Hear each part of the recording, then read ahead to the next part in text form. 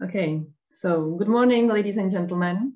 It is my great pleasure to welcome you at the second day of our virtual joint conference, comprising the 25th International Conference on Information Systems for Agriculture and Forestry, the 14th Geomatics in Projects, the 6th Annual Conference of Plan for All, together with the conference Agriculture 4.0. Thank you for being here with us today. The conference is organized by Czech Technology Platform for Agriculture and the Agricultural Association of the Czech Republic in close cooperation with Wirelessinfo, Plan for All, Department of Geomatics of the University of West Bohemia in Pilsen, and with the support of the European project SmartAgriHubs. Yesterday, we had the opportunity to see presentations mainly from our Czech colleagues. Today, we move on to the international part of the conference. We are proud to announce speakers from different parts of the world: Germany, Austria, Netherlands, Bulgaria, Latvia, even from Israel or Burundi. My name is Markéta Kollerová. I am from the Organizing Association Plan for All, and I will guide you through the presentations today. We will be happy to hear from you and answer all the questions which you may have. But please, during the presentations, keep your microphones muted. You can put the questions directly to the speaker after he or she is finished with the presentation, or you can post it to the chat.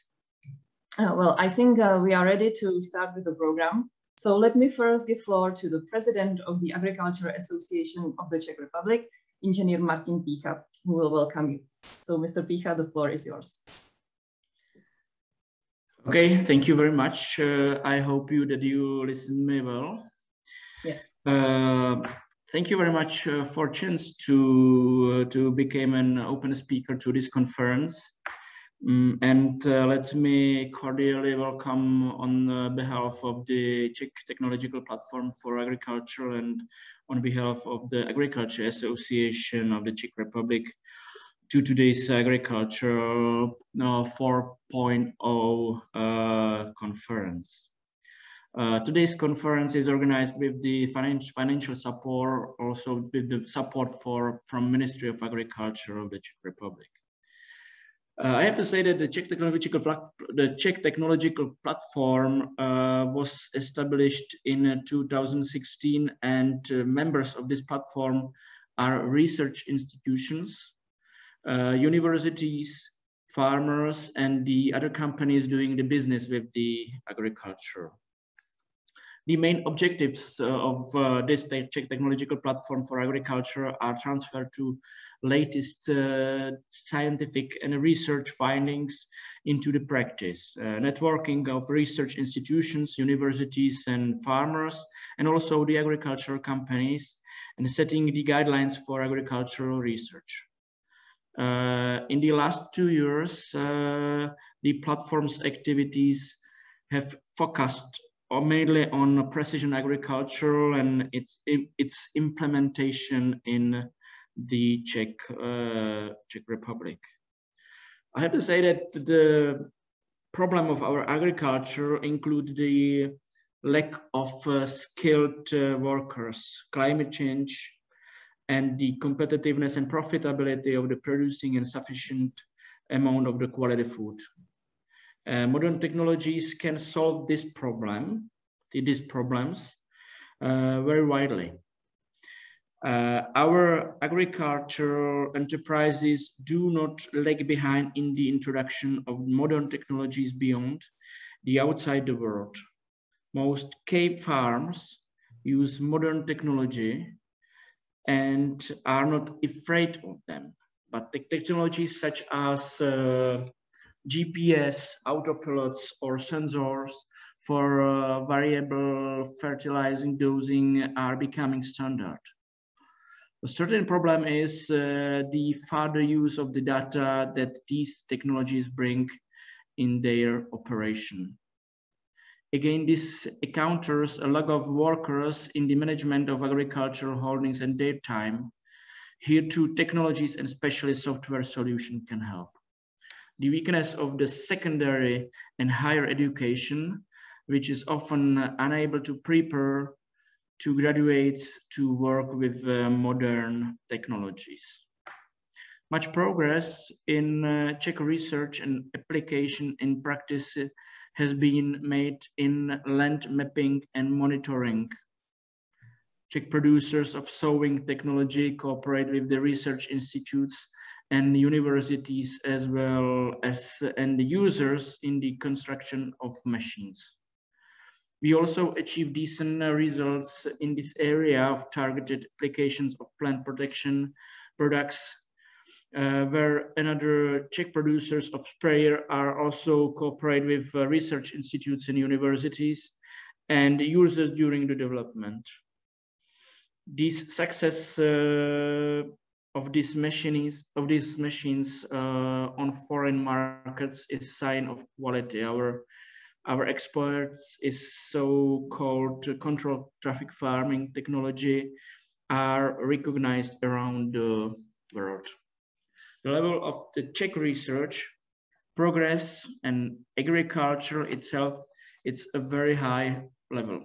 Unfortunately, it's not very successful to connect to the research and practical, the research and the practical sphere. Some farmers are completely absorbed by new technologies, some completely reject them, and the vast majority are gradually introducing them into their practices. Czech research institutes and universities are partners of many international research centers and cooperate with them on the development of modern agricultural production methods. The digital revolution in agriculture is not possible without the research progress and subsequent implementation. The transition to precision agriculture is a priority, not only for Czech agriculture, but also for the whole Europe. And I am persuaded that if we want to react to the expectation of society and politicians, we have to applicate the new technologies in our practices as much as possible. Thank you very much. And I wish you a successful conference, and I hope that you will get a lot of interesting informations. And I'm happy that our Czech technological platform can play a role in this conference. Thank you very much. Okay, thank you, Mr. Pýcha, for your opening remarks. And now let's move on to Mr. Karel, the leader of Wirelessinfo, and his contribution. Good morning. I would like thanks at the beginning to all team to prepare this conference. I would like thanks to technological platform, the Ministry of Agriculture, and also SmartAgriHubs project to support this conference, because I see this conference as very important. I will repeat today what I told yesterday in the Czech session in my presentation. I am working about precision agriculture from '94. And in 94 or in 90s, usually the message was why precision agriculture is not accepted by farmers, that the farmers are old. But now we are 25 years after, so it means that we have new generation and we are using exactly the same words. So probably the mistake is not in the farmers, but the mistake is more on our side of developers, researchers, technology providers, that we are not able to speak with farmers and really understand the problems of the farmers. Martin already mentioned, yes, that there is no good link between research and farmers, and I think that this is one from a very important topic. This is main reason that I am very happy that there start initiative SmartAgriHubs starting by Wageningen University, and that we were able to start to build our national hub and to connect the people from the theory, praxis, and to try to build community around, because I think that all technology, all things are not so important, that most important are people, yes, and we need, with the help of very enthusiastic farmers, very enthusiastic people, like for example are in Rostěnice or other, to introduce technology and promote technology to more farms, because there is necessary really to attract the farmers. Other topics is that research is usually very near focus. Yes, researchers are solving one small problems, but we need to have some global overview. It is in European projects called multi-actor approach, and I think that innovation hubs could be the chance to put these people together and to move towards this, and to help to the farming sector, really to the transition to this precision farming or smart farming or agriculture 4.0, how it is called, and that we will not for me, because it will be already not my time, but that next generation in 25 years will not again repeat the farmers are old. So I wish you a good conference. I am today in Italy, Bologna. I go now on the agriculture fair here, because there is also conference, so I will be not able to stay with you all day, but I wish you a good conference, many good presentation, and also building the contacts among the people in Europe and outside of Europe, because this is also important for the future. Thank you. Thank you, Karel, for your opening remarks. And now let me welcome the first presenter, who is Mr. George Bears from the Wageningen University Research, and his presentation on SmartAgriHubs, the relevance of digital innovation hubs and their future role for agricultural digitalization. Okay, thank you, Markéta. Yeah, I'm happy to have the opportunity to present SmartAgriHubs. Karel referred to it already. SmartAgriHubs is part of a large movement, I would say. So it's, as I think most of you are aware, there's a large program in Brussels at the European Commission on the digital transformation of Europe. And one of the key issues there is we have a lot of, let's say, innovative projects where new technology is developed and so on. But one of the issues that is now on the table is how to organize a pan-European innovation, how to organize it that all, let's say, all of Europe can benefit from the actions that are going on at some centers. And for this, the Commission launched a very large program on digital innovation hubs. And digital innovation hubs are centers of excellence. So that's where all the state-of-the-art knowledge and experience comes together. And the hubs, the digital innovation hubs, are dedicated to make the state-of-the-art knowledge, the state-of-the-art technology, experiences, make them available and accessible all over Europe. That's the idea behind the Digital Innovation Hubs program. And SmartAgriHubs is the, let's say, the agricultural part of it. So when we started the program, we asked the people from the Commission, what's the definition of a Digital Innovation Hubs? And then they said, well, for agriculture, you have to figure it out. So that's how we started the SmartAgriHubs project about almost 3 years ago.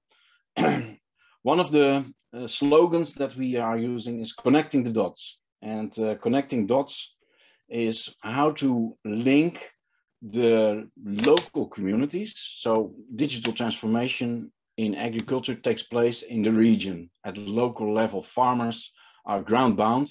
So you cannot bring the farmers to the technology. You have to bring the technology to the farmers. So how to bring the state-of-the-art knowledge to the local communities far away in the remote rural areas. That's the challenge that we are facing. And we connect these local communities with, let's say, the high level, the innovative projects that are taking place in the Horizon programs.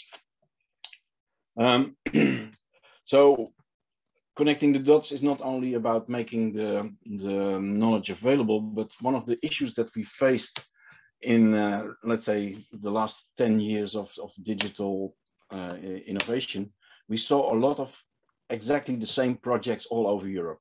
Everybody is doing the same. There are hundreds of projects with sensors in the soil, measuring the humidity of the soil and giving advice for irrigation. Hundreds of them.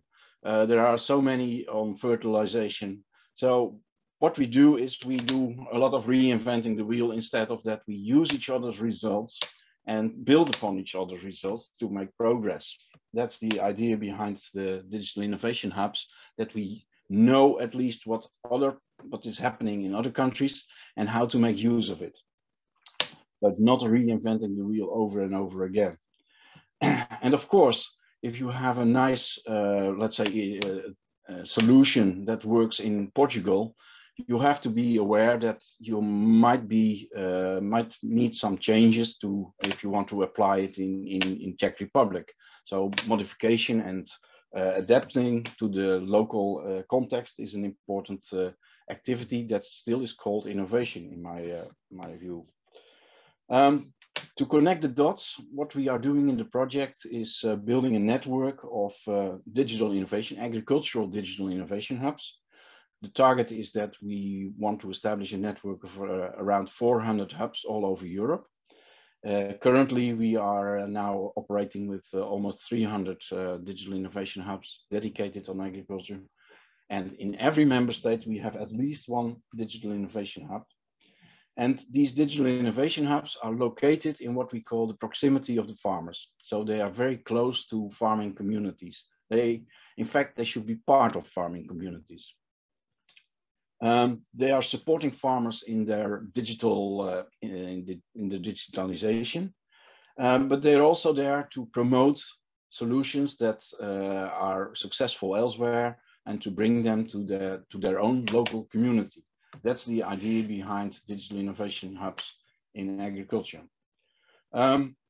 So I think we made good steps in developing this network. We have also implemented a program where digital innovation hubs can learn and develop themselves.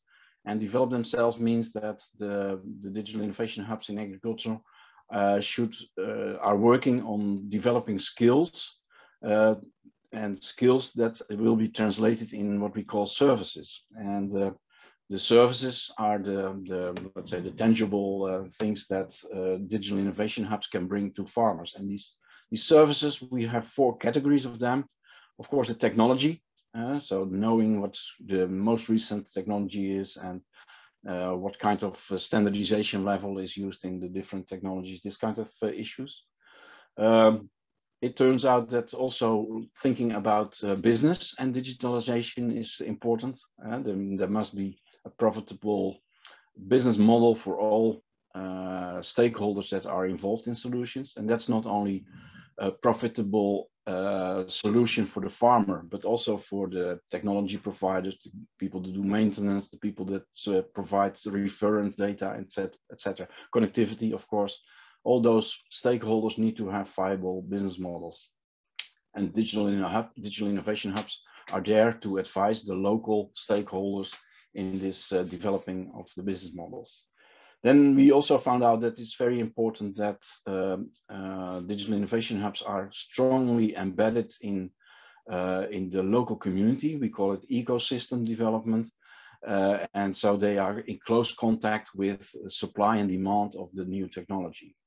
And last, but certainly not least, the digital innovation hubs should also have competences on the funding issues. We know that, let's say, there's a lot of, let's say, budget that is going to the European projects, but now we also have the challenge to connect these European budgets with national budget, regional budgets, but also with private investors. Yeah, at a certain point of time, it's not a government task to fund all digital innovation, but private sector should take over. And there are a lot of, let's say, funding mechanisms also in the private sector. So currently we, as SmartAgriHubs, we have an open call that is open for digital innovation hubs, where they can come up with proposals to develop those services. So that's about what I want to say. There's much more to say about SmartAgriHubs, but anyway, it is great to see our digital innovation hubs in Czech Republic so active. That's one of our, let's say, success stories, I would say. It's absolutely a great example for other digital innovation hubs. So they are important also for the peer-to-peer learning. And one of the things that struck me in a very positive way is that you managed to have a program in 2 languages. And that's exactly what digital innovation hubs are about. They have to translate not only the technology, but also do it in a language that is understandable for local farmers.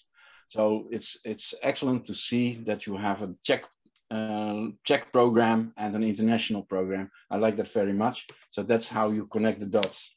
And I wish you a great and inspiring conference today. Okay, thank you very much. Thank you, George, for your nice words. And now it's time for Mr. Martin Kapšo from the Czech company called Skymaps, and his presentation on Cultiwise, the future of farming is here. So, Mr. Kapšo, the floor is yours. Yes, thank you. And yeah, my name is, hello everyone. My name is Martin Kapšo from company Skymaps, serving as a CCO here. The Skymaps is a company founded in 2016, focusing on smart agriculture, precision agriculture, and giving the solution to the farmers, or actionable steps, which are actually easy for them and which will save them money and are eco-friendly in the same way. I'll just ask you, can you see my screen now? Yes. Yes, okay. So I'll start presenting our system, which we called Cultiwise, with the motto, sometimes less is more. And it really comes into the promise that with spraying less pesticides or herbicides on the field, you can achieve more. It's a new forward-thinking, future-thinking way how to do variable rate or targeted pesticides or herbicides fertilizing application on the field. I'll start how it works. Thinking back a couple of years before, it was almost unthinkable to gather the data at the speed and accuracy that they can be gathered right now, and to also do the data analysis behind it, that we will give the actionable step to the farmer, not just some fancy looking analysis with no end result, which means the application map in the end. So although he knows what is happening on the field from the data, he doesn't have any action to do, how to act against it, or how to accommodate to the situation that is on the field. So with this purpose of allowing the farmers to catch up with the trends, we have prepared a user-friendly and a simple platform so they can really optimize their work based on the data we will give them. It's all gathered in one system, which we call Cultiwise, and the farmer, after logging into it, can see what is going on their field, how they can act and really save money along the way on the pesticides, something which is coming anyway, the pesticide and herbicide restrictions. But why not do it the smart way when we have all the tools necessary right now to implement this solution to the real farming? Firstly, I'll start with the data sources we are using. So of course, we are using the satellites, which are there for last 30 years and allowing us to have the historical data from 10, 15, 5 years ago, and really look into the situation on the field, what is going on, what was happening before, and try to accommodate to the historical situation on the field. As great as it sounds, it also gets some cons, and that is the resolution. So we can really use right now the satellite data just for the application like fertilizing. And for the further agrochemical intervention, more precise one, we will need a different data sources in order to proceed with the creation of the maps and with the analysis. That source, that being said, are the drones. drones are right now the tools we are using the most, because it allowing us to get the data at the best resolution or the highest resolution that we can right now. And it's not just the fancy looking data that, okay, this is in a better resolution than the satellite. We can show more to the farmer, but it really allowing us to see more what is going on the field, and then to act. For this data acquisition, we are using the 2 sensors or the 2 data capturing capabilities. And those cameras are the RGB cameras or the multispectral cameras, which both of them are giving us some resources in order to act. The drones right now on the market are very easy to use. It's compared to, again, 5 years ago, right now the farmers can very easily operate the drone, very easily gather the data, and then send the data to us, to Skymaps, and on the Cultiwise platform. And then we focus on the data acquisition. Of course, we are doing the scope of work also that we are flying the drones for the farmer, but for the scalability, for all the solution, and also the financial aspect, it's always better for the farmer to gather data himself on the farm. And this time is coming to the farm, and farmers are really getting very interesting into owning their own drone and gathering data themselves. The third source of the data for the Cultiwise are IoT meteor station, which we have developed with Barani Design, which is a Slovakian company specializing on making these IoT sensors. And for the purposes of the smart agriculture, it is just additional source of data, which we have information about the temperature, about the humidity, about the wind, that right on the field. And with this information, we can act even more precisely in order to give the farmers more and more information that we can count for the next application maps. When we put all these sources of data together, we call it the brain of Cultiwise, or it's really the AI models which are on the back end of the system, which we are constantly developing, constantly improving, and working on them. And with this AI-powered models, we are counting the different situation, different solutions for the field as is right now or at the time of the mapping. So in the end, this brain of Cultiwise is allowing farmers to really save the money and the environment, but in the end, it's a lot more for the end user right now. Okay, what you can bring me, no what I can get from you, how would I call it? So this is what we do in a really short. The platform looks like this. It runs on a desktop model. We are working on running it as an application. So it works very simply. Farmer is putting his fields into the system of Cultiwise, or he will send us the borders of the fields, and we will put it in there for him.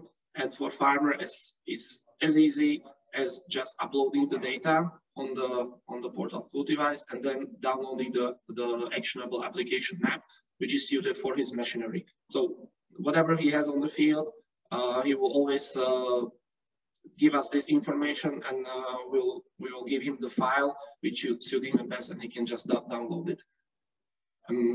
For the application and saving potential of the Cultiwise, there are a couple of mostly seeded crops like corn, oilseed rape, soybean, cereals crops, vegetables, sugar beet, sunflower, for which we have do the numerous amount of applications. First of them is variable rate fertilizing.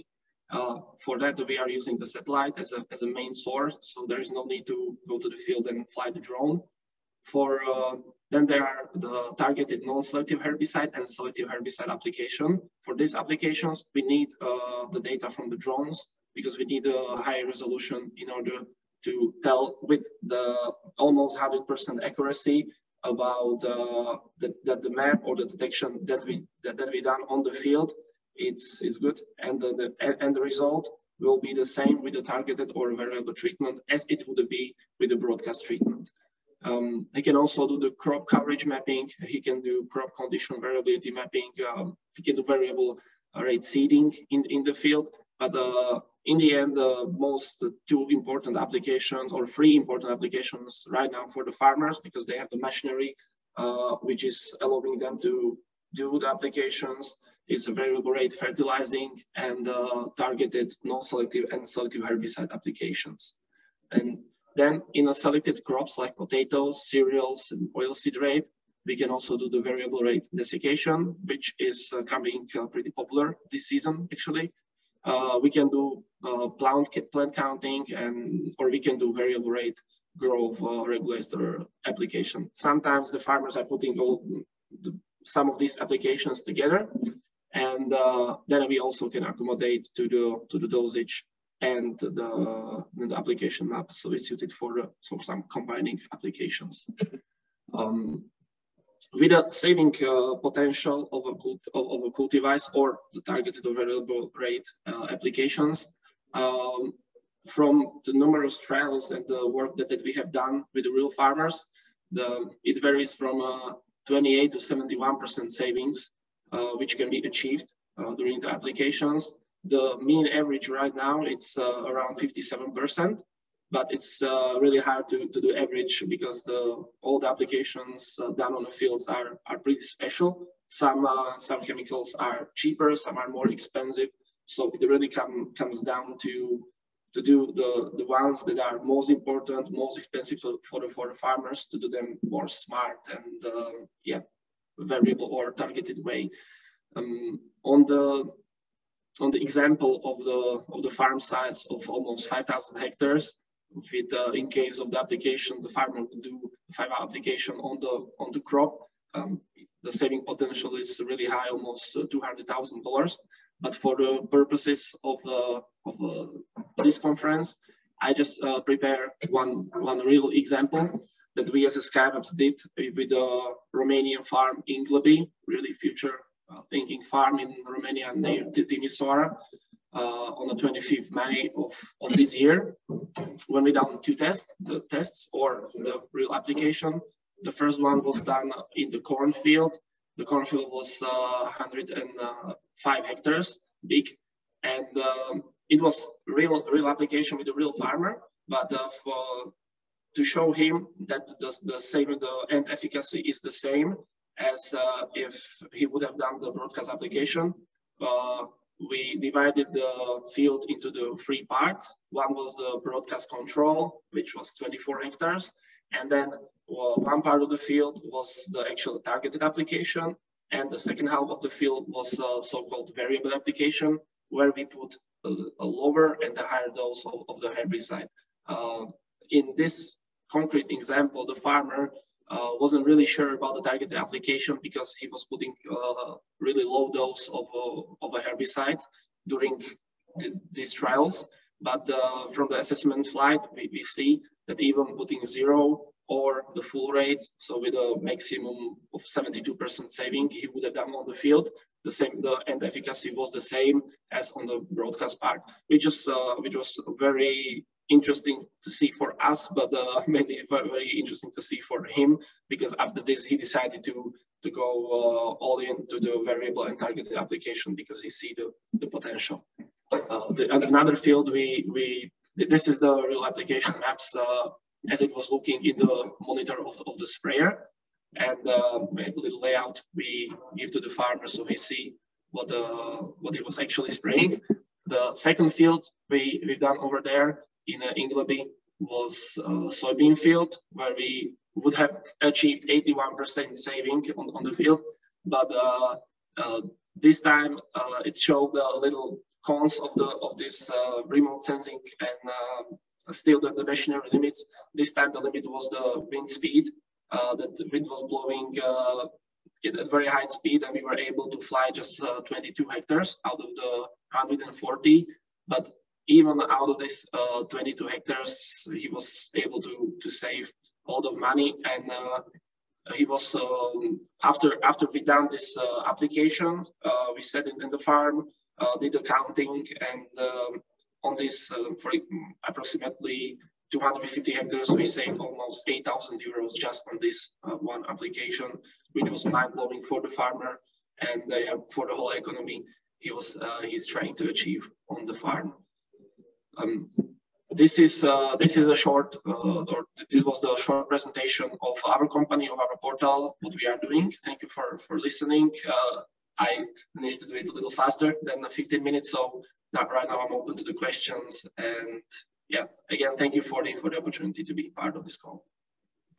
Thank you, Mr. Kapšo. We have a first question here, but I think it was already answered by you, by your presentation right now. The question is from Uri. Is there any presentation by farmer or farmers organization in order to see the implementation by stakeholders? So I think we already seen the results.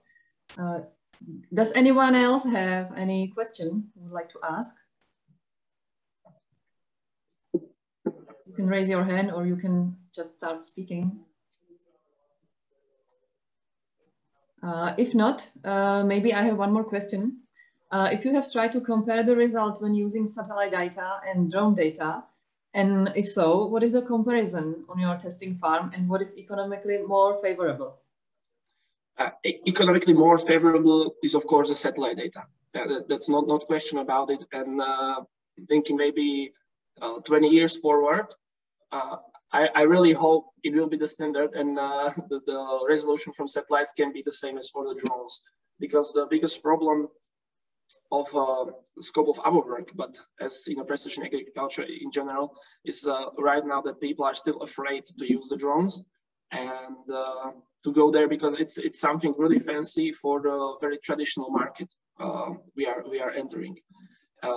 So the question for your answer would be the difference right now is really big.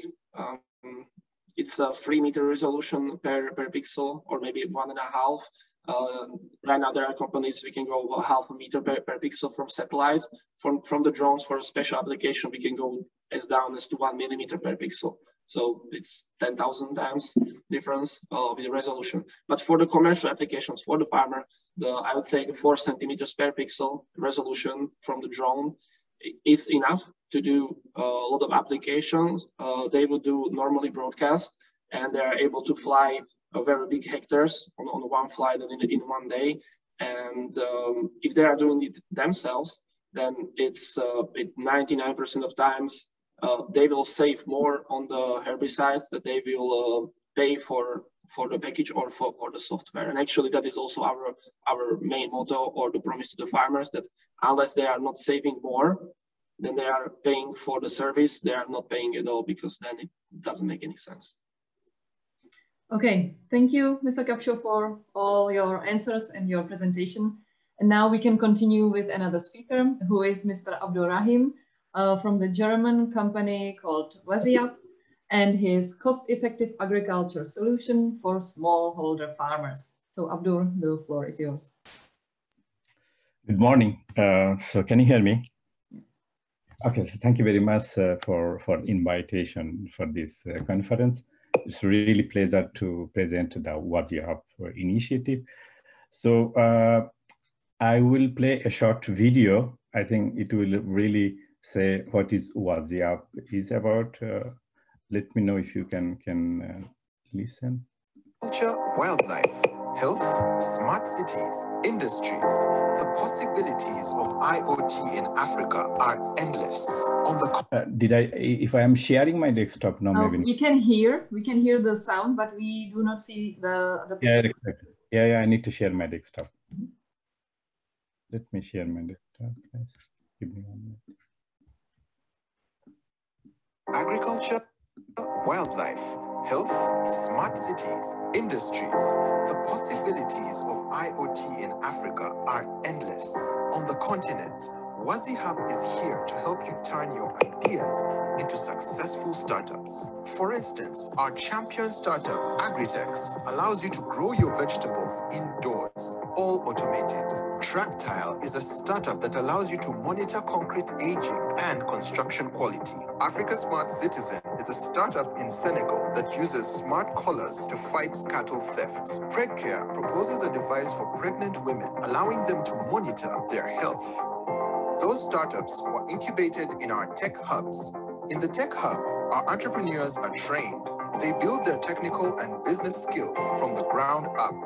In parallel, boot camps and hackathons are a great way to realize your ideas and build great prototypes. Our tech hubs are disseminated in all of Africa: Senegal, Ghana, Kenya, Uganda, Tanzania, and South Africa. So, what are the startups using to create their prototypes? The WaziApp platform. On the one hand, the Wazi Dev allows you to build your hardware prototypes. On the other hand, the Wazi Cloud lets you build your web or mobile applications based on artificial intelligence and machine learning. And in the middle, the Wazi Gate connects everything together with LoRaWAN and edge computing. To bring all these IoT services even to the most remote places, we created the Smart Village. It's a laboratory where citizens, local authorities, developers, and project leaders can meet and develop innovative solutions tailored for the local community. Check out our numbers. Wazi Hub is a Horizon 2020 project funded by the European Union. So thanks. I hope you could hear the presentation and you could also see the video. Yes. Okay, very good. Thanks. So yes, so I think that this video is really say what is WaziApp initiative about. So this is initiative is started almost 6 years before, and this initiative is born very much with the very strong focus with Africa. So we are located in Germany, in eastern part of Germany, in Dresden, which is very close to the Czech border. However, we are very much strongly focusing on African continent and with the Pan-African in different countries. So the approach that we have taken and I think I have to say it's very success in Africa is the very cost-effective and open source IoT solution that we are promoting in the African local communities and adopted in the local context. So actually, that is actually the in my video was pretty much covering nicely all the initiative what we are doing, and in my presentation I will go quickly to show some of the details. I have quite many slides, but I will not take all the slides. I will fly some of the slides and take some of the slides a bit more explainable. As you see in the video, so what we have built, developed a cost-effective and open source IoT technology, which is starting from the sensor. It has the communication tools, like using the cutting-edge advanced communication like LoRa. And then after that, we have also the cloud platform, which is also open source cloud platform. So all the technology is very much tailored to the very fit for the need for the developing country, especially for the LoRa, because in Africa is really having a very big issue with this connectivity, and then when you talk about the farm, remote area, village, is about if you don't have the connectivity, we cannot talk about digitalization, we cannot talk about Internet of Things. So that is where we are also, WaziApp is bringing the narrowband IoT communication technology to connect the remote farm and remote village with that our proposed solution. Abdul, sorry for an interruption. Are you having the presentation, because we are still seeing the YouTube? Okay, maybe I need to maybe sense my good that you have mentioned. Because maybe I might need to sense the switch to the. Can you see that, right? Yes, perfect, thank you. Yeah, I had to switch. Okay, very good. Thanks for the mentioning that. Yes, so that is actually the technology that is actually developed is very much scaled to the local need, and it is adopted in the local context.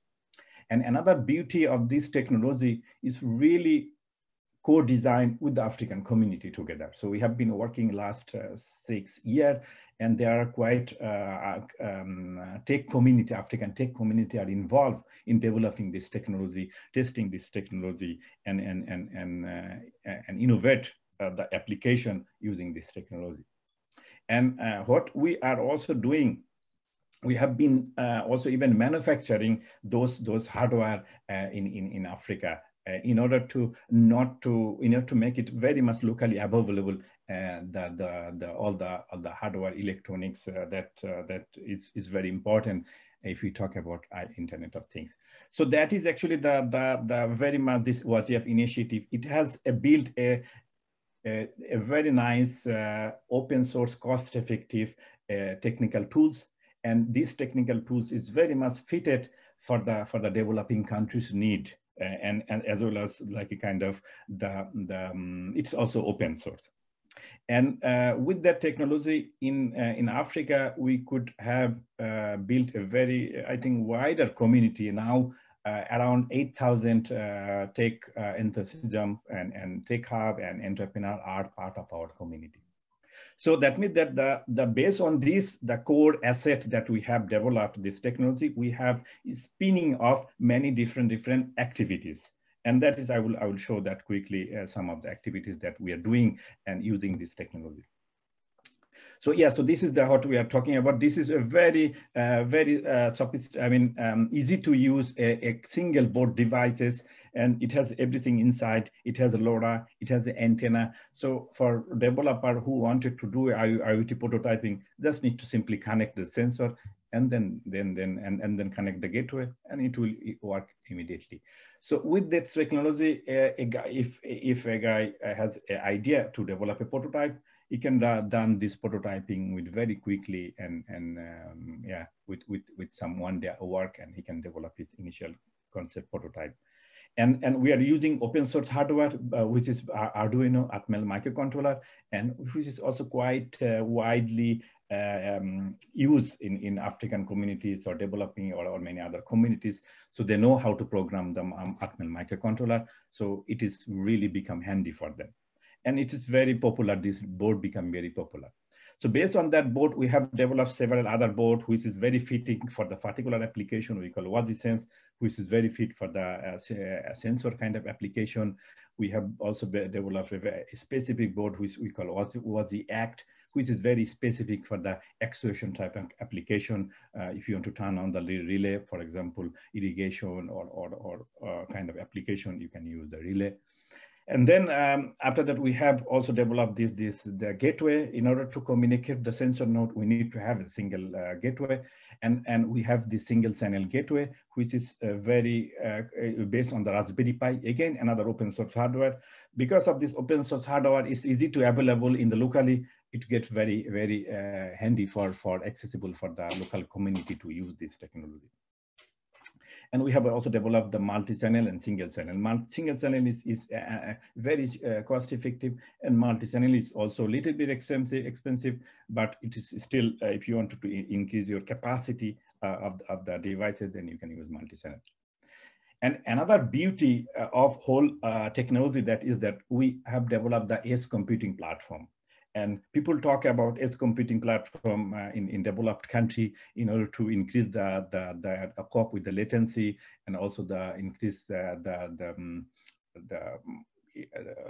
security issues and cope. But in Africa, our concept of edge computing is completely different. We do the edge computing that we say, okay, there is no internet connection. So how can we provide the application locally on the farm itself? Because if you want to run, turn a motor to irrigation, and you just need a sensor farm data, and you can do that locally. You don't need also internet connection. So having this edge computing platform is really running everything on the locally with the gateway and application. So you are completely autonomous, and if there is internet connection, it's good. You can do the intermittent internet connection. If not, still you can, it's fine. So that is also very, very suited for African context. And we have our cloud platform, which is also very much strongly synchronized with edge computing platform. So having this all the technology, as I said, this technology have been really applied in the many different contexts, initiative and project in Africa and Europe and different ways. So one of the things that we are working is called AgriBox. And this is one project called Hubiquetas, where we are building a kind of a template of this kind of software, the hardware, as well as the training context, as well as the business material. So we are bringing then everything in a box called AgriBox. So if a startup or entrepreneur want to develop an agriculture solution, so they can just use this box and they can develop a solution, as well as this box also guide you how to develop solution, how to go to market, and how to design the product. It guide everything together. So it is really not the hardware, it's not really development kit, it's really a business kit or solution kit, so which come everything together.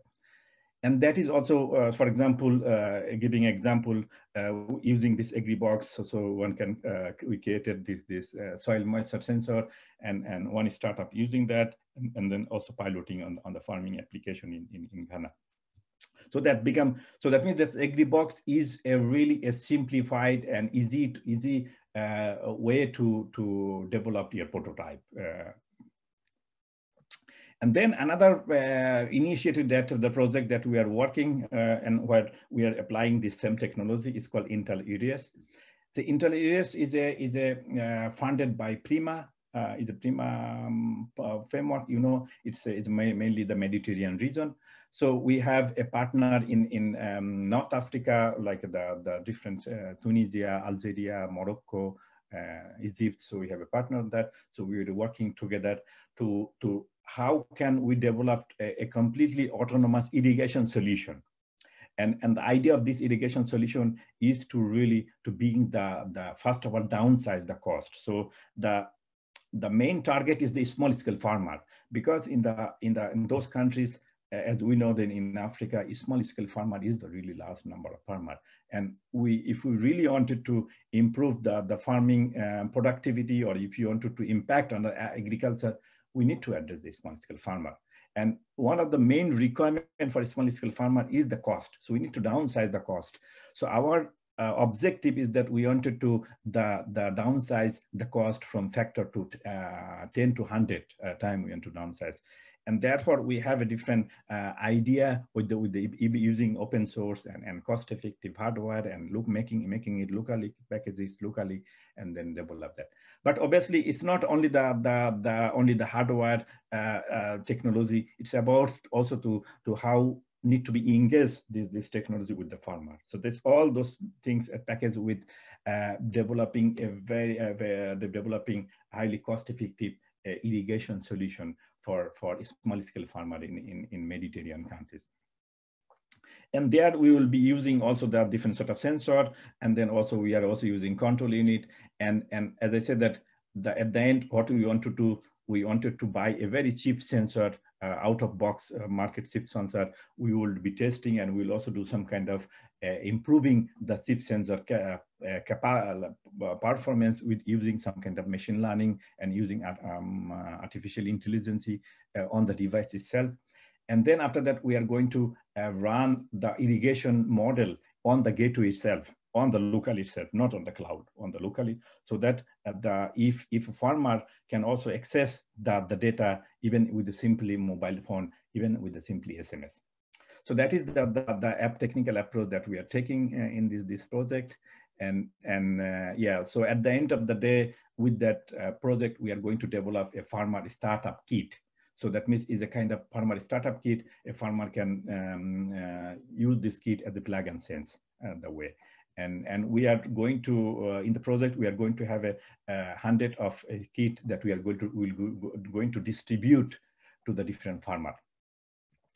And then we are also have a called the smallholder pilot program. So with that kit, we are going to have the pilot program, and we have already selected the farm, 9 farm that we want to do the pilot, and we will be scaling out then to do the 20 small scale farming in Africa. So that is one thing we want to do, scaling up, and we believe that the small scale farm is really a center, and if we really want to impact, we need to address the small scale farm, and this is the project we're doing that. And then another is actually we are have been deployed. It's called Smart Village.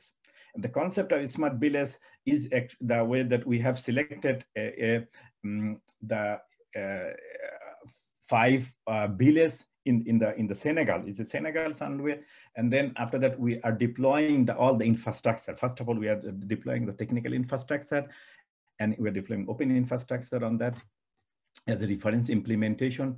And this smart village will enable to collect the large number of data. So we are collecting the large number of data, and then after that we are also deploying a different sort of use cases in the smart village itself, engaging the farmer as a kind of living lab concept.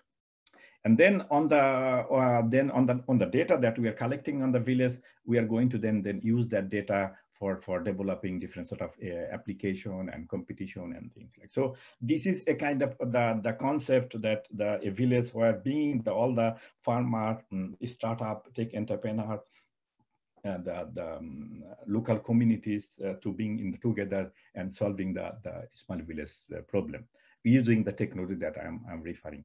And we have already deployed, and that there are several applications are already on the pipeline and also deployed.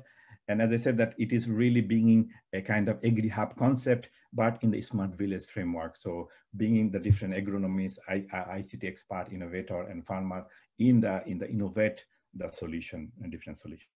So for example, soil quality. So we have deployed this soil quality monitoring application on the smart village. We have also deployed the soil quality monitoring, monitoring the soil parameter. This is also another solution we have deployed. We are also deployed this poultry farm, monitoring the different sort of chicken, and this is also that there is also the chicken hatcheries solution is also deployed. So that means that, so there are different solutions have been deployed in the smart village capacities, and we have developed a completely model of the smart village, how should be deployed and thing. So now we see also quite interest from other countries to replicate this model. So and then last not least, I just wanted to share 2 magazines that we have recently published, and I invite you to look this magazine. It's a quite interesting magazine, and one is magazine called Empowering Open Source Affordable IoT Technology in Africa. It describes quite many different sort of IoT application in Africa. Another is also how the startup are engaging, and how we are engaging the startup in Africa, and what are the challenges we are facing. So these 2 magazines are really talking about our experience, and I think I invite you to look these 2 magazines and to this 2 magazine. So yeah, that's all. So thank you very much for your listening, and I'm open if there are any questions. Okay, thank you, Dr. Rahim. It would be really nice if you could send the links to these magazines to our chat. I think it will be very useful. And now, does anyone have any question?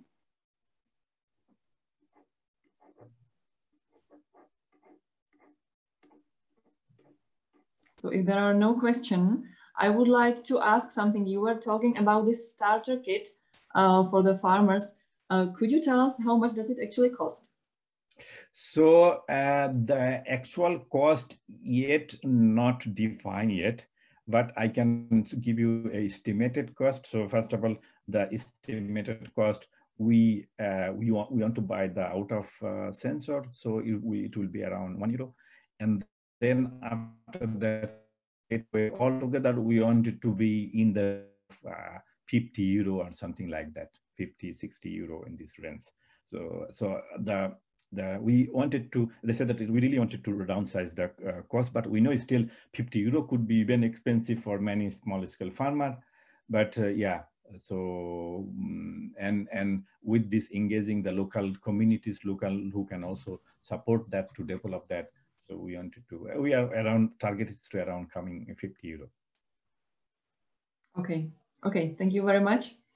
I think we can now move on to another presentation, which is the presentation of Mr. Heiner Denzer from the Austrian company called Metos by Pessl Instruments, and his presentation on 2 years experience in climate monitoring in dairy farms. So, Mr. Denzer, the floor is yours. Good morning to everybody. I will share my screen, just a moment.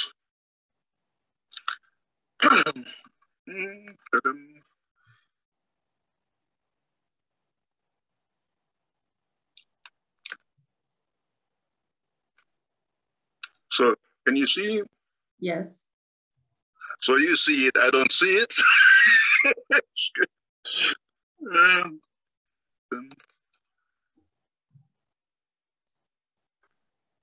Okay.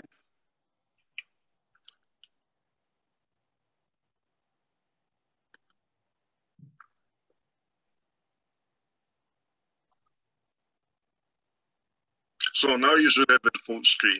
Yes. Okay, let me introduce myself first. My name is Heiner Denzer. I'm coming from a company called Pessl Instruments. I will introduce later in my screens. From my background, I'm an agricultural scientist working since very, very long in the field of using weather data for disease modeling, for plant modeling, and for irrigation modeling. And the work here in the field going into the barn is relatively new for us as a company, as Pessl Instruments. So in 2017, we've been asked to participate in a project, D for Dairy here in Austria, which is a wide project looking for digitalization to make all data, all digital data available around dairy farming. So our part with dairy climate was really the smallest part. It was made by the Austrian Breeding Organization. The project was relatively small. It worked for 2 years, but it gave us the possibility to learn quite something about applying sensors in dairies. Last year, the Bavarian breeder organization, or the Bavarian control organization for dairy farms, came to us and they said they want to make a bigger project with 120 farms in Bavaria, and they were willing to use our sensors for this, so we could bring our experience we got in this D for Dairy project in this, and it looks very well what we did in Bavaria, and I would like to present this all to you. Why did we do this and what did we like to achieve? Okay, for us as Pessl Instruments, as a commercial organization, we wanted to open up a new group of potential clients for our weather monitoring devices, there's no question. We were participating in D for Dairy to learn about a specific requirement to measure weather parameters inside a barn, phasing the load of the air with methane and ammonia. We wanted to learn about the needs and requirements of dairy farmers for weather monitoring. Without knowing these needs, we do not know if there is place for products in this field. For the dairy farmers, we think we wanted for the dairy farmers, we want to achieve the information. Can weather data help them in their work? What sensors will they really need? What rules can we apply for temperature and dairy yield? We know there is a big negative impact of hot temperatures, of high temperatures on dairy yields, but can we use this? Can we make rules of this? Can we make use for rules of this? What rules can we apply for temperature and dairy health? What other helpful results can we get? This background for the dairy farms. So something about Pessl Instruments. Our main products, you may know us, are electronic weather stations, soil moisture monitoring. Traditionally, we are coming out of the field of plant disease modeling, but the soil moisture monitoring is even the bigger part of our work. Meanwhile, We work with insect traps. We produce insect traps. This is a new product line since 5 years, getting more and more successful. We do field cameras to observe the growth of plants in the field, to observe the growth of fruits, so we can follow up apples on our cameras.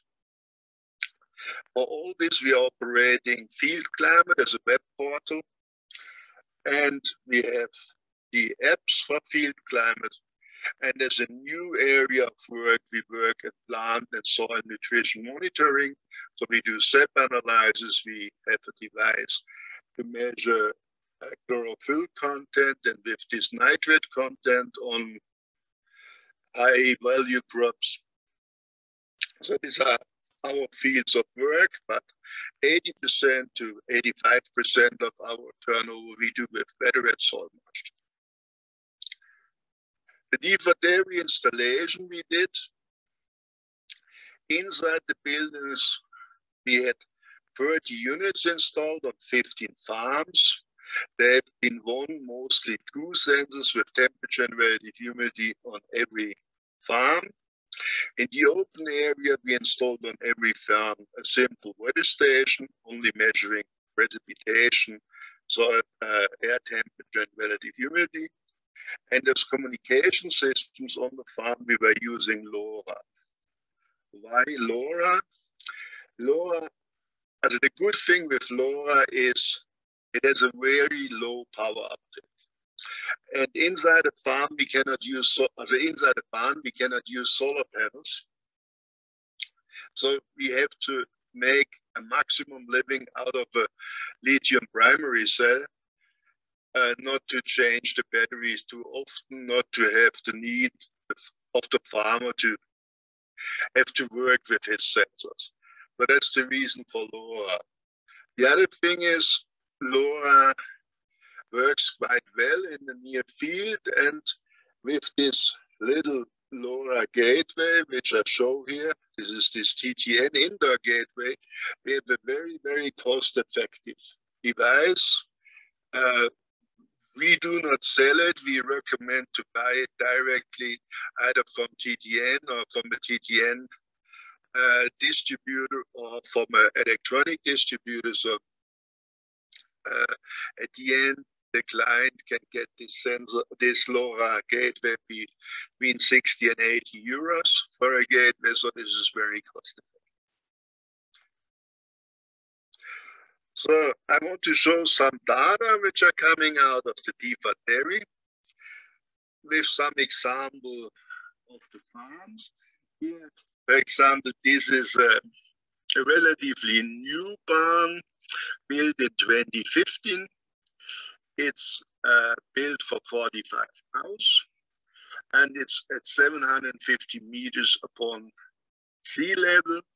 So it's for Austria, this is quite typical because most of the dairies here are in mountain areas, so 750 meters would be typical. And I show here the data from July to September. We see the temperature fluctuation in this barn is relatively high, so the temperature goes up to 28 degrees Celsius, whereas it goes down at night because of the height above sea level down to 14 degrees, even in the warm phases. In the cold phases, it goes down to 10 degrees in September. What we see too is that the relative humidity is always going to saturation. With the sensor we installed there, that's one of the things we learned, that the load of the air with ammonia and mostly ammonia leads to the situation that this type of relative humidity sensor which we used here comes to saturation, and we are showing much too high relative humidity values. Here in this second installation, which is around 40 kilometers away from the first one, we have again around 45 cows. It's on 770 meters, and this consists from a new barn and an old barn. These are the measurements from the new barn, which are showing a relatively high temperature and a very high dynamics and temperature. We see the relative humidity measurement in this case was not working at all. We weren't completely in saturation all the time. This is the old part of this barn where we have much less height. Here we see temperature does not get that hot, but the difference is relatively small in between these two barns. The difference is we do not have this much of dynamic, but we have even a much bigger problem with this temperature, with this relative humidity sensor on this barn. So what we learned from this first project is in new open barns, we can see an increased temperature fluctuation. It gets hotter and it gets cooler. In all these dairies, we had problems with the relative humidity sensor, which was tending to go to saturation. So the conclusion here was we have to use a better or more visible sensor for this next time. We had everywhere very simple outdoor weather stations, and we've seen from the use of these weather stations by the farmer that this very simple outdoor weather station is not giving a reasonable benefit, because it's this data, the temperature, relative humidity, and even the precipitation data, they have anyhow from their observations, and they do not see that benefit in the simple outdoor weather station. What we learned too, that the LoRaWAN network with this economic indoor gateway is sufficient. This is a solution which really works reliable as long as the Wi-Fi of the farm is existing, and the most farms have a stable Wi-Fi and a stable internet connection. So this simple LoRaWAN is for on-farm applications well suited, and it's really a good solution. The benefits from the farmer, for the farmer, is that they could see this temperature fluctuation in the farm. What we learned and the farmer learned is that the relative humidity sensor would have a higher value, so we should look for better relative humidity sensor from position of the farmer too. We learned that relative humidity and light sensing in the barn for the non-lactating cows can be a benefit for the farmer, because we could base a simple mastidis risk evaluation on this, because when we have high relative humidity and no light or low light, no UV light in the area of the non-lactating farm, the mastidis risk increases. The outdoor weather station without dairy-specific applications is not of use for the farmers, so we cannot expect a big market when we have no specific application which helps them. What we learned too is that there seems to be a value to look into gas sensing, especially to look into ammonia sensing. This was something I did not expect when I started the project, because I did not expect that there are really ammonia problems in dairy farms. But this was something we learned here, that we should look for. So the second project we did now is this LKV Bavaria installation. Here we are going inside the building of 116 farms with 120 units. For most of the farms, we have only one sensor, but some farms we have two sensors for temperature and relative humidity. For the communication, we use the same system because it showed to be sufficient and to be reliable. So this would be one of the Bavarian dairy farms. This is it was one of the only old barns, no the English term, no free running cows. The cows are fixed in this barn. It's built in 1970. It's on a mountainous area of 636 meters above sea level. we can see the temperature goes up to 28 degrees in August, but it stays more or less in most times in a moderate area.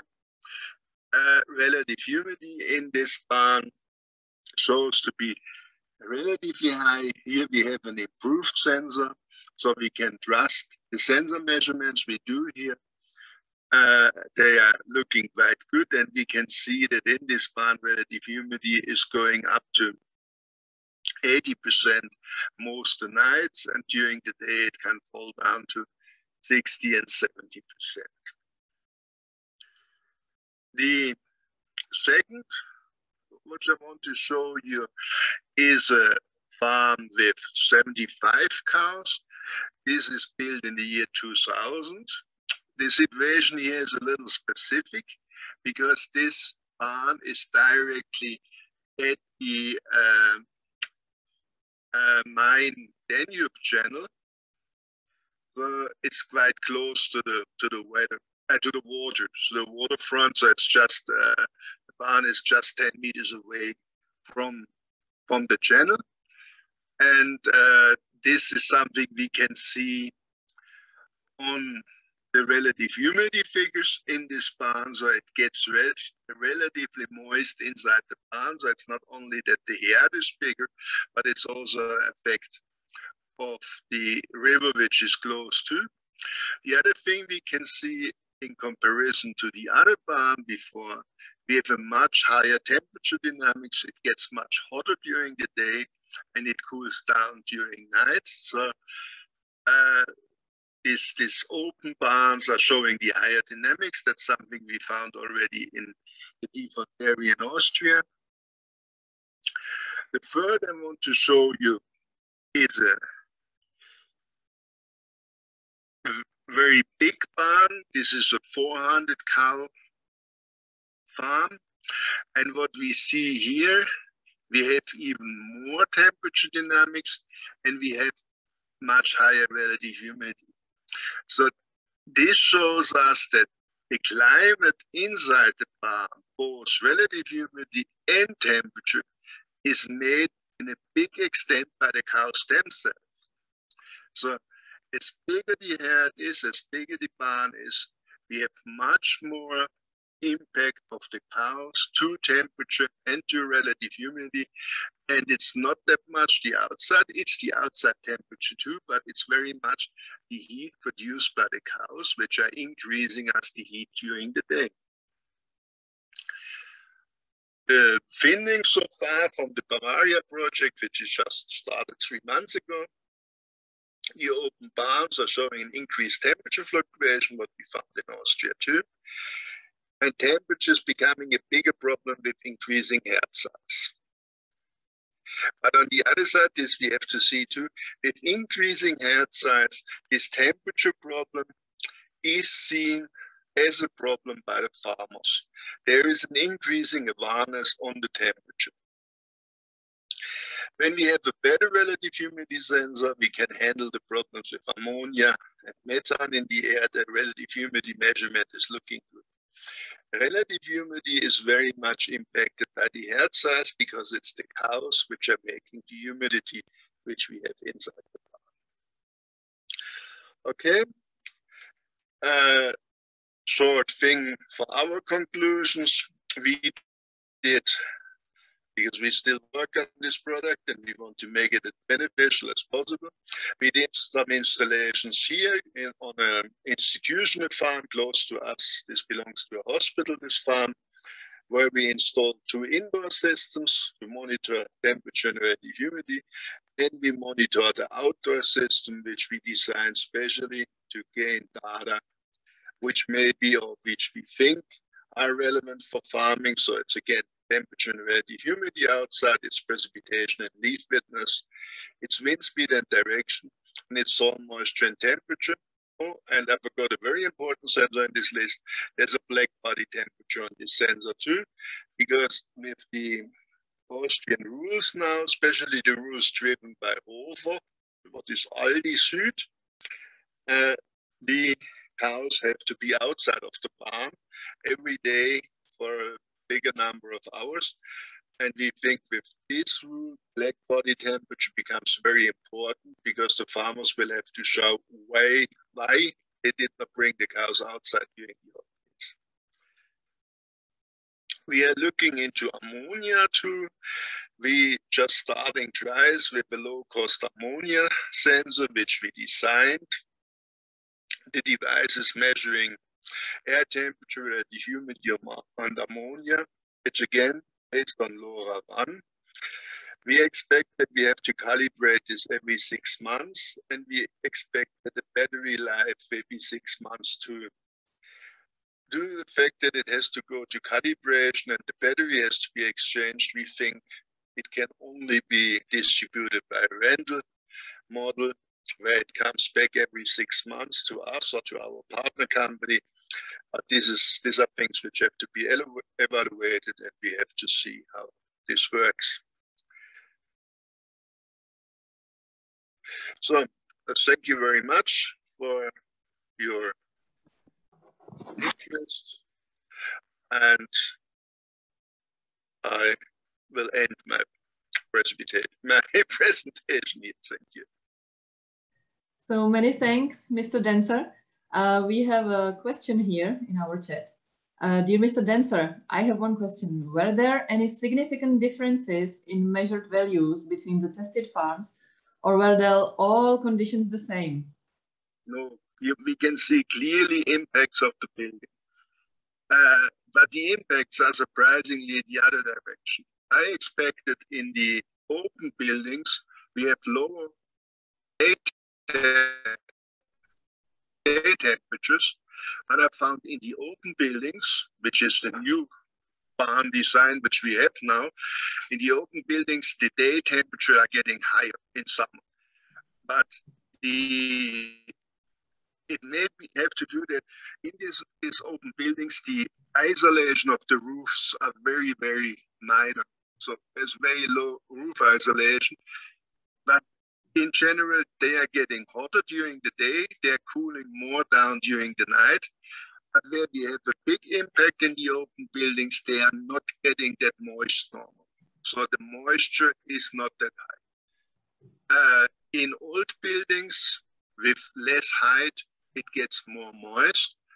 And what I learned now in this work is that we have to see the moisture much more critical than I thought. So we should not have, I said it would be good when we would never have more than 80% relative humidity inside these barns.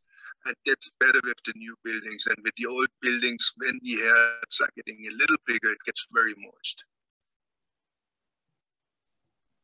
Okay. Thank you very much for your very interesting presentation and your answer. So now let's move on to Mr. Ilya Jordanov from the Bulgarian company called Ondo Solutions Limited and his presentation on Ondo Smart Farming Solutions.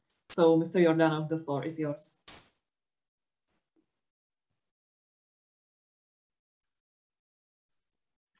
Thank you very much for the opportunity to present. In order to share my presentation, I need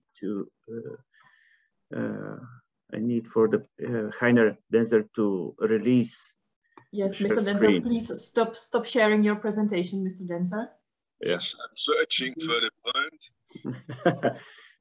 It's right on top. Yeah. Fun. Thank you. I'm sorry for this.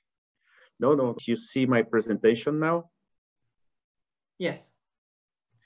Perfect. So first of all, thank you very much for the opportunity to present at this event. And as I said, my name is Ilya Jordanov and I'm CEO of a company called Ondo Smart Farming Solutions. And today I would like to talk a little bit about sustainable farming, like nobody on this presentation. I'm joking. Everybody is talking about sustainable farming.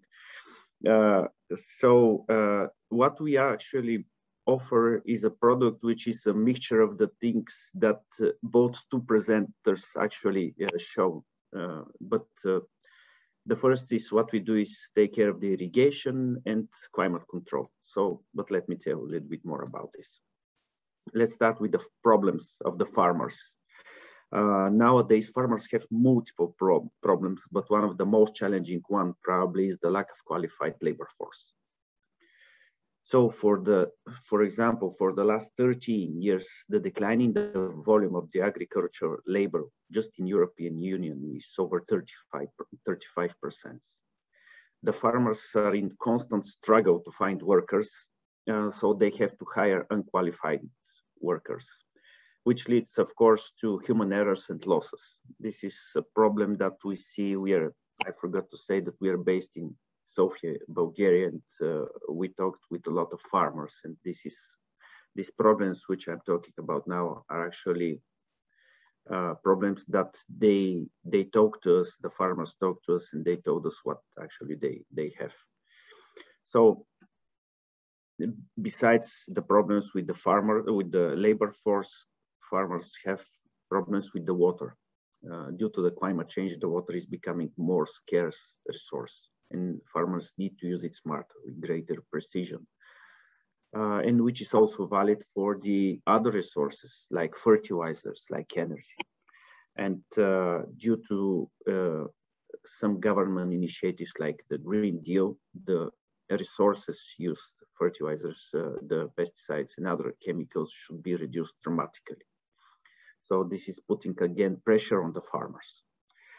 And all these three problems combined with the lack of monitoring and control is actually a recipe for a disaster, like the one on the picture on the left the slide.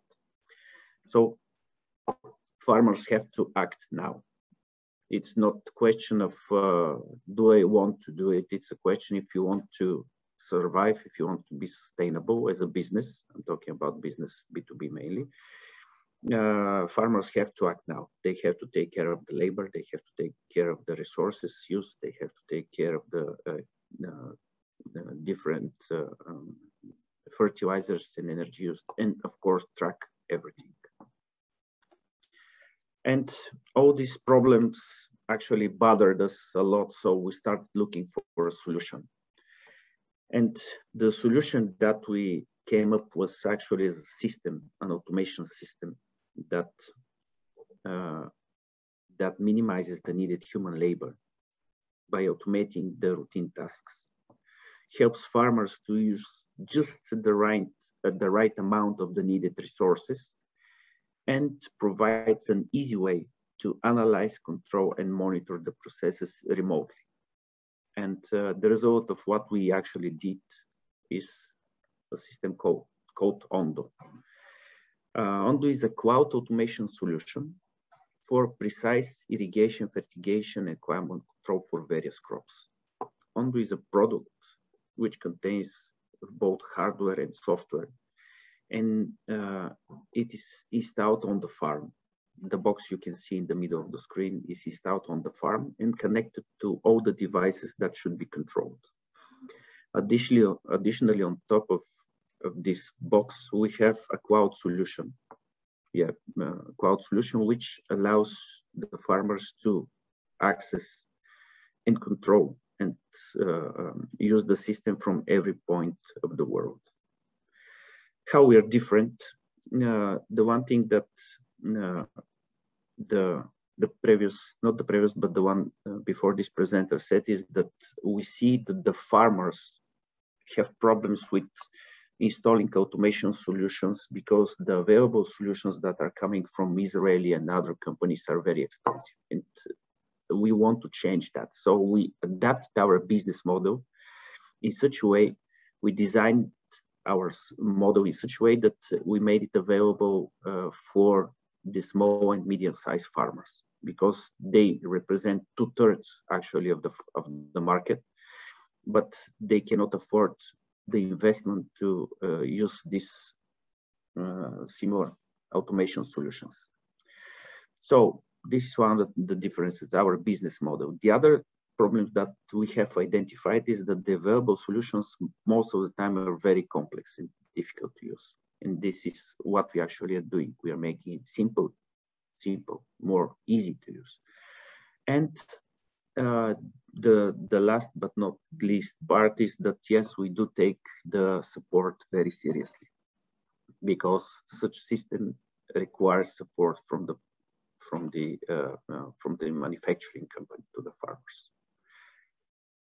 And such system to be installed correctly, the integrators, the companies that are making the integration, the system integration, integrators with who are sitting between our customers and us, should be able to install the system very easy and faster than others. So we have built the whole system with the thought, with the idea that it should be easy also for them. And here are some results from our customers. Here is one of our customers. His name is Rado. He is living in Bulgaria, and he and other customers actually reported that after integrating our system, they see a reduction of the human resources used with 30%. Not only the human resources involved, but also the water used. Additionally, they see 20% reduction in the fertilizers used and 20% increase in the crop yield. The increase in the crop yield, of course, depends entirely on the type of crop. So sometimes we might see even bigger increase. So the market is very huge. This is something that's interesting. The global precision farming market is expected to be valued of $12.9 billion in 2027, growing with 13% year after year. And the increase is due to many reasons, some of which are rising labor costs, government initiatives like European Green Deal, as I mentioned. But what is more interesting is actually that 30% of all farmers worldwide are using some kind of automation. And this is huge opportunity actually, because the other 70% of the farmers need our help, or the help of other companies like ours. Here is a little bit information about the competitors and our comparison to them. As I mentioned, the available solutions on the market are expensive, difficult to use, and hard to configure and support. This is something that Ondu is changing. We're lowering the initial investment, combining it with annual subscription, providing everything that is needed for a greenhouse or open field to be automated. I didn't mention that Ondu is suitable for open fields and greenhouses. And in greenhouses, we are controlling the irrigation, fertigation, and the climate control, and all this with one controller.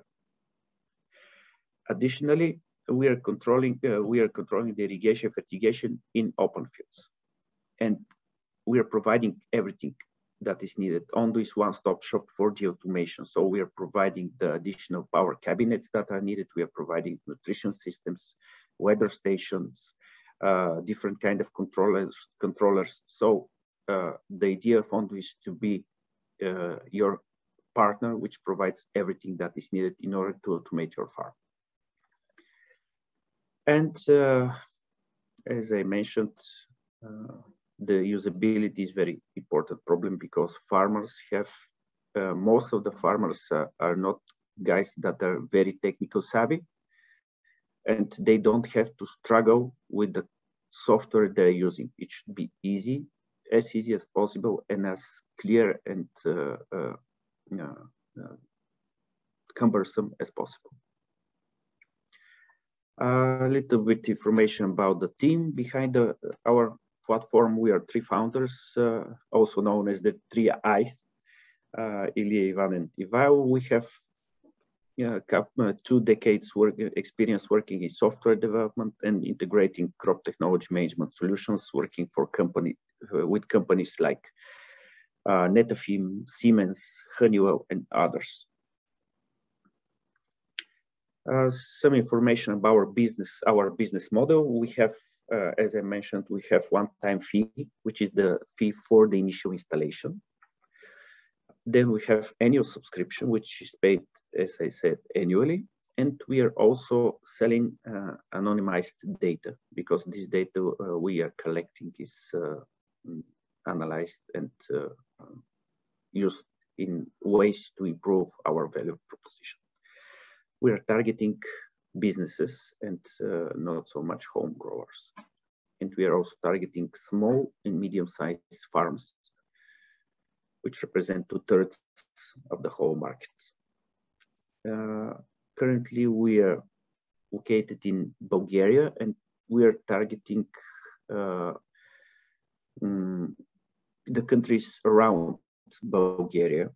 But in 2022, we are going to start working with partners in Europe, because currently, due to COVID, we cannot afford too much traveling, and it's actually a little bit difficult, making the installation and traveling a little bit more difficult. So far, at the moment, we have 20 paying customers. We have developed for 2 years, for less than 2 years, we have developed a hardware solution from zero and software product. We have sales pipeline of more than 40 customers, actually, they are not 30, and we have raised 1.3 million euro as an investment into rounds. But there is one important aspect that I should mention about Ondo, and this is that unlike the available solutions on the market, Ondo is not a system that is providing only irrigation, fertigation, and climate control. It's a system that represents a channel for us, which channel is going to provide more and more services to the farmers. And this includes crop recipes, crops monitoring, disease models, e-commerce for fertilizers and other resources that farmers need, application store, open AI for integrating into other solutions. So it's a very ambitious project, and we are working tirelessly to deliver that value to our farmers, to our customers, and make their life easier and give them more free time, because they're like going crazy. So that's most of the important information in a nutshell. If you have any questions, don't hesitate to contact me on my email or on our website, or ask me questions now. Thank you, Mr. Jordanov, for your presentation about Ondo solution. Are there any questions? You're welcome. I think there was one question. In chat. Yes, is it possible to tell us an estimation of gross purchase and operation costs for Ondo solution? A little bit, I prefer to, let's put it that way, it's below the solutions on the market. I am not trying to run away from this question, but there are a lot of details that take part in deciding the price. So is it open field? Is it greenhouse? Do we have to build also the irrigation system, or just control? Because if, just for reference, the price of the controller is 2,000 euro, just of the controller.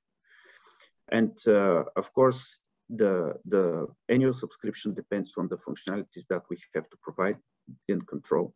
So now, Pavel, if you're interested, just write me an email or get in contact on LinkedIn, and I'm going to be more precise if you give me more input information. Perfect. Okay, thank you, Mr. Jordanov, once again. And now I think we can continue with the next speaker, who is Mr. Amit Kirschenbaum, who will talk about draft monitoring in the South Moravian region, Czech Republic. Let me just say that he's from the Institute for Applied Informatics of the University of Leipzig in Germany. So, Mr. Kirschenbaum, the floor is yours. Thank you very much. Thank you very much for the opportunity to present here. I will share my screen.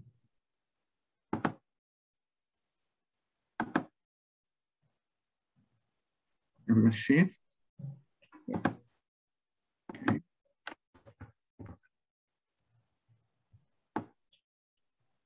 So again, thank you. I'm Amit Kirschenbaum from the Institute of Applied Informatics in Leipzig. And I'm going to talk about drought monitoring in the South Moravian region in the Czech Republic. So this is a joint work with Jörg Schlissel and Christian Zinke-Wehlmann. So what is drought? Drought is a natural hazard that is loosely defined as abnormally long period of time of water deficit in a given location. The period is long, but it is still temporary.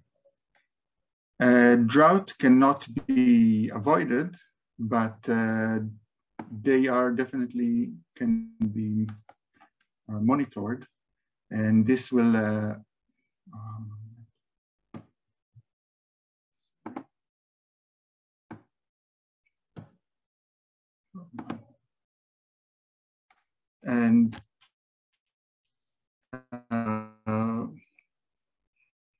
this will reduce their effects.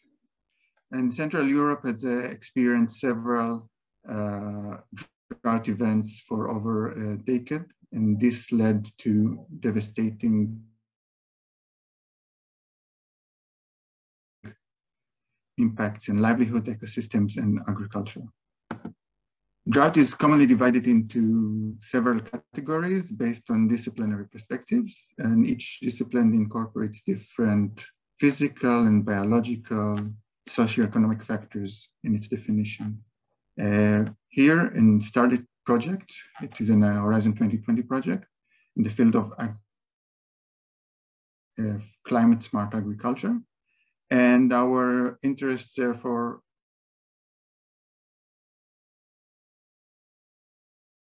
in the meteorological and agricultural, the South Moravian region in the Czech Republic. Region is mostly agricultural, which means that 60% of the region is agricultural land. In addition, this is one of the driest areas in the Czech Republic, and thus drought monitoring may play a significant role in various levels. There isn't a single index modeling drought, and we examine two. One is SPI, which stands for Standardized Precipitation Index. This is the most commonly used index worldwide for detecting and characterizing meteorological drought. And it is recommended by the World Meteorological Organization. It measures precipitation anomalies at a given location, compares the observed total amount of precipitation for a time span of, for example, 1 to 3 months and so on, with the long-term precipitation for that period.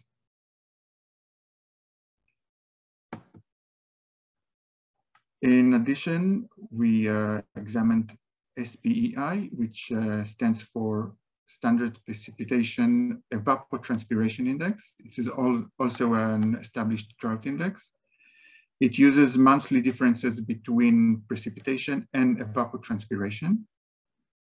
It measures anomalies of this difference at a given location by comparing the observed difference for a given scale with the long terms for a difference record for the time period. And again, it is measured for 1, 2, 3, and so months. And so, for example, the scales, if you look at scale 3, the measure is called SPI3, if we use 3 months as our scale.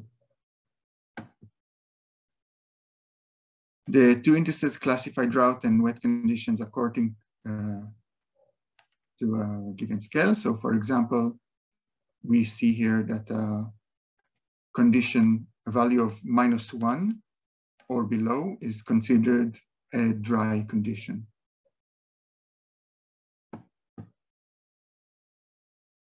Our data, for climate data, we use monthly precipitation from CMORPH and monthly reference evapotranspiration via NEMS4. So NEMS4 is a weather model, and CMORPH comes from remote sensing by satellites. Both resources provide high spatial resolution data. CMORPH resolution is of 8 kilometers, and NEMS resolution is 4 kilometers. We use data from the years 1991 to 2020, retrieved via MeteoBlue API. Missing values, mostly in the farther past of this era, were filled with global resources like NEMS Global. As I said, indices measure anomalies by comparing observed values for scale of interest with long-term record for that period. We examined how long should this long-term be. This is called the reference or calibration period. So here we see two configurations for SPEI3. On the left, we see configuration period, reference period of the years 1991 to 1995. And on the right, the reference period is 1991 to 2020. And as we can see with the longer calibration period, the drought events that were present in that area are more pronounced. So here, almost every summer looks like drought on the left. Next, we found correlation coefficients between these indices and VCI. VCI is a vegetation condition index. It's an agricultural drought index based on satellite data. It measures anomalies of the greenness of an area based on red and near infrared bands from a remote sensing. So here, for example, on the left, we can see correlation between SPEI3 with VCI. And on the right, we see the correlation of SPEI with VCI with the blue line, which used our resources. And moreover, we used also SPEI from global SPEI database, which provides a global scale data, but its resolution is not as fine as our resources.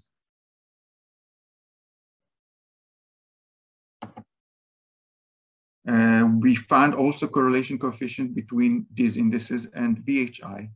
VHI is Vegetation Health Index, also an agricultural drought index based on satellite data. It combines VCI, which I mentioned before, and TCI. This is Temperature Condition Index, which estimates temperature by infrared band of remote sensors.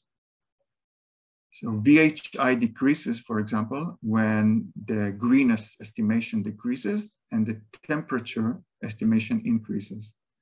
This shows the stress level of crops, and over a long period would indicate drought. So for example, on the left, we can see the SPEI3 correlation with VHI, and on the right, again, the SPEI of the same scale, scale 3, correlation with VHI. Also with, we can compare the local and the global resources, and we see that using more refined, higher resolution leads to better results.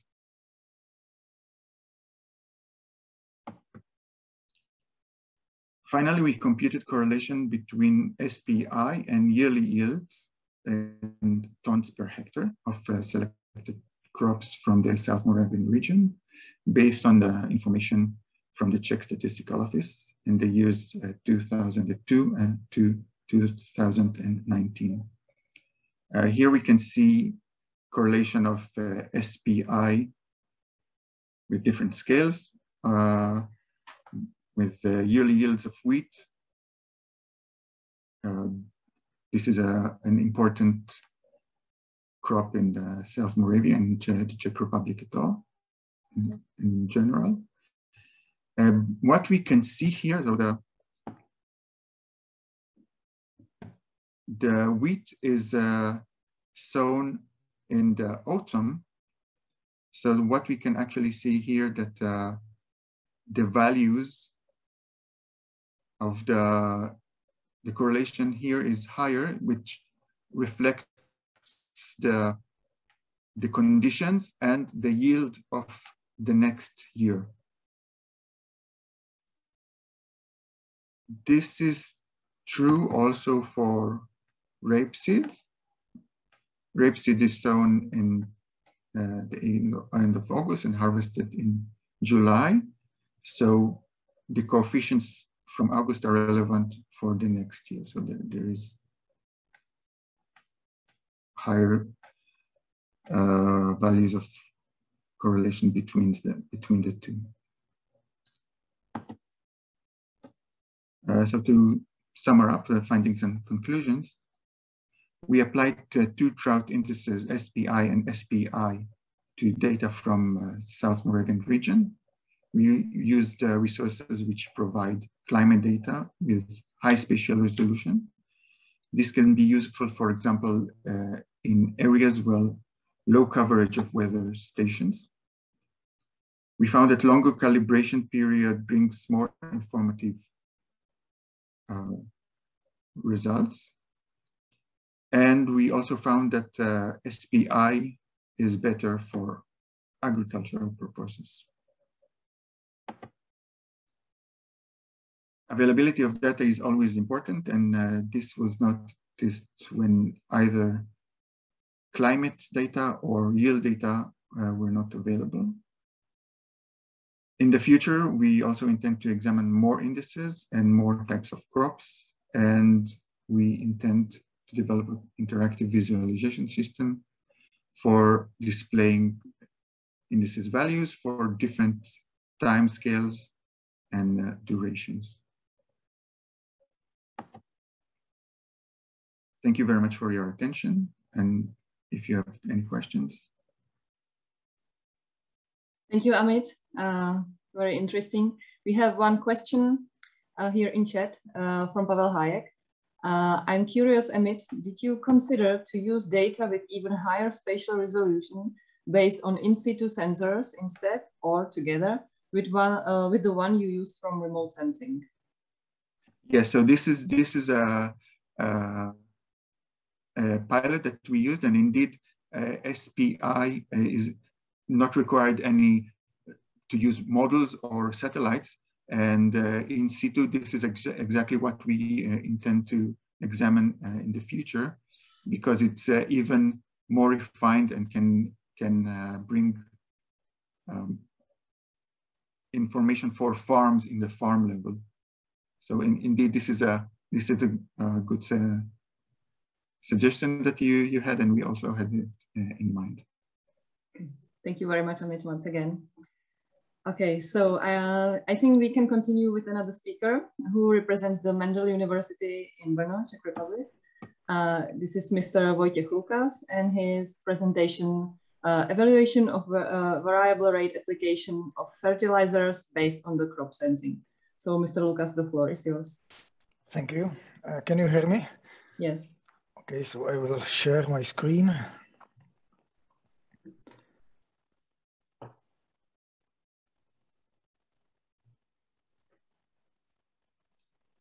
So can you see it? Yes.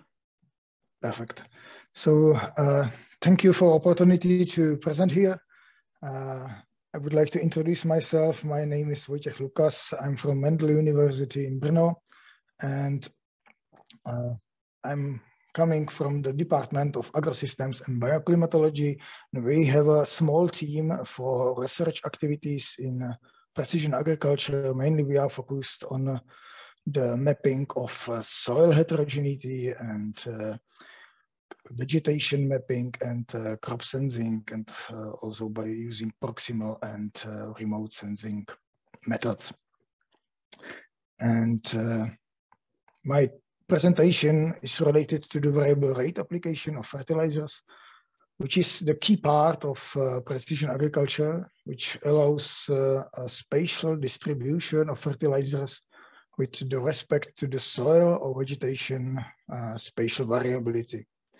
The aim is to increase the efficiency of the material inputs and also to increase the quality of production while respecting environmental condition or restrictions.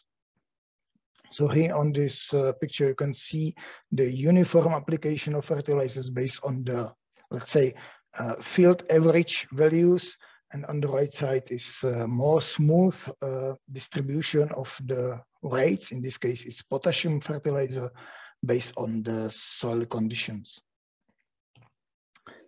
In Czech Republic, we have a high potential for using of precision farming tools because we have a larger farm areas. The farms with the acreage over 1,000 hectares are managing more than half of agricultural land. And also we have a larger fields comparing to the other EU countries. And also there is a high variability of pedagogical and climate conditions within the small area in the middle of Europe. And what is good that also the farmers they have a good or easy access to the open data, which are provided by the government and other national organizations. So mostly the precision farming practices which are implemented into the farm conditions. So we can speak about the machinery telemetry and the guidance systems.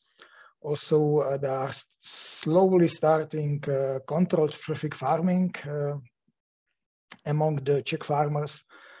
The main technology of variable rate application is for base fertilizers and nitrogen fertilizers. So it's a combination of the proximal and remote sensing and also the soil sampling.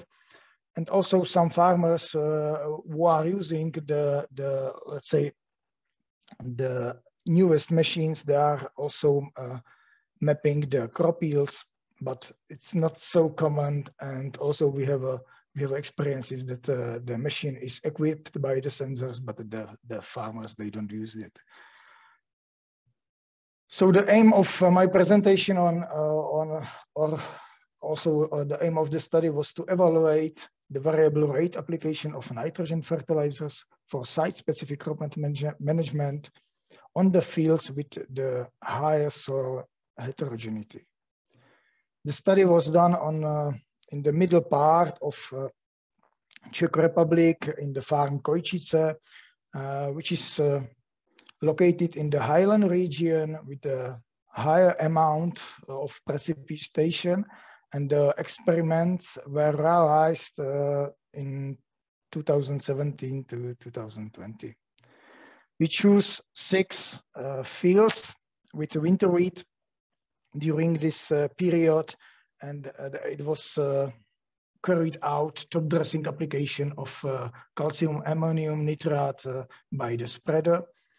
And we also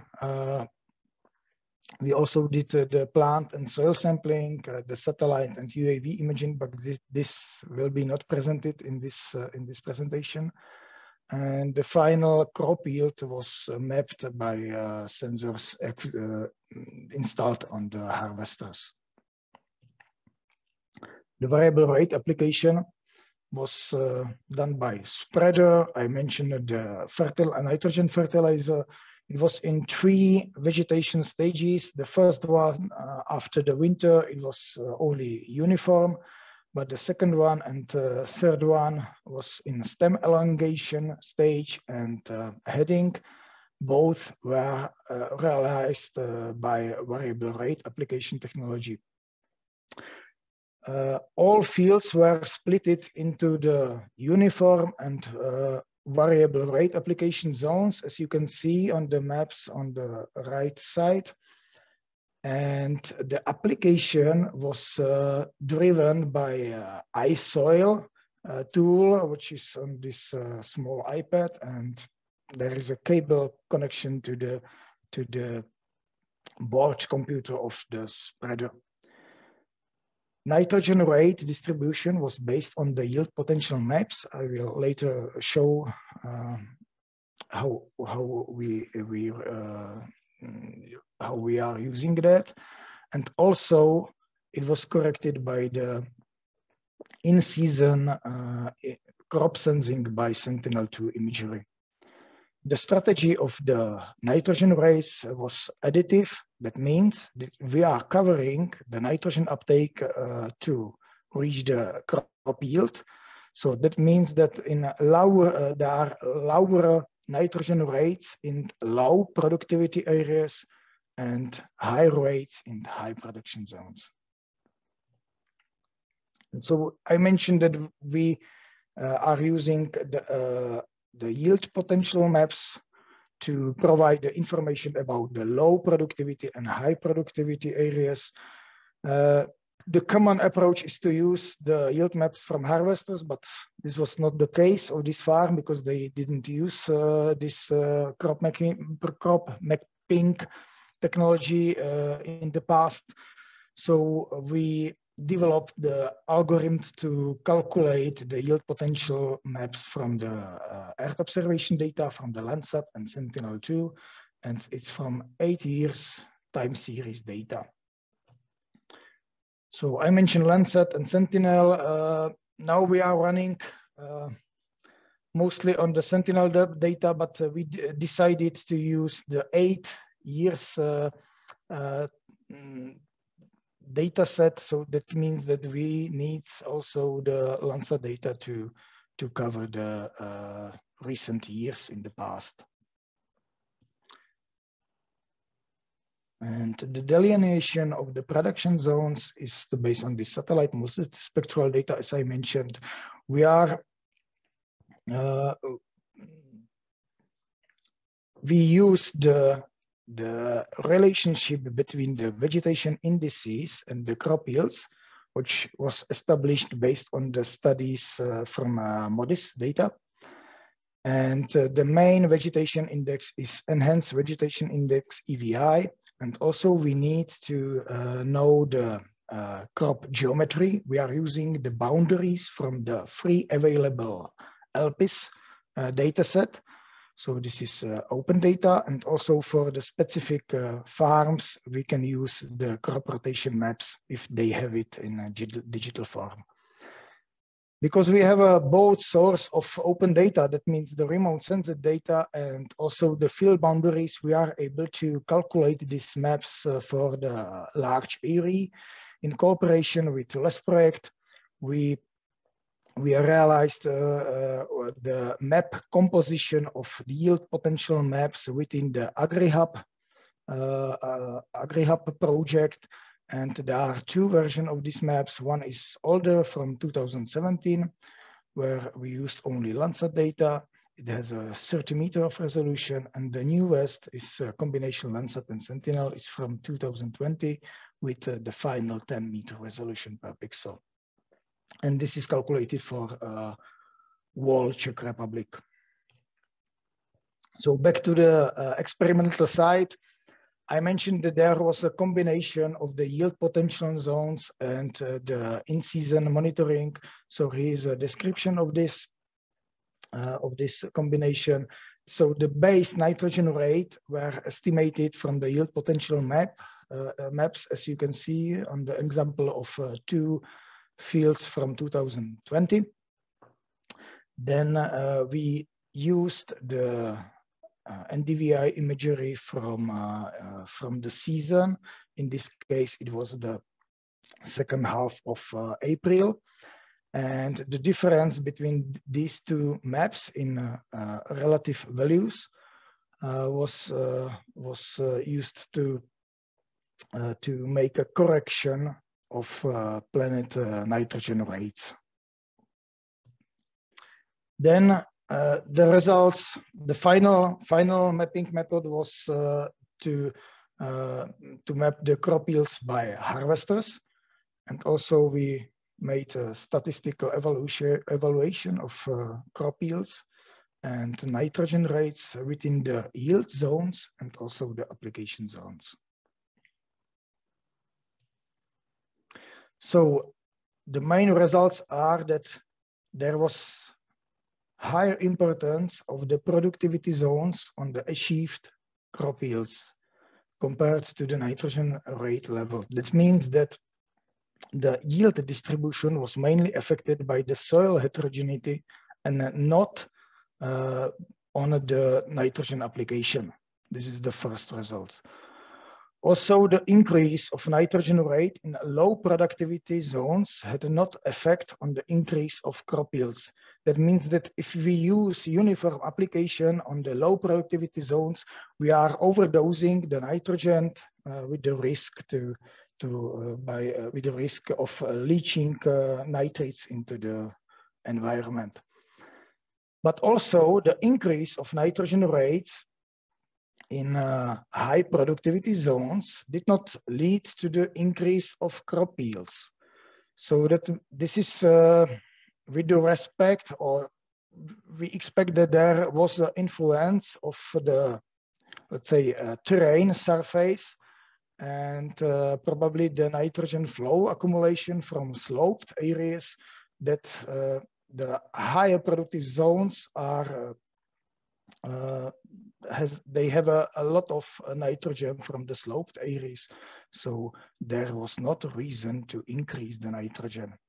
So this graph is clearly showing that in a uniform application, this is the green line, and the line means the application of nitrogen, and the bars is the grain yield within the yield zones.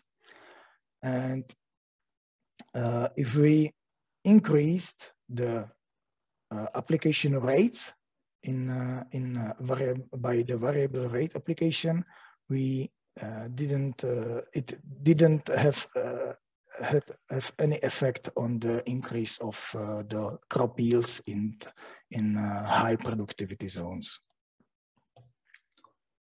So as the main summary, it's recommended to reduce the level of application of nitrogen fertilizers in the low productivity zones by any kind of variable rate application technique to avoid overdosing and possible nitrate leaching into environment. And for areas with higher value of relative yield potential, so we can recommend so-called capping of nitrogen doses until we find that the capping is limiting the nitrogen uptake by the plants. And the economic benefit of this proven technology of variable rate application in the case of the experimental site was calculated as 4 to 5 euro per hectare for one application. That means we speak about the application with the average nitrogen rate around 70 kilogram of nitrogen per hectare. If you look on this economical benefits, it's not so much, but we have to say that we need to follow the new strategy of European Union. So if we speak about farm to fork program, so definitely variable rate application of nitrogen is following this strategy, and we can expect that it will be highly adapted by the farmers. Also, the current situation with the prices of the nitrogen fertilizers, which is tragic for the farmers.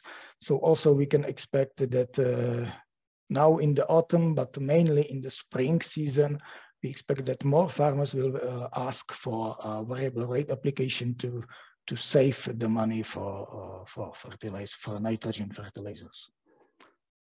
So now I'm coming to the final conclusions.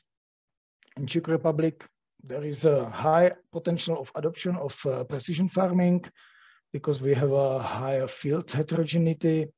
Also, to utilize these approaches, we need to find an effective identification of field heterogeneity, and remote sensing with combination of proximal survey is crucial step and a crucial technology. Also, the release of open data by Czech government is clearly supporting the advisory and research sector to provide the services for farmers. And the final conclusion, sometimes we see that the farmers have a very high expectation from the precision farming in relation to the increase of crop yields. We can speak that precision farming is only refining the agronomic decision by adapting to the site-specific condition. We don't expect any perfect economical results, but in combination with other crop management practices, it makes some complexity of the farm strategy. So that's all. Thank you for your attention. And if you have any question, please ask. Thank you, Mr. Lukas.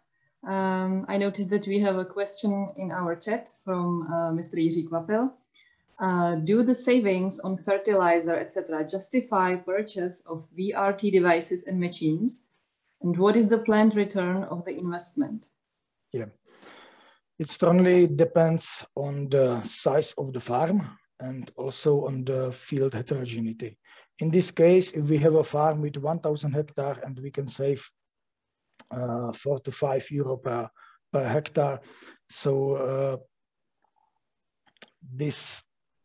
if we use this Earth observation data as the service, we can expect that we have some small benefit from using of this technology. Also, we have some experiments with the proximal on-the-go sensing by various sensors such as Isaria, Green Seeker, and Eclider Opterix. And then in this case, you need to buy this device. And of course, in this case, the higher or the bigger farm means that the return of investment in this case is very short. We can speak about 2 years, for example. Okay, thank you very much once again for your presentation. And if there are no other questions, I think we can move on to the next speaker, who is Mr. Martin Hirt from the Austrian Chamber of Agriculture, and his uptake and usage of smart farming in small-scale agriculture and country example of Austria. So, Mr. Hirt, the floor is yours.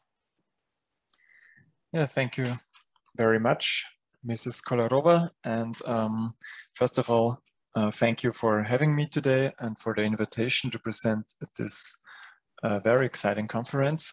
My name is Martin Hirt. I work for the Austrian Chamber of Agriculture, and I will present actually results of a study we've done during the past months about the uptake and usage of smart farming. And I think it fits quite well to the presentation we just heard before, because there are some interesting links, I would say. Yeah, the motivation was that, you know, we hear a lot of smart farming discussion, precision farming at every magazine, fair, discussion event and so on. But honestly, we felt that the uptake and the demand of Austrian farmers maybe lag a bit behind. So, and the one additional interesting point is, of course, the agricultural structure in Austria that differs from the one in Czech Republic, I would say, vary a lot. We have 160,000 agricultural holdings. 107,000 of them are working under the IACS, so under the CAP. The average area is about 20 hectares, and on an average dairy cow, there are about 30 cows. So it's much less than I would say in Czech Republic, and all of you know what this means for new technology uptake in general. And in addition, we have 75% of our area in areas with natural constraints. So you see the light yellow, light green, sorry, area. This is all mountainous area, and also the dark green and the orange area are characterized as areas with natural constraint. So it's not the flat, nice, arable land as you have maybe in some other countries. 20% are organic farms, and yeah, it's the overall goal to still conserve this comprehensive agriculture and forestry under the whole state area. So, but let's come to the actual study. So what was the motivation, or what was the cornerstones of the studies? We interviewed about 1,000 farmers this spring, farmers with at least 5 hectares utilized agricultural area, but also farmers with less of 5 hectares when they do some special cultures. We tried to bring or to reach a representativeness regarding the farm size, of course, but also organic, non-organic, and the region, which are quite diverse. And yeah, as said, we did it in this spring. The content was, or our motivation was, to first get data about the actual usage and the intended usage during the next years of digital smart farming, precision farming, as you want, technologies. We would like to hear something about the motivation and the expected advantages and disadvantages at the sources where they inform themselves. But also, of course, we are not only interest representation, but also education and advisory of organizations. So we would like to know something about the interest in further education and also the general attitudes. So start with the current and the planned usage, and we divided it between the, I would say, farm management technologies and production technologies. So here you see it's actually, I would say, quite basic farm management technologies. And where you see when we talk about digital solutions to fulfill the IACS standards for authorities, for example, we already have 70% who use something like a digital tool. Of course, it can only be an Excel document. A lot of them use messenger services like WhatsApp for the professional exchange with other farmers. Then we have high rates actually in all of these technologies, prediction models like plant protection alert systems, specific agricultural apps on the smartphone, and yeah, a bit lower rates when it's about presentation of the own farm in the internet. When we look to the age groups, then you see that there is a very, very clear relationship and dependence on the age groups. So the orange one are the farmers until 34 years, and then it's get older and older. So the younger farmers are the more they are open, I would say, to digital technologies. Maybe no surprise, and it's also no surprise that it very, very depends also on the farm size. So we have 3 groups, till 20 hectares, till 50 hectares, and more than 50 hectares. And again, you see very parallel graphs where you can see that there is a strong relationship from the uptake. It's about uptake and intended uptake and usage of these technologies. So let's go to the AgTech, I would say the smart farming AgTech in the agricultural production. Here, of course, the green one, the green lines again differs between the technologies. You see that there is a big uptake already on the automatic steering and guidance systems. Also, a lot of farms use, of course, you only asked livestock farmers if they have stable cameras, but also the section control usage and georeferenced soil samples, I would say quite applied. And what is interesting, I think, on this graph is that at least the same amount of farmers who already use these technologies say that they intend to use them during the next 3 to 5 years. So we could summarize that there seems to be a quite big market potential, I would say, which is at least as big as the current usage of these technologies. When we look to the age groups at these production technologies, it's again, there is again a clear dependence, but when you look at the youngest farmer size, it's not that clear anymore. Sometimes it's ranged out, and we think that's because, of course, these kind of technologies demands a bigger financial investment, and maybe younger farmers are not already ready or are not ready for that, and they have to save money until they're ready. Or, again, you see also the clear dependence. I think no surprise for us that there's a clear relationship between the farm size, maybe even bigger dependence than it is in the farm management technology.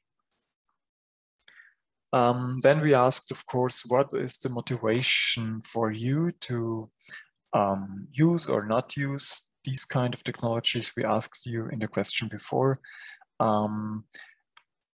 And it's very interesting, I guess, that all items regarding easier documentation, time flexibility, reducing physical labor, time saving are at the very top, while items like higher quality or increasing the yield, increasing animal performance, so getting the 1 or 2% more out of the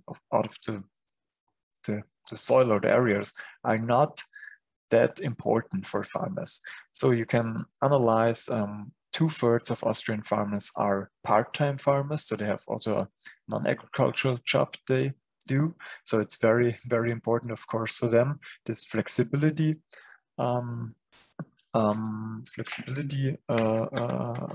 factors. And since Austrian farmers are maybe more dependent on the CAP and public money and the market price than the amount of the yield. So it's yeah, it's not that important for them to seek the 1 or 2% more. We also asked about the demotivating factors.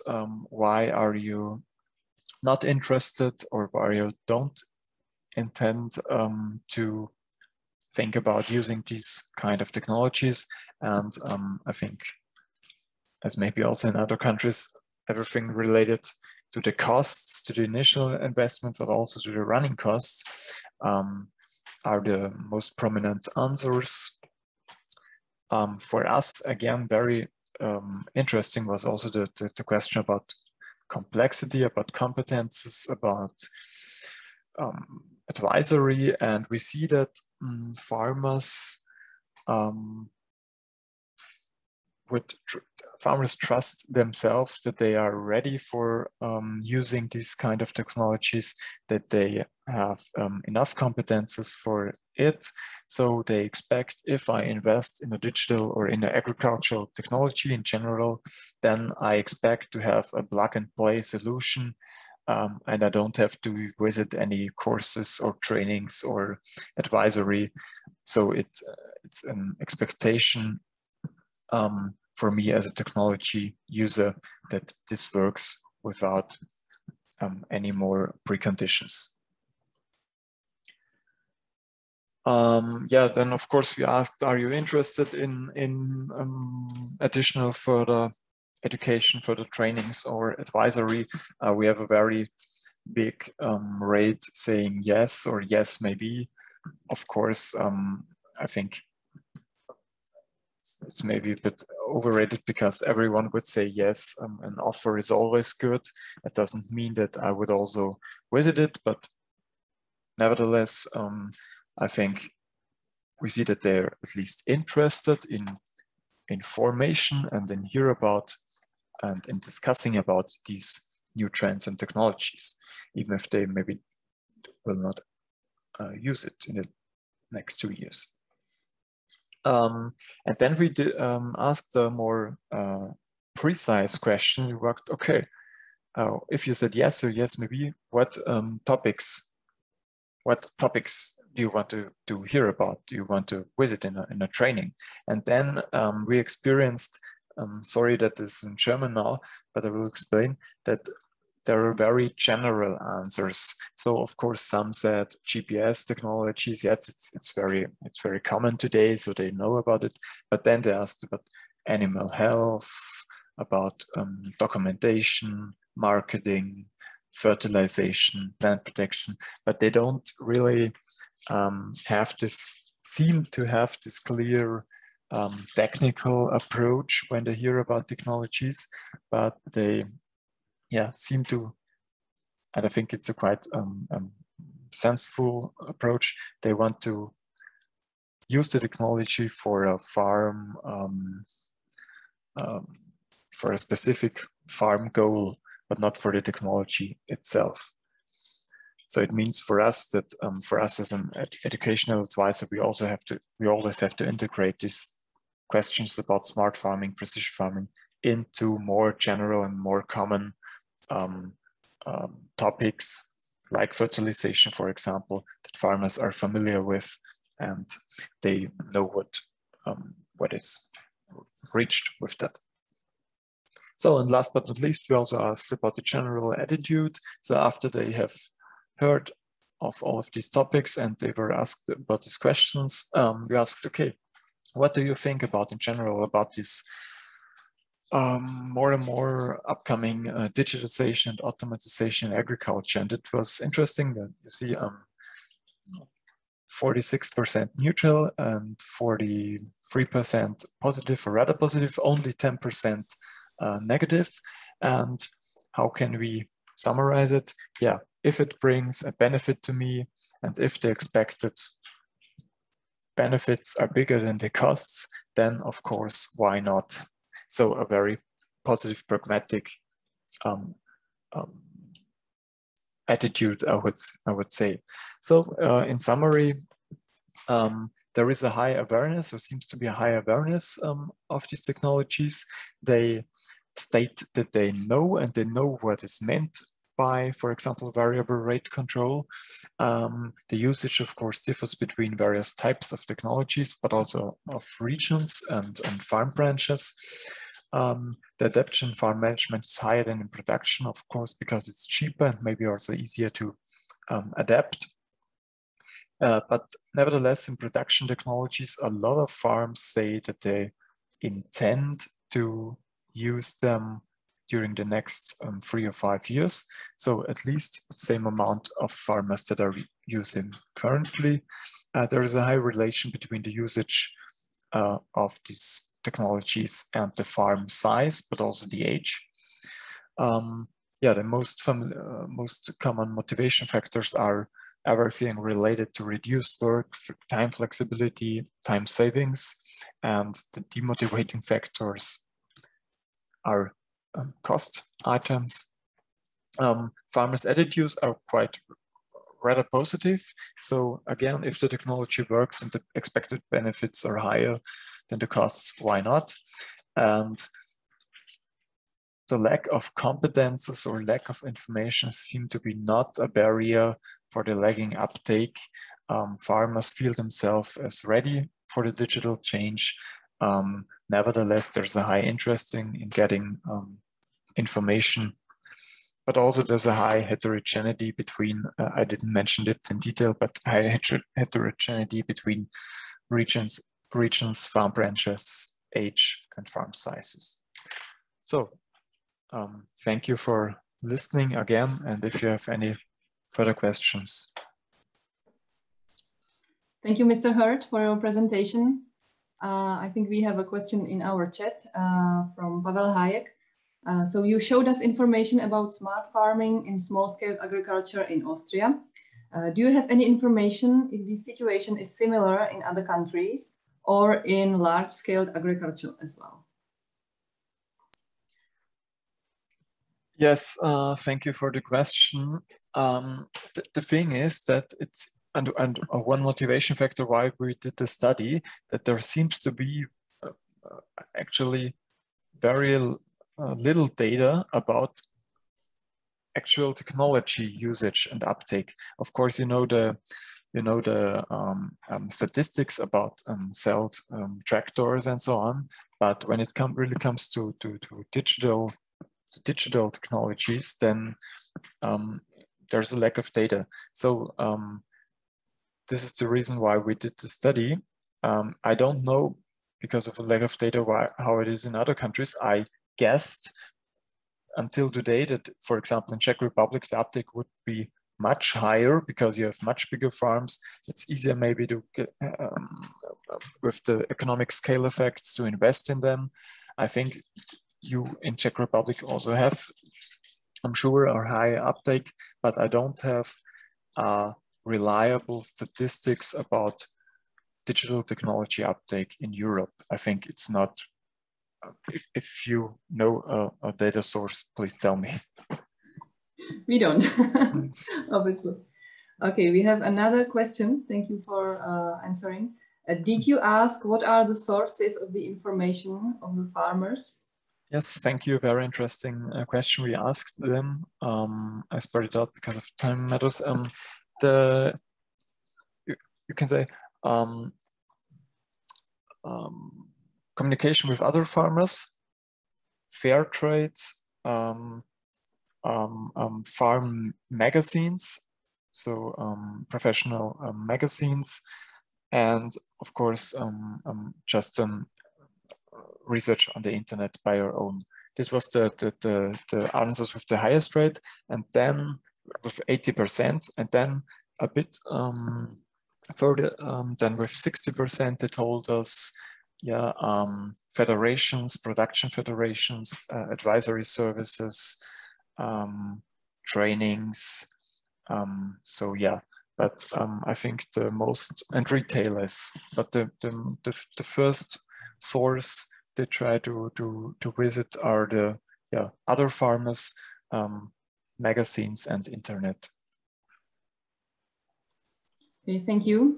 We have something here in chat again from Rendulic Jelušić. I'm sorry, I don't see the whole name, but the question is, the same research was done in Croatia, Zagrebačka County. The results are more or less the same. The farm structure is almost the same in Austria, even smaller farms. Okay, it looks like so. It's not the question, it's just a remark. Thank you. Thank you for that.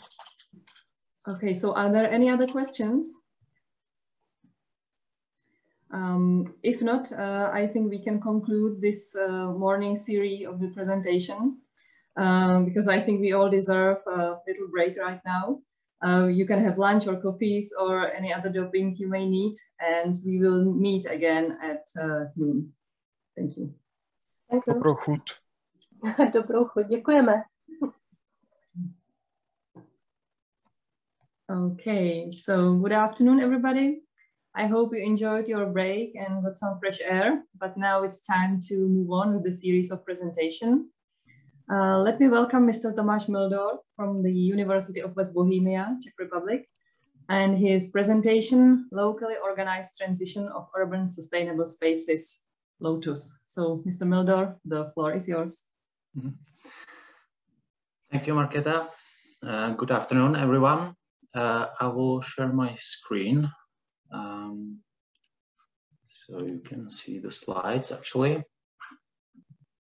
I hope you can see them now. I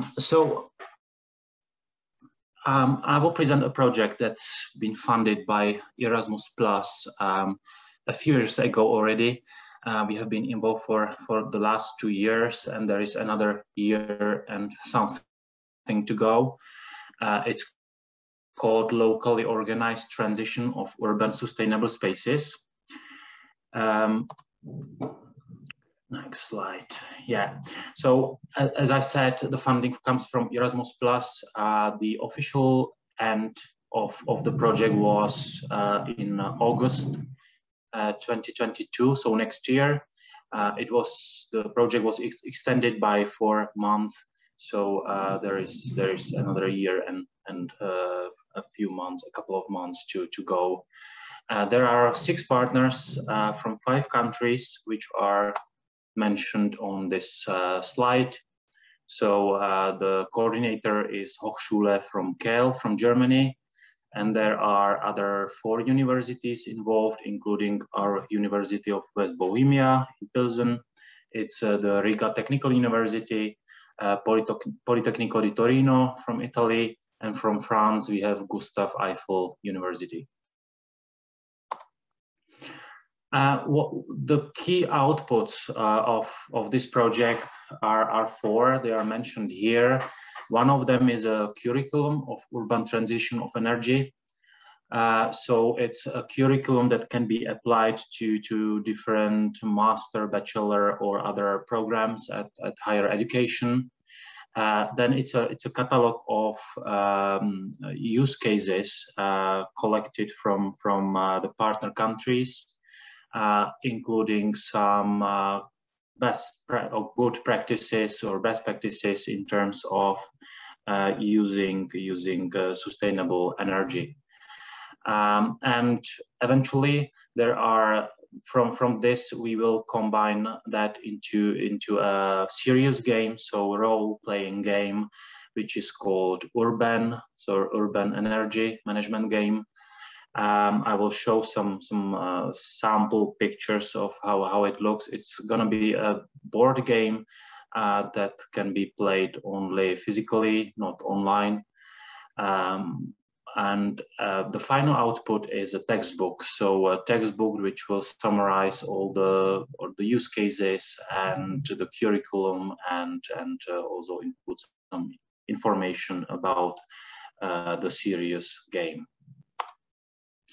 Here is just all those 4 main use cases or outputs, I mean, so linked. So we started with the curriculum, the catalog of use cases, which will feed into the serious role game, and eventually all this will go into the textbook, which will feed back to the curriculum and used in actual courses at the universities. I will briefly introduce the Czech use case, which we have identified and described, and then briefly introduce the board game. So the Czech use case is from Jindřichovice pod Smrkem. It's north of Bohemia, in the Liberec region.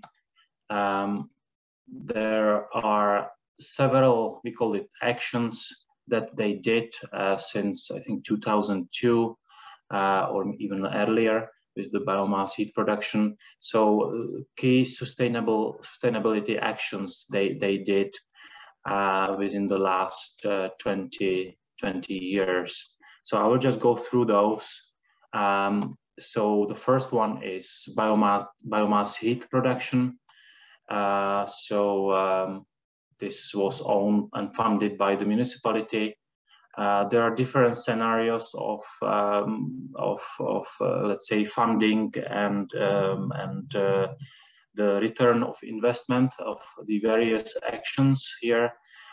This one was quite low funding at the beginning, and quickly they basically reduce the CO2 emissions and future cost for heating 5 municipal buildings. The second action is wind turbines. So I think it was the first municipality in the Czech Republic that installed their own wind turbines. So they have 2 of them. They are producing about 1,200 megawatts, megawatt hours per year. And yeah, this project was at the beginning a bit controversial between the local people, but nowadays it's different because it's also earning some money into the local budget of the municipality, which is then used for some local energy, sustainable energy production projects. The third action is a solar power plant that was installed on a municipality building. It's owned by a private company, which was set up by the municipality for building the wind turbines. And there you can see the investment is 450,000 euro. Another action they did was about 10 years ago. They built 5 sustainable houses, or 8 sustainable houses, which are using heat pumps and also solar energy. Insulated with timber. They have green roofs, own wells, so they try to be independent from the national grids and infrastructures such as sewage, water distribution, or electricity distribution. The fifth action is biomass cogeneration unit, which was installed in 2013. Another one is solar thermal energy, which is more like a showcase on a building, this Norwegian style building, which serves as a ecological information center. So where they do some lessons to students about sustainability and sustainable energy production. The 8th action is a clay house with strom wall, so using solar energy house made of clay. And the last one is more of a curiosity. It's a functional windmill, which produces electricity. They are charging some battery to run a small radio, but they can also plug some tools, woodworking tools, and they can also produce flour, melt some flour. Okay. So let's go into the serious game.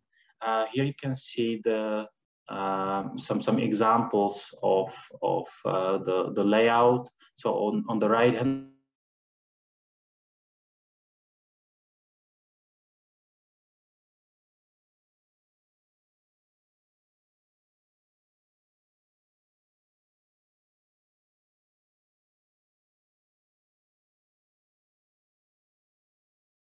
urban wasteland. The dark green is farming area, and the rest, the other green is rural area. There is also a river flowing through. Then there are several cards representing different players, actors in the board game. So there is a farmer, for example, there is a developer, environmental organization, local authority, which is doing the main decisions on what's going to be funded and built and where. There is local energy producer, national energy producer, manufacturer, and also mass retail company. Here are just different icons and pictograms of different cards. This is just in preparation. We had a meeting 2 weeks ago where we played for the first time this game in its initial setup, and now it's being adjusted because it takes a bit of a time to validate it. So we do it internally within the project partners. And once it's validated, we will share it with, for example, students at the different courses at the universities involved in this project. And of course, it will be available for further reuse. So this is just a brief introduction to this project. And if you have any questions, I'm ready to answer them. Yes, may I have one, because I didn't have the opportunity to open the chat. Thomas, what will happen with the results after the end of the project? That's a good question. So the main outputs will be the textbook, which will summarize all the use cases and all the issues regarding sustainability, energy sustainability in those concerned countries, and the actual game.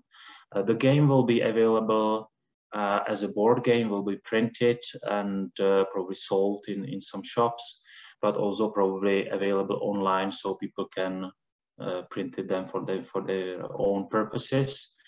And the textbook will be published also by maybe Springer or some kind of publisher that will be open access, and we will make sure that it's logged into some database and available forever. Thank you very much. Yeah, you're welcome. So thank you very much. Okay, thank you, Mr. Mildor, for your presentation. It was very nice to hear something about Lotus. And now we can continue with the presentation of Mrs. Svetlana Malyugina from the Mendel University in Brno, and her presentation on use of GPS tracking collars for possible illness prediction. So, Ms. Malyugina, the floor is yours. Thank you very much. Okay.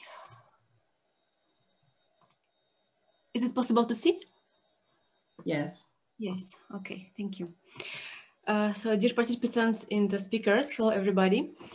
First of all, I want to thank all organizers of this conference for giving me the floor today and the possibility to speak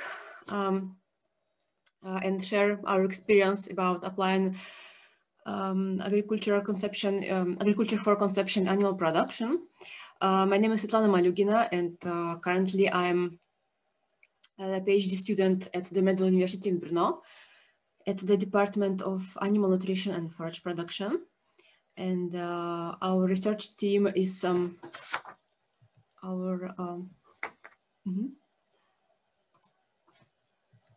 yes. And our research team is currently working, actually we're working on different topics in the field of animal nutrition. And for that we collaborate with the researchers and researchers from specialists from different disciplines. And actually we have the multidisciplinary approach, and this helps us to gain a comprehensive view of the solved challenges. And the main project we're working at currently, one moment, currently we're solving these two main projects, which are related to the application of smart agriculture in animal production.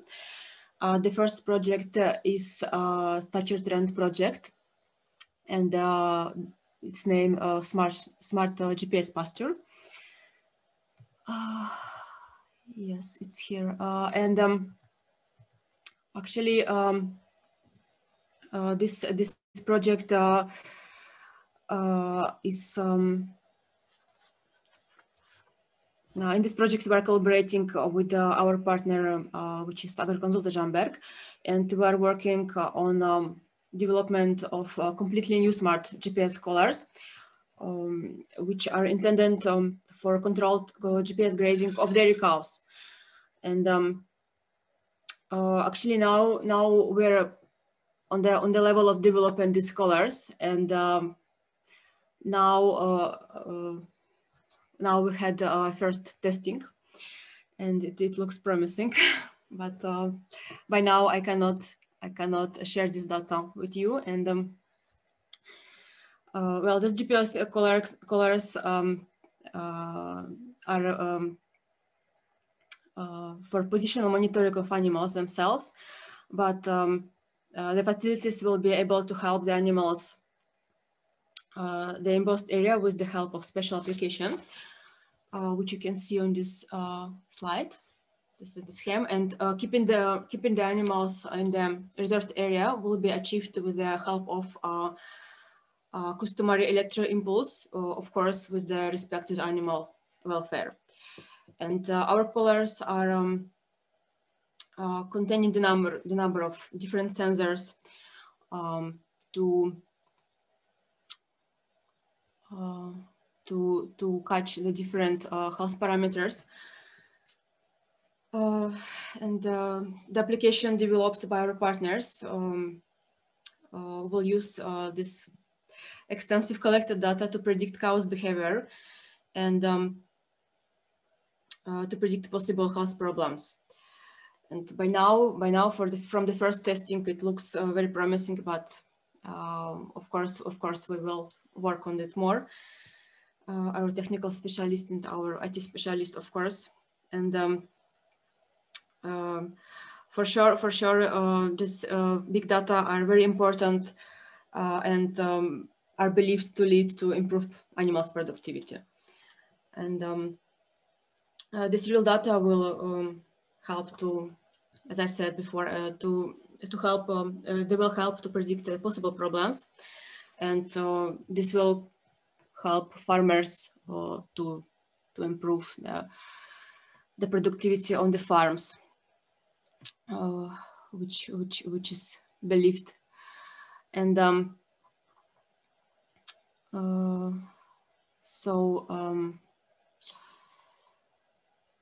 the next project is about modernization of pig breeding technologies, where we use 2D and 3D cameras. Some of the data you can see here, some of them.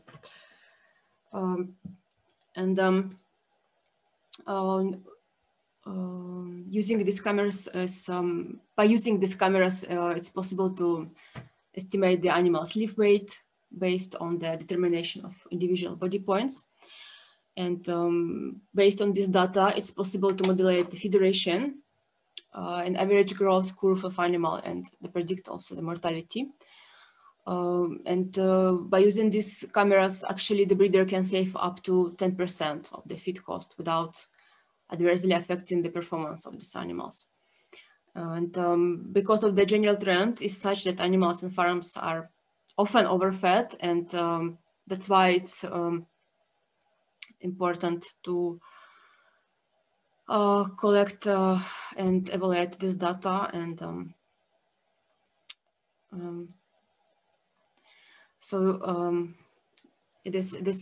this can be a very interesting economical solution for the farmers, and also of course a very good time-saving solution for breeders. In addition, the solution could lead to balanced feeding, and of course with that to improve the livestock productivity. So I think I told about our project currently, and if you have any questions, thank you for your attention first. And if you have any questions, I would be glad to answer. So please feel free, everybody, to ask questions. If there is no questions, I would like to know something more about this collar you were talking about. You said that you are testing it right now. So is there any timeline, or could you tell us when it will be ready to use actually? We need to improve the programming of this GPS collars at the moment. So we're working on that, and we're testing like the first collars we made. So we're predicting for maybe after half year that will be completely ready for according to goals where we need to achieve in this project. So at the moment it's like the start level, but it looks promising. Okay, thank you. Are there any other questions from our audience? Okay, if not, then I would like to thank you, Svetlana, for your presentation. Thank you too. And I think we can move on to the next one, which is Ms. Hana Kubíčková from Plan for All organization. And she will tell us something about AgriHub, the Czech one and the Slovak one. Thank you very much, Markéta, for the introduction. I will start sharing my screen.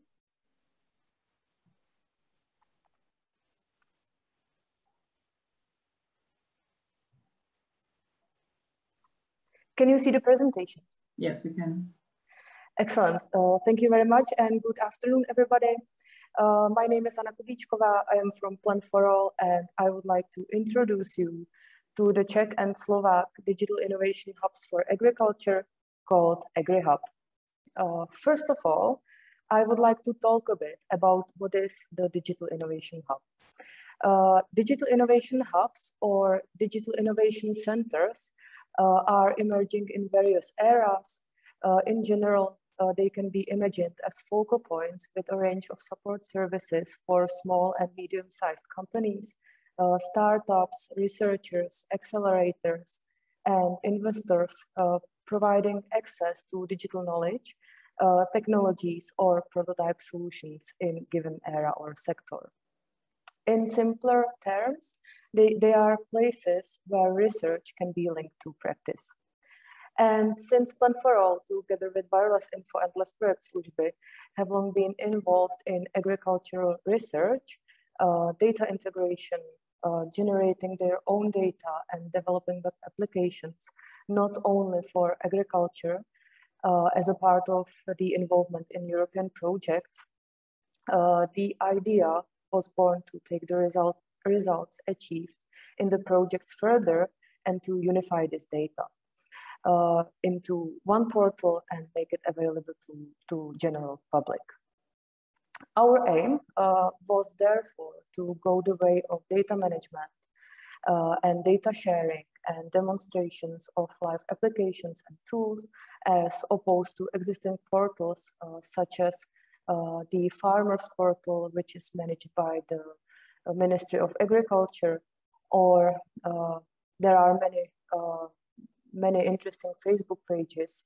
I can mention, for example, AG Kaizen or Smart Farming. But these information portals provide more textual information. And thus we came up with the idea of creating a digital innovation hub for agriculture and support research and development in this field. The situation in the Czech Republic and Slovak Republic is very similar. Both countries have common problems and common advantages, and given the proximity of our languages, it seemed natural to combine research and practical capacities in the Czech Republic and Slovakia, and therefore we also developed the AgriHub for Slovakia. The both AgriHubs should act as one access point to knowledge base, agri-food community. They should integrate different types of data. It should be a data and technology infrastructure service, and it should also inform about the latest innovation experiments. Now let's talk a bit about the available data and what can be found on the AgriHub. It's mainly spatial data in the form of map compositions. They can be seen in the HSLayers-ng map application, which can be accessed by clicking on the map button in the main menu of the hub. There are now more than 90 map compositions available in the map. In addition to creating map compositions and generating own data that are generated as a part of our research, we also harvest data from SENIA or ELPIS. Unfortunately, since the data is harvested, we cannot guarantee the availability and functionality of all layers at this moment, but we are working to be able to control the functionality of the layers and to make only the data that is functional available here. Since the list of data you can see here is quite extensive, we have collected the most visited ones at the main page of the Digital Innovation Hub. You can see them in the home page, and you can go directly to those map compositions you will choose.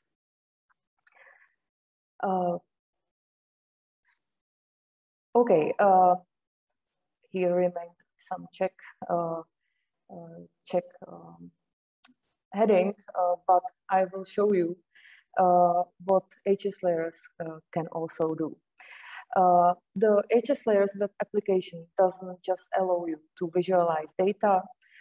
There is also a possibility to publish custom layers or compositions, or to add custom layers to existing compositions in the presence of other components. For publishing data sets, creating map compositions, and creating metadata, AgriHub offers its own technology line, which involves several tools that are of course open. All these tools are separate, but in order to publish data, we need to look at these tools as one coherent line. On this slide, you can see how these components communicate with each other. You can publish layers or compositions, edit them, or just view them online using the HSLayers-ng web tool or using the QGIS desktop client. There is a component that is not visible to the user. This is Layman or Layer Manager, to which we supply geodata, and it processes it into WMS or WFS, which are the standards for publishing geospatial data on the internet. Along with creation of geodata, we also create metadata that is published to a metadata catalog called MITSCA. And these components I just talked about are covered by AgriHub, in addition to QGIS, which is a desktop client. Here you can also see a mobile app for displaying map compositions. It's a mobile version of HSLayers-ng. And as mentioned, on AgriHub, we also publish new live data related to current research. As an example, we have prepared a sample application that our Earth observation group is currently working on. Their goal is to develop an application that will help farmers and the professional community to better understand the evolution of vegetation in the field. Vegetation development is analyzed using satellite images from the Sentinel-1 and Sentinel-2 satellites of the European Space Program Copernicus. And the actual results of this group are displayed using time series or time series in the WMS. which contains a total of 6 layers related to vegetation development. Another application that can help farmer to better understand the evolution of vegetation in his field is an application developed by the DataBio project. This application visualizes geographic data in the 3D environment. This allows us to explore the relationship of yield potential to topographic, slope, orientation, and topographic moisture index in the selected field. Another tool or another service that is available on the AgriHub is the Open Land Use Map. It shows the land use of different regions based on European data sets, such as Korean land cover, urban atlas, enriched with available regional data. Then you can find on the AgriHub the Atlas of Best Practices, then it's Atlas of Regional Specialties, and other available tool is SenseLog, which is an open, comprehensive solution for integration and management of sensor data from different sources. And the next one is JupyterHub, which enables interactive development in Python and R or other programming languages in the LessProject Cloud environment. We also appreciate the fact that the Agriculture Union of the Czech Republic and Crop Research Institute have decided to support the vision of AgriHub itself in order to be able to make new connections on a European scale. We have become part of the large SmartAgriHubs EU project. This project has more than 164 partners from the European agri-food sector. And the goal of this project is digitizing European agriculture through digital innovation hubs.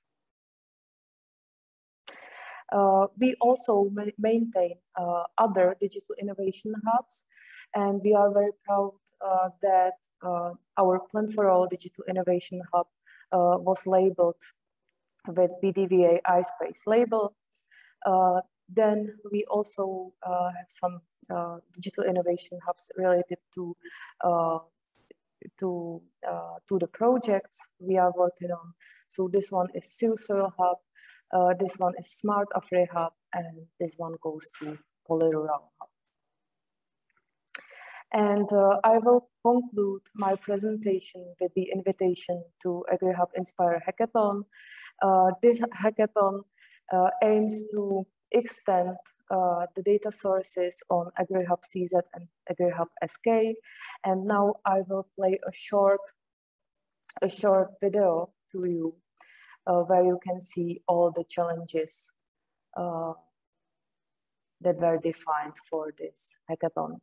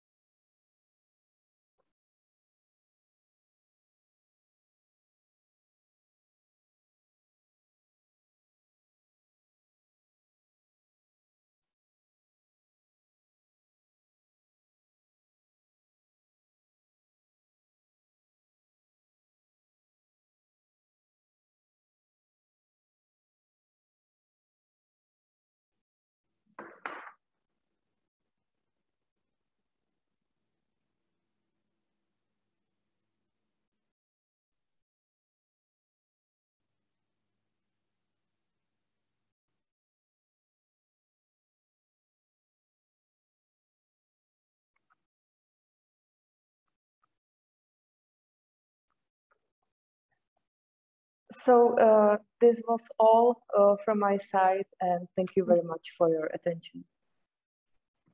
Hanka, I have Yes? a question. How difficult is to register for a hub, and what benefits a registered user have? Thank you very much for your question, Sharka. The registration on the Digital Innovation Hub is for free. You just go to the agrihub.cz or agrihub.sk and you can register for the hub from the main menu. And the main advantages for the user are that they can use the tools of the Digital Innovation Hub, and they become members of this community. Okay, thank you, Hanka, for your presentation. Also, many thanks for sharing the information about Hackathon. As you heard and saw, the registration is open, so if anyone is interested, you can join our teams and participate in our hackathon. And now I would like to give floor to Mrs. Kristina Čarbová from the Wireless organization, and she will give us some insights into the LiveRule project. So Kristina, the floor is yours. Thank you. Good morning or good evening, good afternoon. I'm very sorry for my voice. I hope I will have it till the end of the presentation. At least you can also, of course, read my slides. So here's my presentation, and it's a brief overview of our Horizon project, LiveRule, its goals, aims, result, and also invitation. So our role here as Wirelessinfo, which is really a virtual research village, which brings together SMEs, research, and industry, and it used to be a first Czech living club in the network of European living clubs and all. So this is the first partner, and the second partner is Úhlava, a beneficiary society. It was presented here twice yesterday during this conference, and it's a regional partner for a small countryside called Pošumaví. And okay, so this is a number overview of project. We are before the end, 10 days. We have 24 partners from 13 very small, mostly remote or distant or even peripheral areas. So Pošumaví, as I mentioned, is our area. Then comes the other. When you Google them on the map, you will see it as a very nice region, but very, very remote. And this is, I think, interesting specificum of this project. So LiveRule objectives and project aims at expanding an extremely innovative business model called living clubs. This is not the invention, of course, of this project, but its implementation into these rural regions is maybe, or brings maybe something very new, new experiences. Living clubs are user-centered and open innovation ecosystems, often operating in territorial context. And other aim is sustainable stakeholder partnership, user, policymakers, companies, research, everything it brings together for long-term or long-term collaboration as in result. We also wanted a solution which will be more sustainable mobilization of resources which can create new services. And also it is perfect solution for improving knowledge of business models growing in these rural remote areas. And in the long term, the project will increase the potential for rural economic diversification. So, LiveRule project design or results. This project support businesses, mostly businesses, projects and initiatives in these areas, innovative business models in rural areas, and the biggest or the most important topic for us was, of course, circular economy for all important stakeholders and using living club approach, as I mentioned before, just to identify, describe, and compare the differences between the new approach and the traditional approaches. And the most frequent word or abbreviation is a RAIN platform as a regional circular living lab business model concept. I will show you in next slides and maybe on the web of our Living Lab library project, the much more detailed map or visualization. So this is a new business model concept designed especially thanks to our project, specifically for the rural context and taking it into account regional characteristics, which was also very problematic because these regions, as I showed you before, are very different. So finding one solution is for the first sight very problematic, but we hoped we manage it. So RAIN is a comprehensive, as it combines theories of living labs, such as comes from the most famous, for example, Bristol Living Lab, circular economy approaches, and other concepts. So this is especially RAIN platform. Maybe it will be as an active link. I will try it. So regional circular living lab platform or RAIN platform is a business model oriented practical tool proposed and based on library project. So this should be a page of our project. We would like to invite you to visit our webpage. So just okay, doesn't matter.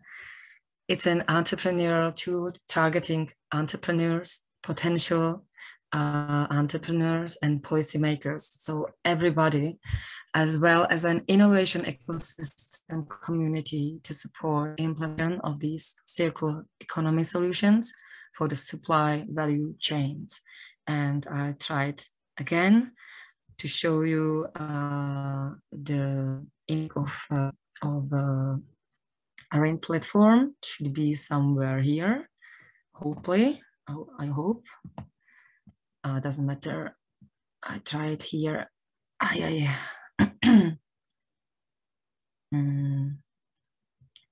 Okay, it's here. So this is a map or infographic of 3 or 4 layers. The first one is core elements, for example, financial aspects or resources or vision business ideas.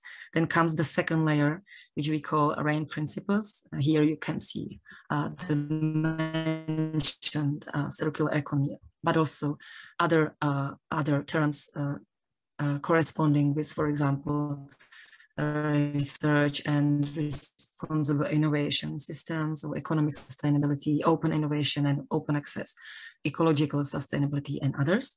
And the third, not only last, but the third layer is real life settings. So bringing everything together, our IT managers tried to become with such a model library most or main result. So back to my presentation. In other words, different RAIN platform has different tools that will help to enhance your business, your own business model in rural areas based on evaluation, design, and comparison, which is also an invitation to this platform. You can visit. It needs your to be registered here, and then you can use it as a tool. If you try it and give us feedback, we will be very happy. RAIN platform is to help entrepreneurs and policymakers and other stakeholders, also end users, work together in the sense of quadruple helix structure to develop a viable and sustainable business model in the rural areas, important to achieve win-win results. So again, I have it here, so you saw it. And so this is a RAIN concept, and it's a new concept for business model.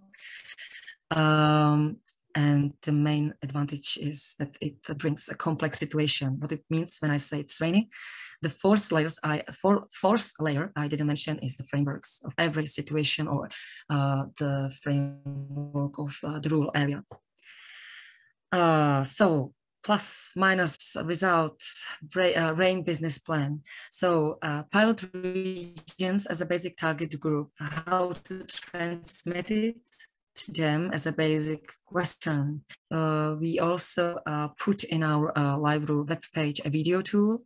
There is a regional context mentioned, and also problematic change of mindset of farmers we also very emphasize. So, okay. Other aspects very important for us during all the 3.5 years was networking on the rural or regional, but also national areas. Good experience with bringing together academia and other stakeholders. This is very important for these remote areas because people, in our case, farmers, feel very, very remote from the center, for example, from Czech Republic, from the heart of the Czech Republic. And such contact which this project brings is the contact with academia sphere. And the people here feel it as a really big advantage also for another phase after the end of the project itself. Project promised and tried to create a new communities, which I think it's another big advantage, and also a little change of mindset of local policymakers. So this is an overview: benefits for small rural areas, knowledge outputs, analysis of the rural living lab concept, and conceptualization of existing rural business model in the European Union and regional areas. Benchmark as a second step of the project in the first year, benchmark classification to list existing business model, then came regional circular living lab business model, RAIN concept, and other ICT enabled services such as RAIN platform also introduced. So we also tested and validated the operability of the living lab approach in rural areas by academia and open innovation centers throughout 13 pilots. So we are almost at the end of my presentation. Benefits for small rural areas again in long-term view. This project created at least 52 new businesses with open innovation approach and including ICT infrastructure and also educational infrastructure in our on our web page. You can find courses introducing you this concept and new solution, and also opportunity to network for co-creation process of any other stakeholders for new projects. So, for example, in this place where I'm now, so in Poshumaví in West Bohemian region, we had no previous experience with a big project in our countryside, and it was very interesting for us. And nowadays, we are trying to continue with some other, maybe much more practical project. And we took a pandemic as a challenge because it was also a framework of a new situation when people stayed even more remotely. And I mentioned here an e-shop which was presented here during this conference, I think twice or 3 times as a regional specialities, which is one of the result of Czech pilot of Tandem Uhlava and Wirelessinfo.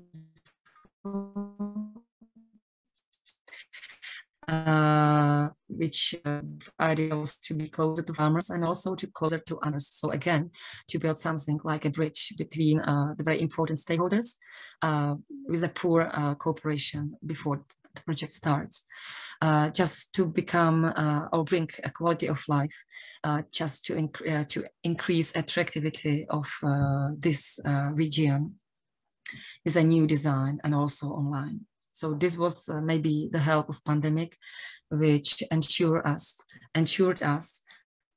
that we had a good idea at first. Okay, and the last, rural communities benefiting from living labs creation. It's also mentioned quadruple helix stakeholder experience and partnership, best practices sharing.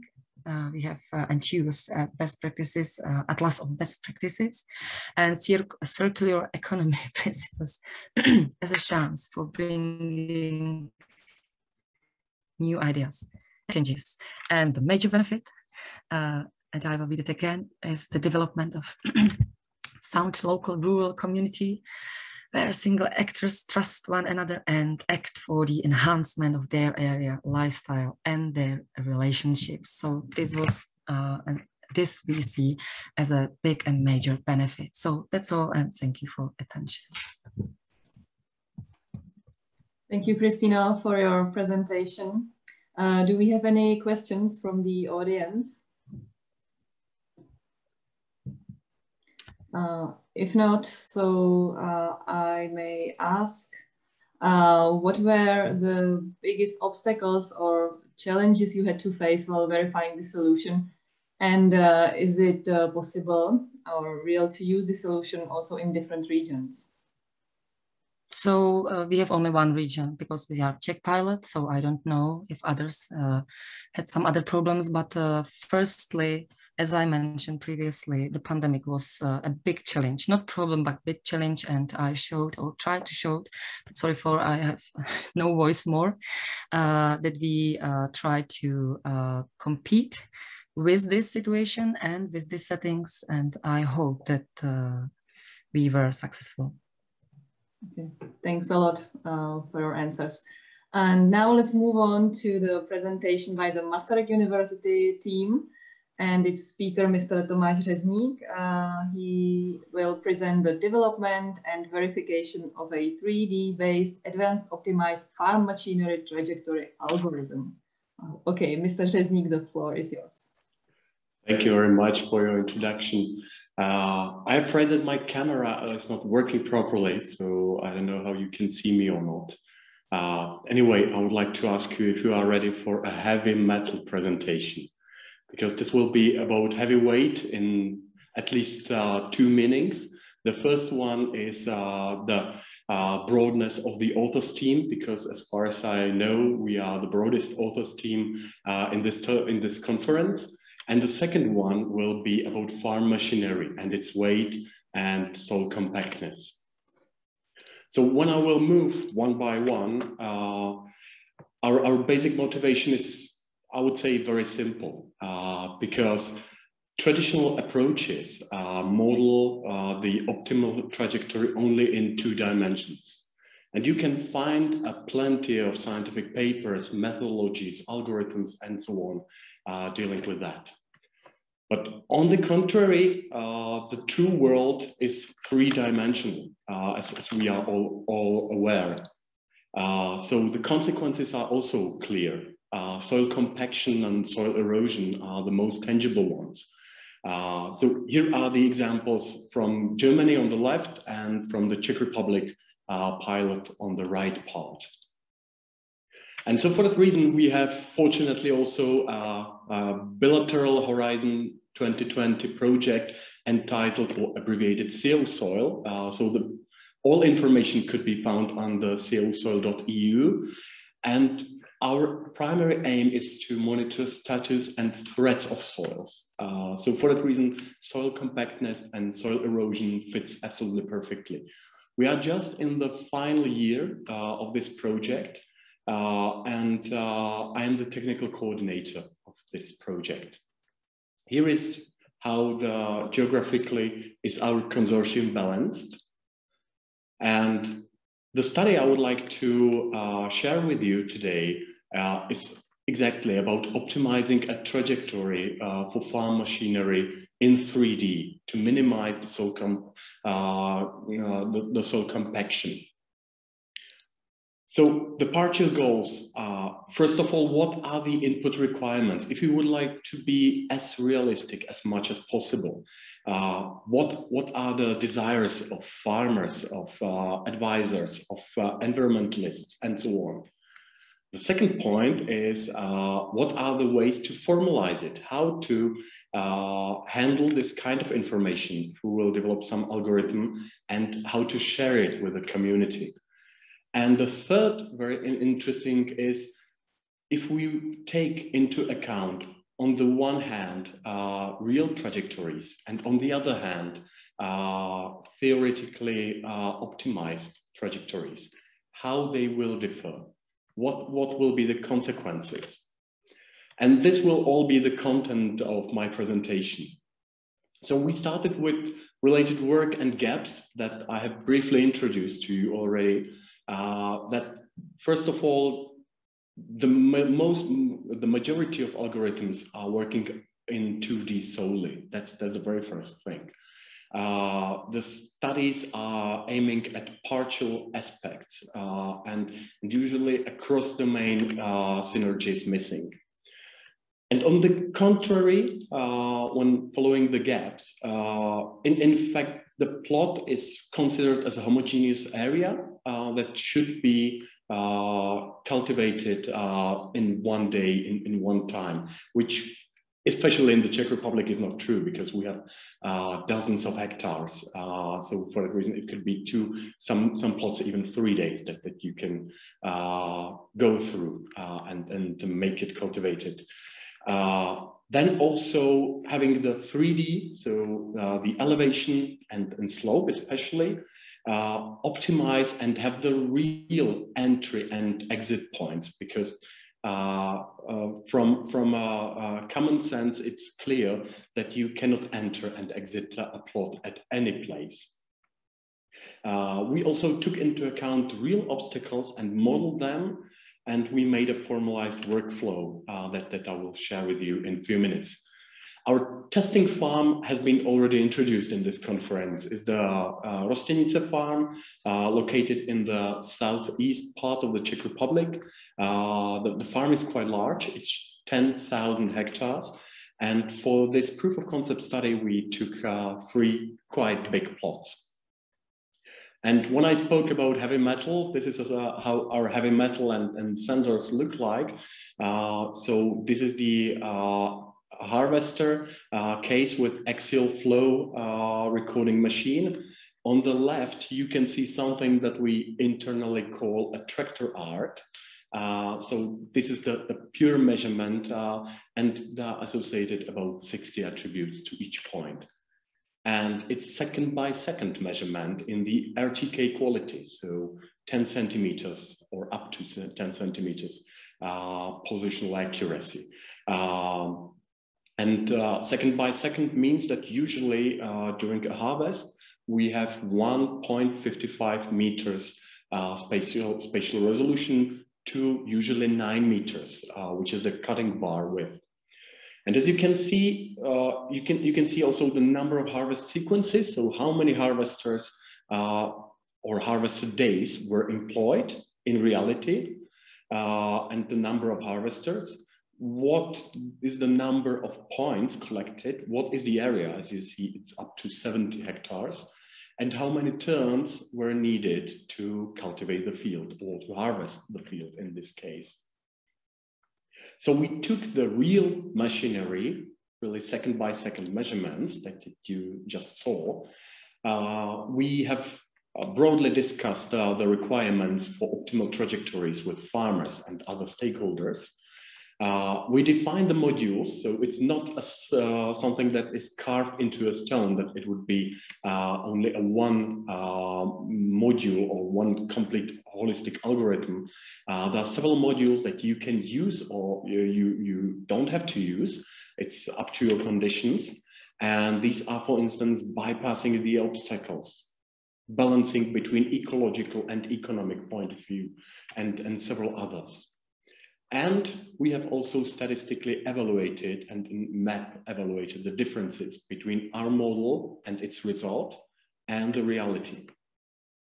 So when I will start with the user-friendly perception, on the left side, you see how the plot was harvested you see 4 harvester sequences there, and you can see the entry and exit points were all the same for all the machines.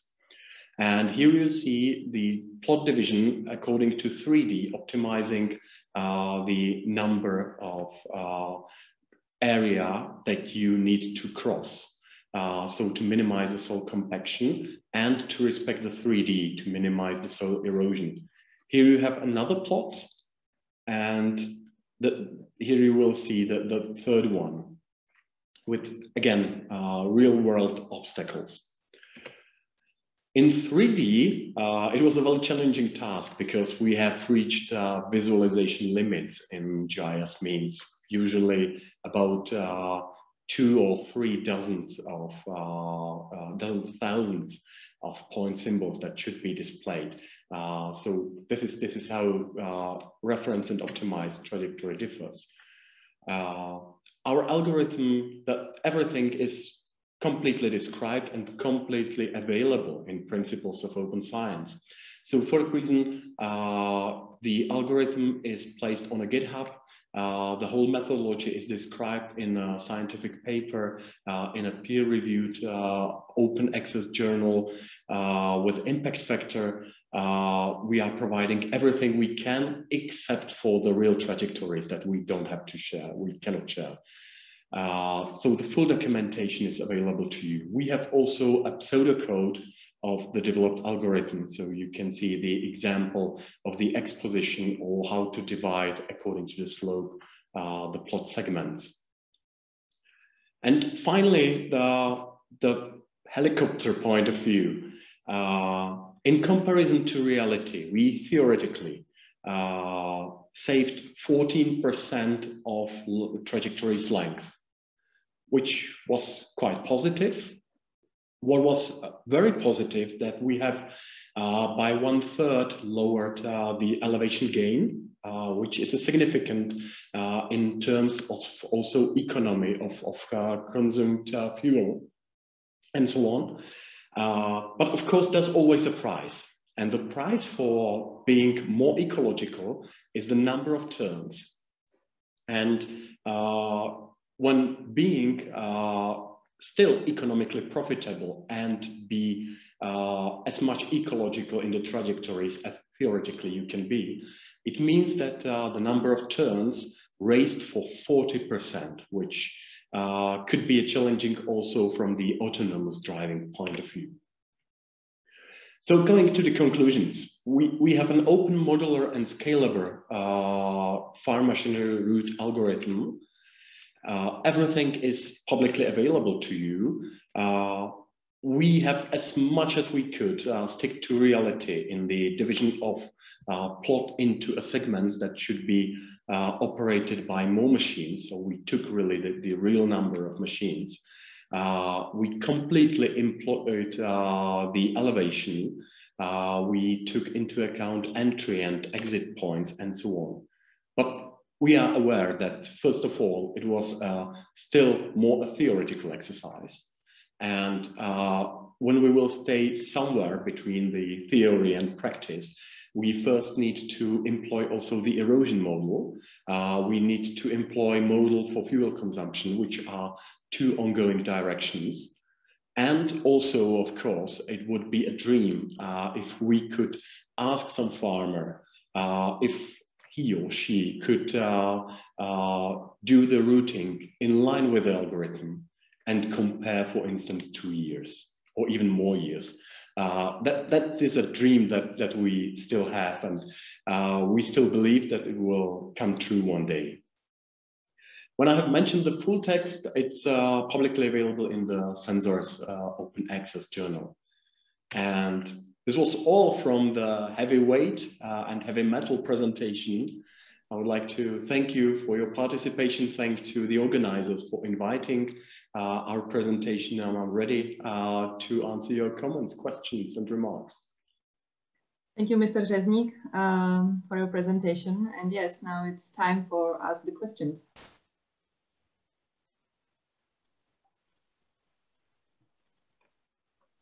Okay, Michal Kepka. You mentioned shortening of the optimized trajectory contrary to real one, but the number of turns increased. Is there taken into account comparison of fuel consumption and additional time spent by turning of the machinery? Yeah, exactly. This was what I had in the conclusion, that first of all, we need to employ the fuel model. And as I have mentioned only slightly, the challenge of autonomous or semi-autonomous driving is exactly in the point that Michal mentioned, because you can drive automatically the whole lines, but when it comes to a headland, when you have to perform a U-turn, then in the most of the cases, it needs to be handled by a human, which means more time, which means more responsibility and potentially more problems. So completely agree with this comment. Okay, so thank you for your answer. Thank you for your presentation. And now let's move on to another presentation of Ms. Irina Gavrilová, who is from the Bulgarian company called Zinke-Wehlmann, and her presentation is called Robotic Agri-Food Dehydrator Advanced Post-Harvest Tech. So Ms. Gavrilová, the floor is yours. Hello, everyone. Just hold on a second. Let me, sorry, I'm not in the office today, guys. It's a bit homey situation. So let me probably share the screen, right? Hold on a second. Because I've just uploaded the presentation, but it was not. Oops.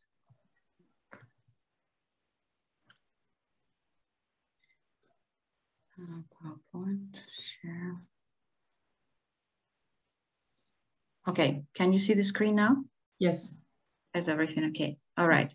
Well, first of all, thank you very much for this invitation. It was a very, very rewarding, to be honest, because we presented this topic before, and I'm happy that the society got interested in this topic, because robotic agri-food dehydrators are very much connected to food wastage topic, and this is pretty much one of the major aspects of this project.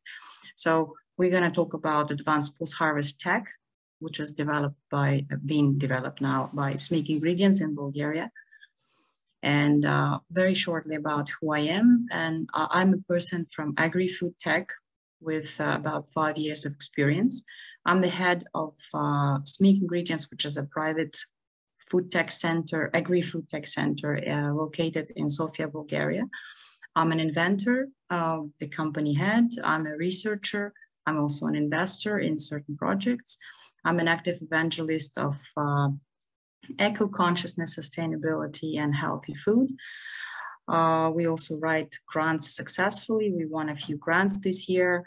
And frankly, my background is mostly finance and business architecture. But since I ended up in food business, this has become my domain. So I will share some experience with you today. A few words about Zinke-Wehlmann again. It's very important to acknowledge that Zinke-Wehlmann has been accredited by the EU Commission as an advanced technology center for industries, which means that we can create technological things on a very high scale level.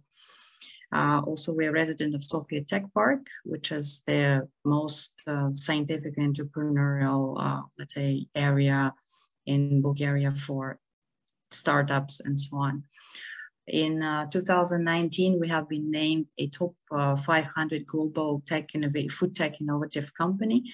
And we also are winners of certain awards, especially, for example, the one that is very well known, CL Innovation in Paris.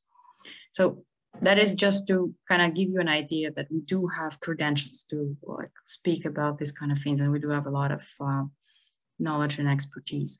There on the screen, there are some projects of ours, including this agri-tech robot dryer, which we're going to now discuss. Apart from this project, we have several more. And basically, this is one of the projects that we are very much interested the most, and I'm going to share with you now what it is. Dehydration has become one of the top pillars of post-harvest technologies. Why? Because, well, what else there is. You know, you have to either consume the food fresh, or you have to dry it, dehydrate, or you have to freeze it. Pretty much, these are the three main, you know, possible post-harvest actions a farm or an company can take. So in this case, we are going to focus on dehydration, of course, and I want you to just make a point that dehydration is primarily food safety and shelf life. So that would be a very interesting piece of information. Wastage and loss of bio crops. I'm talking a lot about bio because organic bio farmers, they're very limited in terms of you know, ways to preserve their crops, and their post-harvest technologies in this sense are very, very limited. So ideally, this technology would be a ready solution for all bio farms, because according to statistics, all bio farms are losing minimum 4% of crops just because they couldn't handle them well, and up to 50%, which is a huge number, definitely. And also, according with the EU statistics, approximately 11%, basically over 11%, of food ingredients are sold to producers or straight to the consumers in a dangerous microbiological condition. This is actually this is bigger than COVID. I'm sorry. This is very, very big numbers, and the solutions which, because of this problematics, a business needs for the farmers, definitely that would be raw material handling, drying, and storage. And drying becomes, in this sense, a cornerstone. And for the processes of the final product, it's a little bit different angle. You need to focus very much on the supplier selection, meaning which farm is using correct drying technologies. Like, for example, one of the divisions of SMIC Ingredients is producing health foods. And one of the biggest problems is actually to find the suppliers that do things right, you know. So in this sense, this technology might actually help to narrow down the scope and actually help with the technologies to the whole bio market. Of course, quality control and knowledge become very challenging, and that's what the technology has answers for. Just a few things about food waste and loss. It's tremendous, disastrous picture. Like approximately 30% of fruit and vegetables are thrown away in retail and household. The picture says in the US, these statistics I borrowed from a US government side. But to be honest, in the EU, the situation is the same. So just please keep that in mind. And if we speak about the numbers, then over 1.5 billion tons are thrown globally every year. Like, this is huge, and it needs, it needs solutions. So in this sense, we understand that the food safety is really, really a topic to speak about. Why? Because when the food is not dehydrated correctly, then we always deal with microbiological hazards. For example, mycotoxins, right? Everybody knows this. On the screen, you can see the picture of molds, and everybody knows them because you can see them, everywhere in fruits, vegetables, bread, cheese, whatever. But not everyone knows that they carry a lot of danger, including, up to DNA mutation. Let's assume a company that is dehydrating, preparing the ingredients, did everything correctly, everything is great, they have handled the microbiological hazards, but then in this case, they usually do it by pretty much roasting the ingredients. What happens next? Now everyone is obsessed with microbiome topic. Microbiome means that you have to consume live food.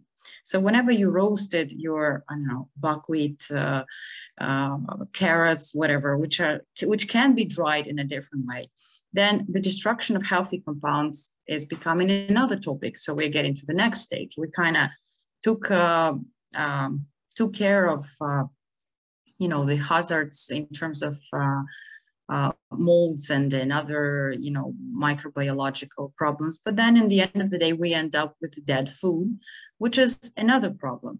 And that means that the raw material becomes like very poor in nutritives, and you need more of it. And you need to cure people, animal, whatever, whoever you use their agri products for. And in this regards, we understand that the consumer definitely needs other solution in terms of safety of food, which is dehydration modes for the existing equipment. When we were thinking of this idea, we thought, well, there are quite a few, companies that produce equipment, but then none of them has the knowledge of what the raw material has to become in the end of the process after the dehydration. And in this case, we have the corridor between save the food from, from hazardous bad things, and then, still keep it with the good things. And that has an answer. So the equipment with data collection and processing technologies can be used by SMEs. So what would that be? A number of sensors with the data processing blocks and units, which would be installed on pretty much any equipment. It can be a ready equipment, it can be a system to be installed on an existing equipment, but long story short, this unit, this system would be capable of producing decisions like the washing machine. You press the button. For example, you wanna wash your running shoes, or you wanna wash your bed sheets. And the washing machine, especially the smart one, that is weighting your laundry, collecting some data. Also, it's choosing the mode for how much water is necessary, what is the right temperature for it, and so on and so on. So this is already a robot. That's why we claim that we're going to create a robot dryer.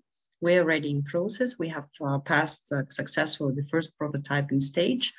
And we believe that this is ideal direction for robotics, in fact, because agri-food sector lacks this solution.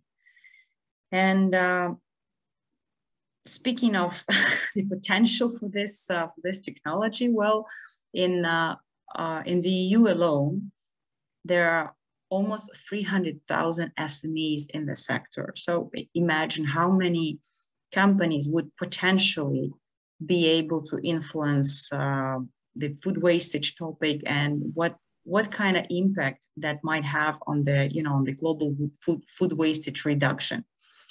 As I mentioned, it's vital for bio-agri-food because the agricultural producers are strictly limited in terms of any pesticides, herbicides, and so on. So they cannot possibly guarantee that the raw material doesn't have certain, problematics. And that means that the post-harvest technology becomes the bottleneck and actually the key performer for guaranteeing the future raw material quality. How it's done today, this is the most interesting thing.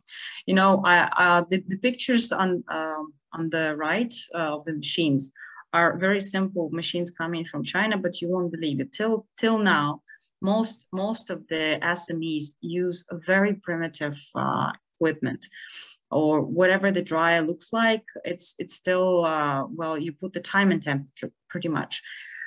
There are not enough people. There's not enough knowledge in order to handle this kind of things, because whenever you use you need to dry one raw material or the other, you must have skilled labor taking care of it. And it's almost impossible on the, on the industrial level. Industrial, I mean, like in terms of like pan-European coverage and so on, because it's really complicated to train people like them, like that. I mean, people that have the knowledge. Like if you want to dry chamomile, you need such temperature, such time, and then you have to check it, quality control. It's very complicated to make sure that the raw material is good.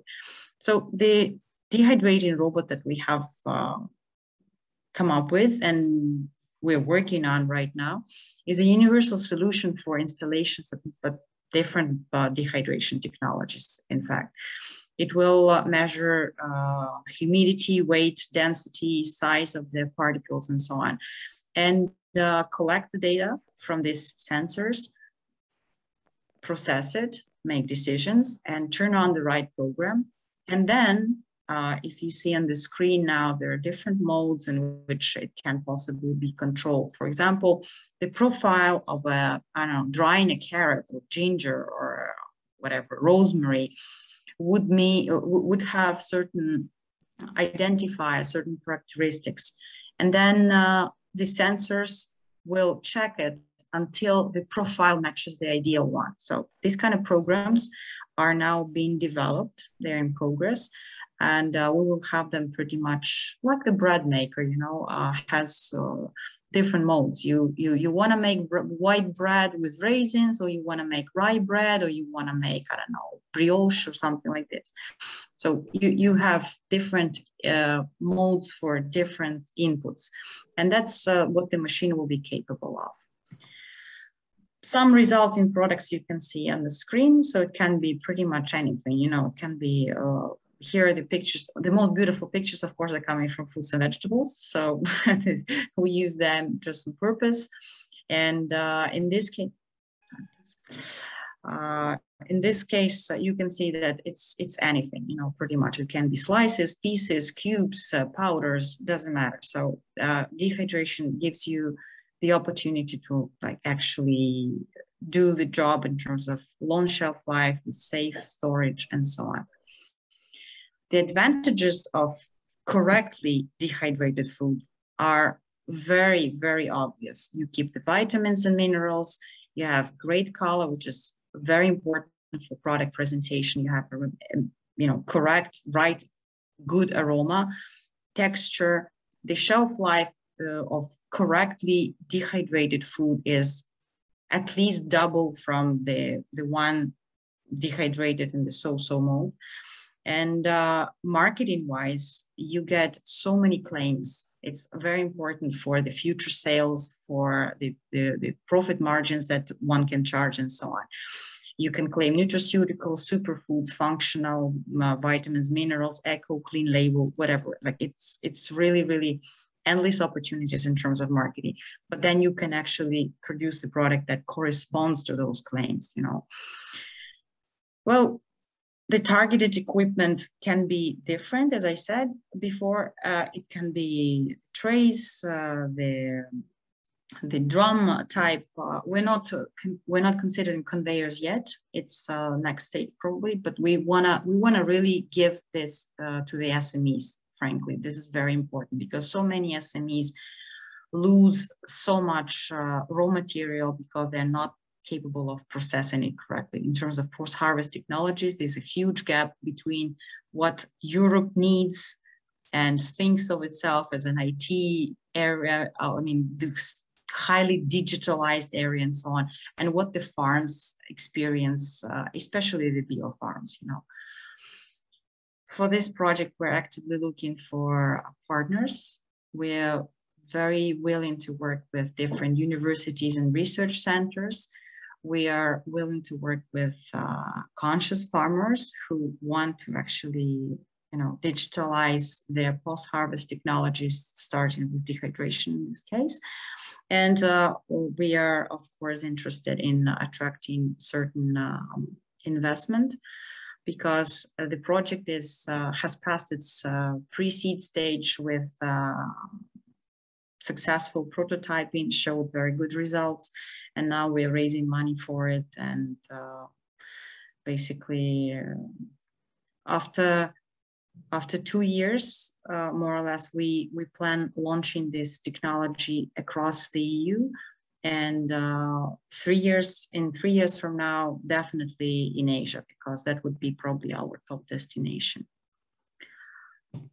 Thank you very much. I will be very happy to answer any questions. And please contact us with whatever suggestions, questions, offers, information, and so on. Okay, thank you, Mrs. Gavrilova, for your presentation. Are there any questions from our audience?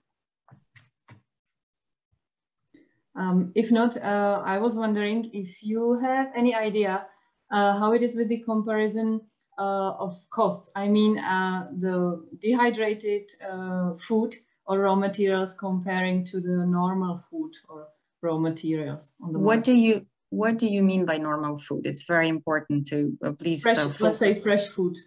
Oh, listen, fresh food is always better. It is absolutely no question. But the fact is that whenever you harvest, I don't know, tomatoes, for example, right? If it's a fresh tomato from the farm, well, wonderful. If you have a chance to eat it during the season, you should eat as much as possible.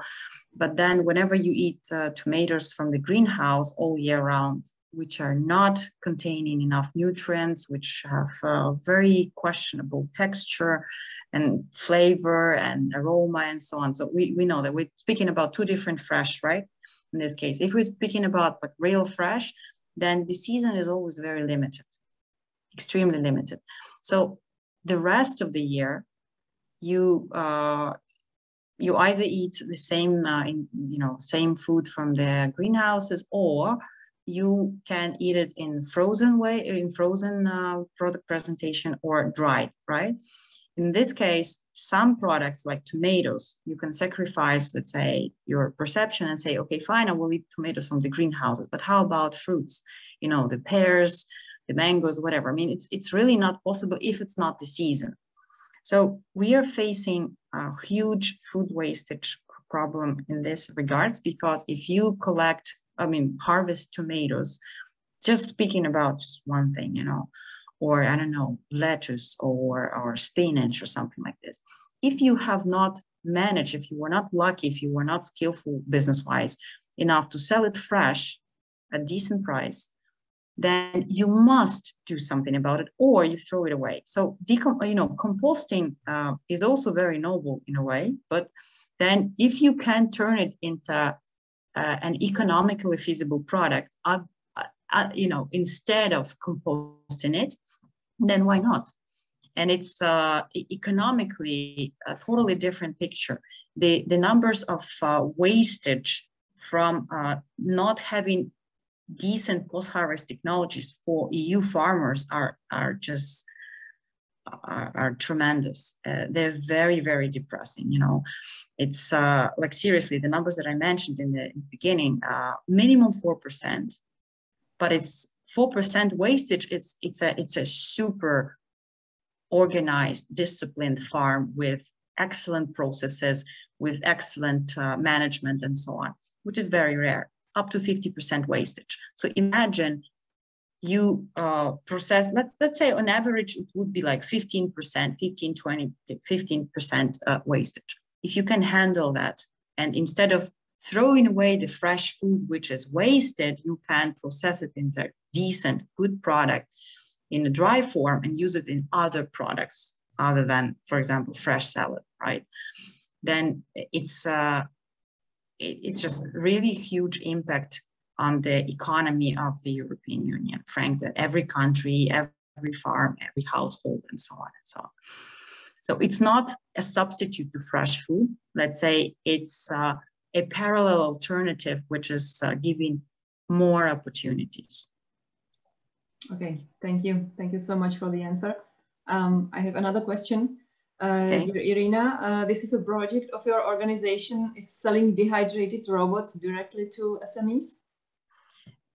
We're not there yet to sell them.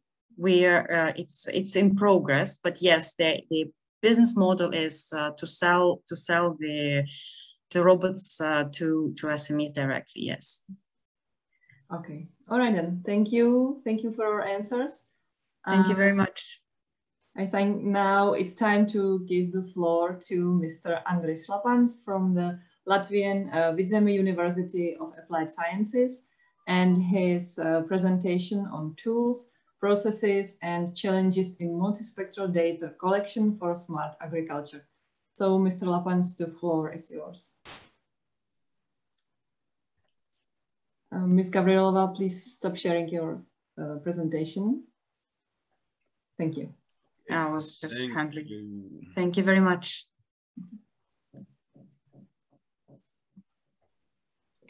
Good afternoon. Thank you for invitation. And thank you for very nice and fruitful presentation so far. Especially this last one, I like a lot.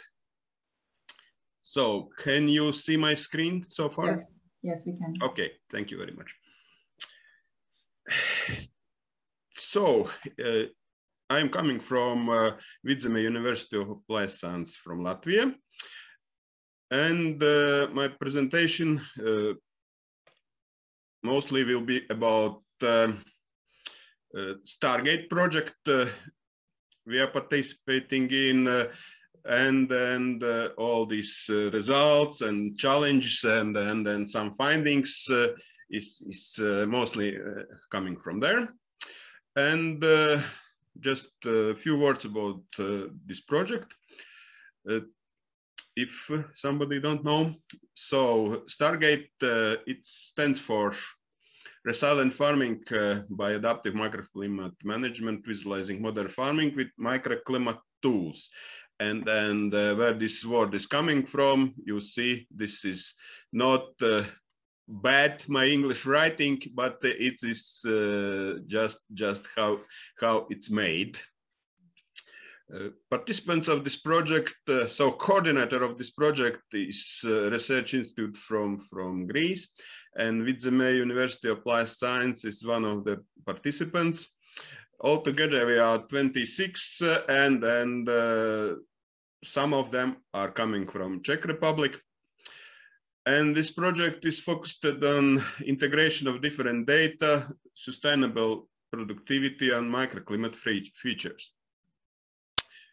As a result of this project, to create a model focused on the visual presentation of data and at wide array of local and international levels to facilitate better decision-making application on the ground in the easier and more affordable way.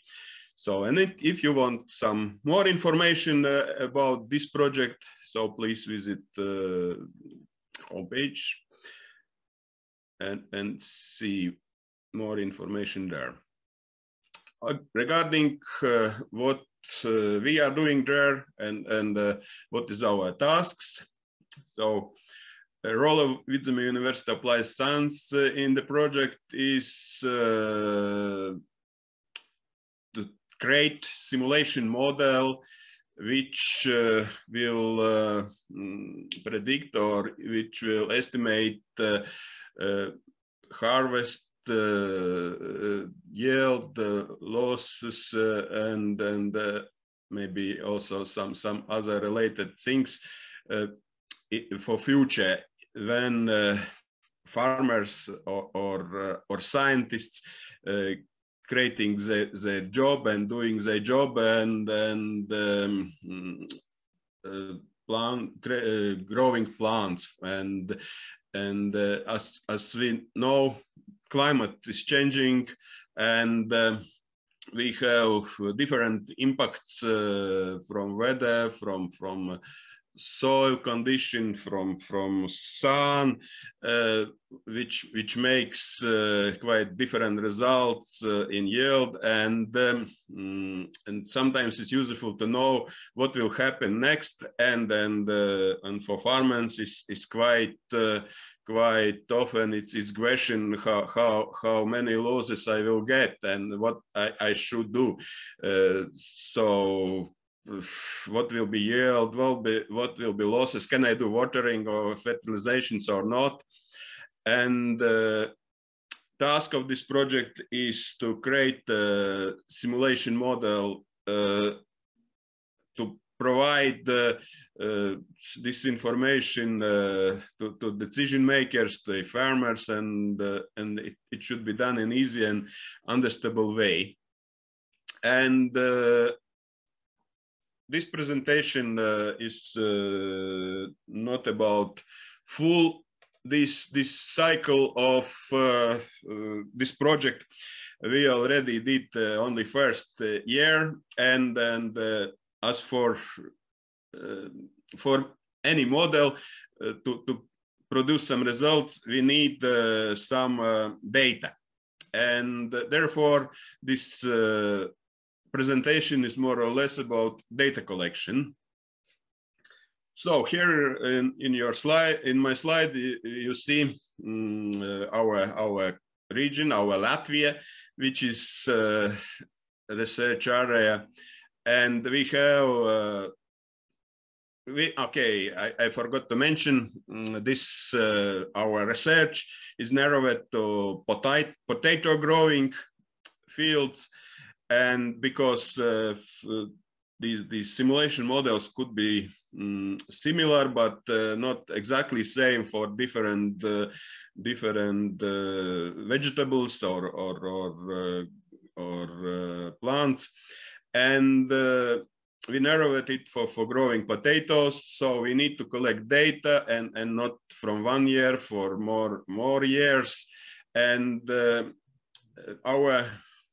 be these data to be good for modeling, they should come from more than one place, and probably from different locations, and therefore we got a couple of fields where we in different locations where we will monitor growing statistics. We'll collect growing statistics and monitor this growing fields during 3 project years.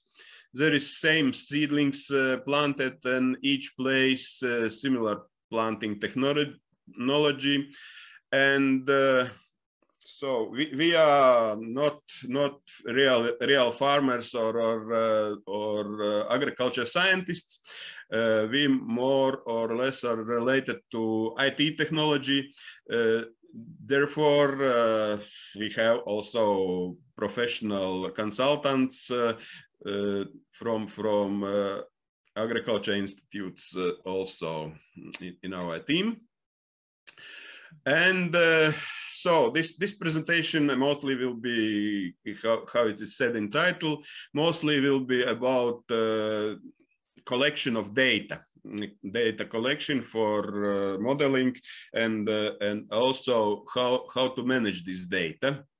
Of course, we inspected and observed different data sources, and satellite data, of course, is one of them. But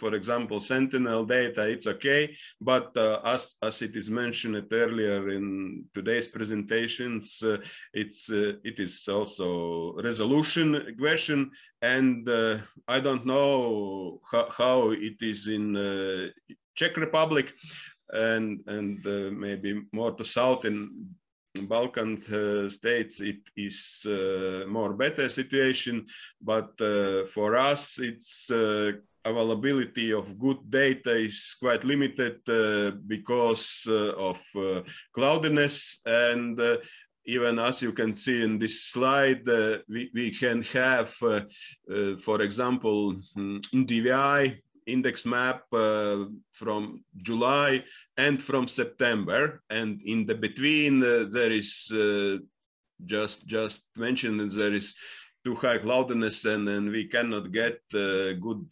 data from these sources. Therefore, we can use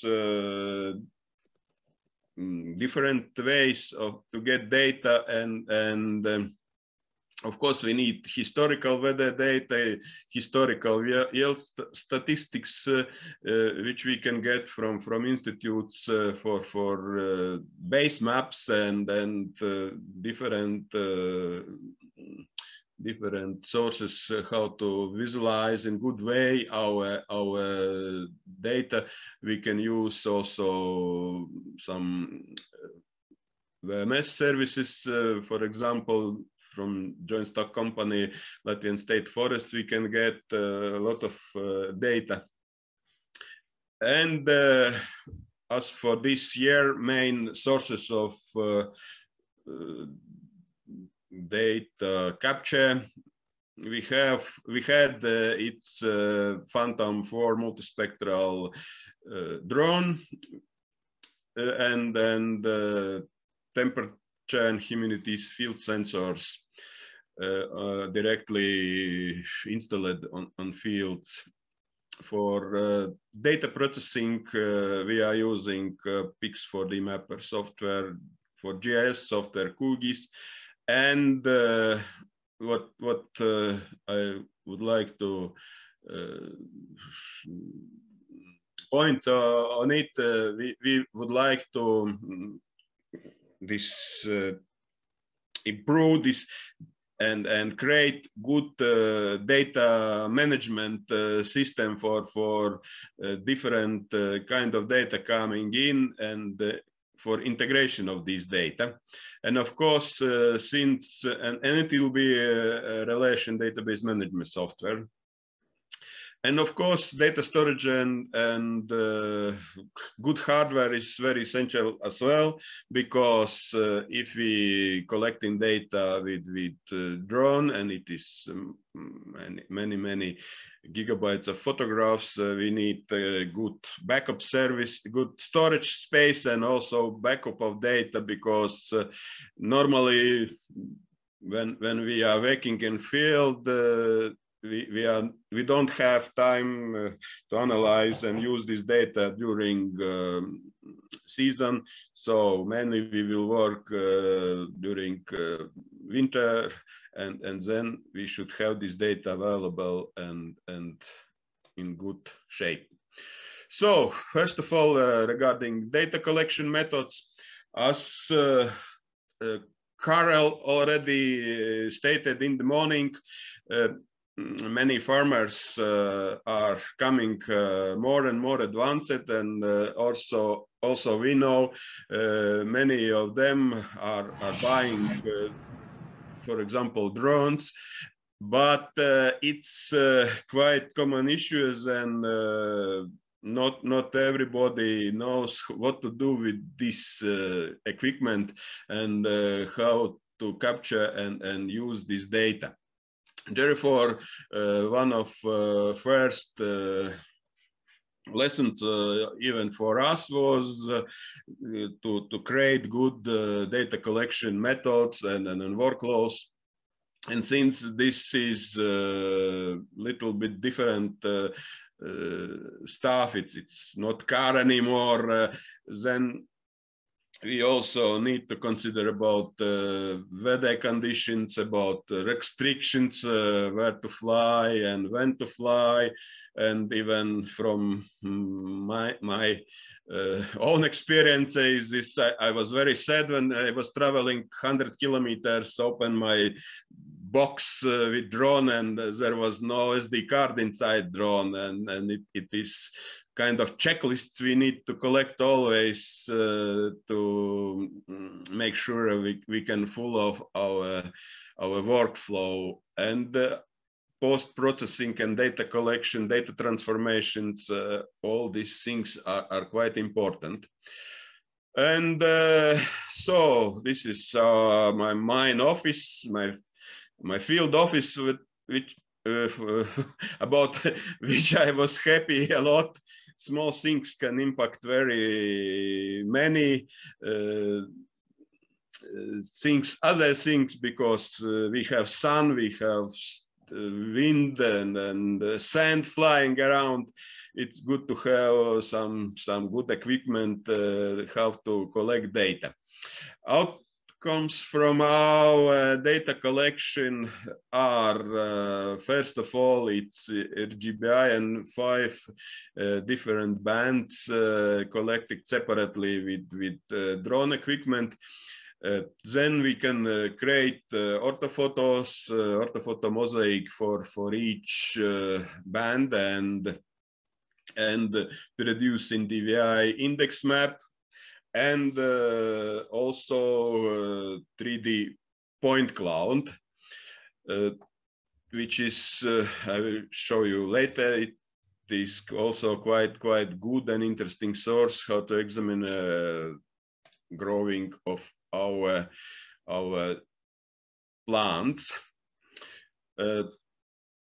We have also installed field sensors, and then one of these example fields how we started with is you can see on this picture.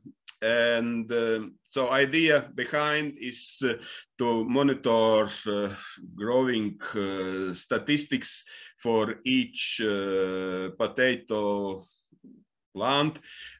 When later in simulation process, each of this plant will be used as single actor, and then model will create some let's say results how in different conditions it will develop.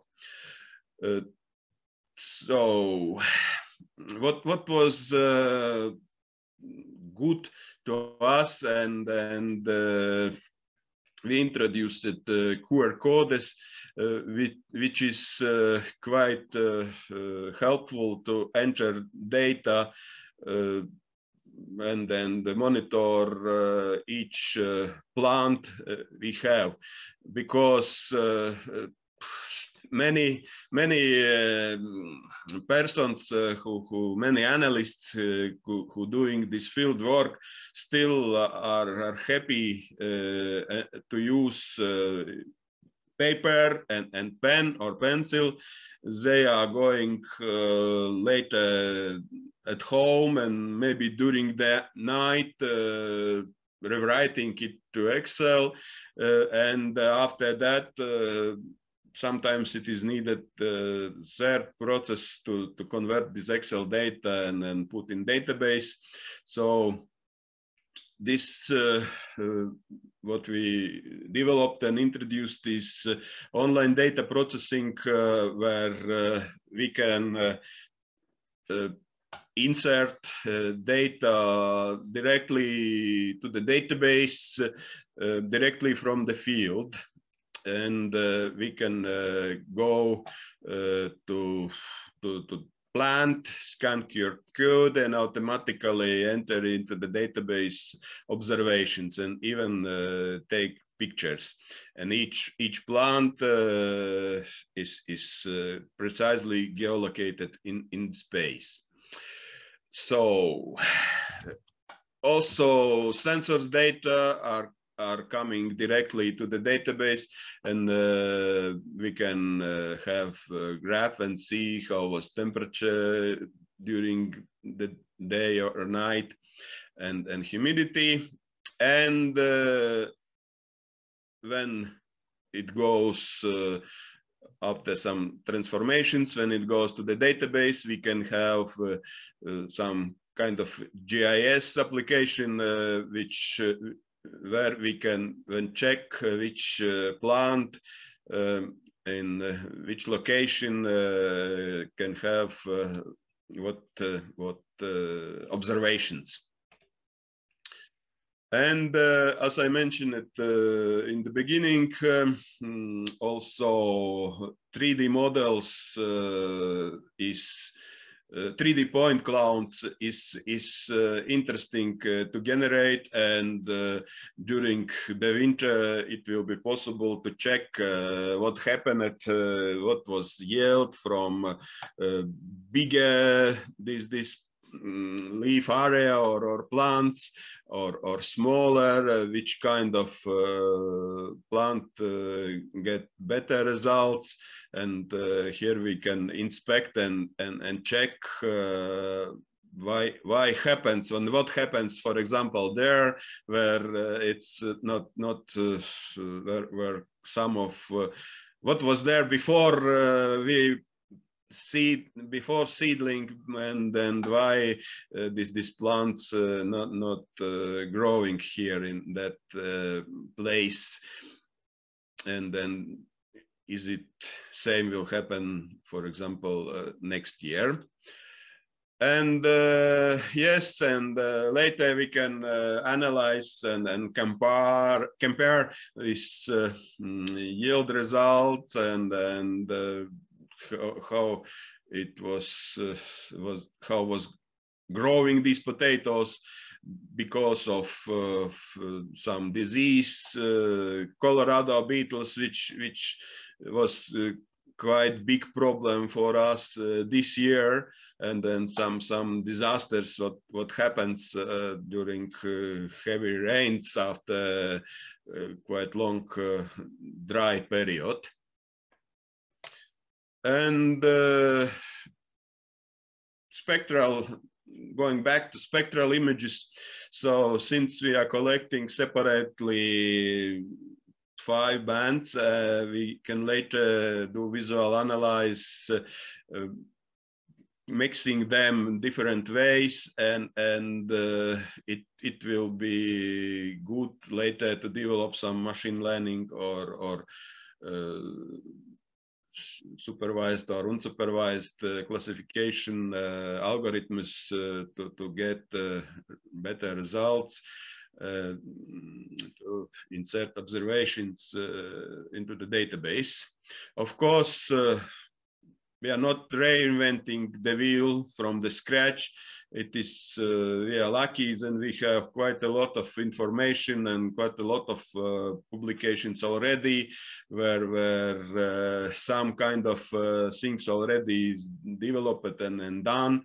But what we would like to achieve, we know then now is kind of data collection century where everybody is collecting everything, and then a lot of data coming from different sources, and the management of this data is very important, and we would like to collect them in one single system where we can collect, analyze and create nice outputs for end users.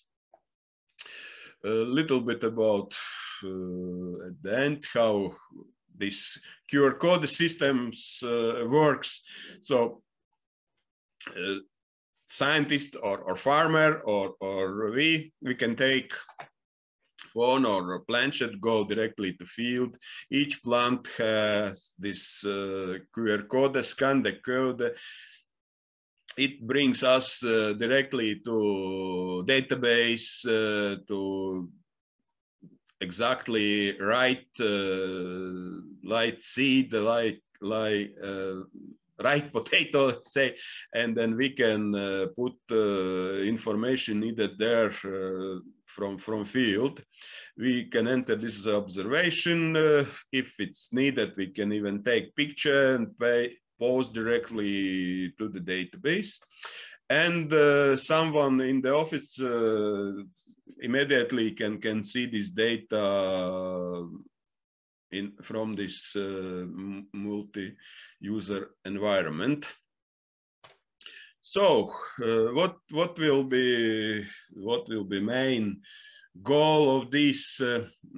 As I said, many even scientists and people who daily working with this data collection, they are still like to work with paper and Excel, and they are using a lot of time to do this job, and also when rewriting information, it's possible to create errors. We would like to make this kind of single system where data are integrated and accessible, and we would like to deliver this knowledge which will be kind of state-of-the-art, to use modern technologies, initially, of course, for students and scientists, for policymakers. We have already some shareholders which are also farmers, and another interested persons.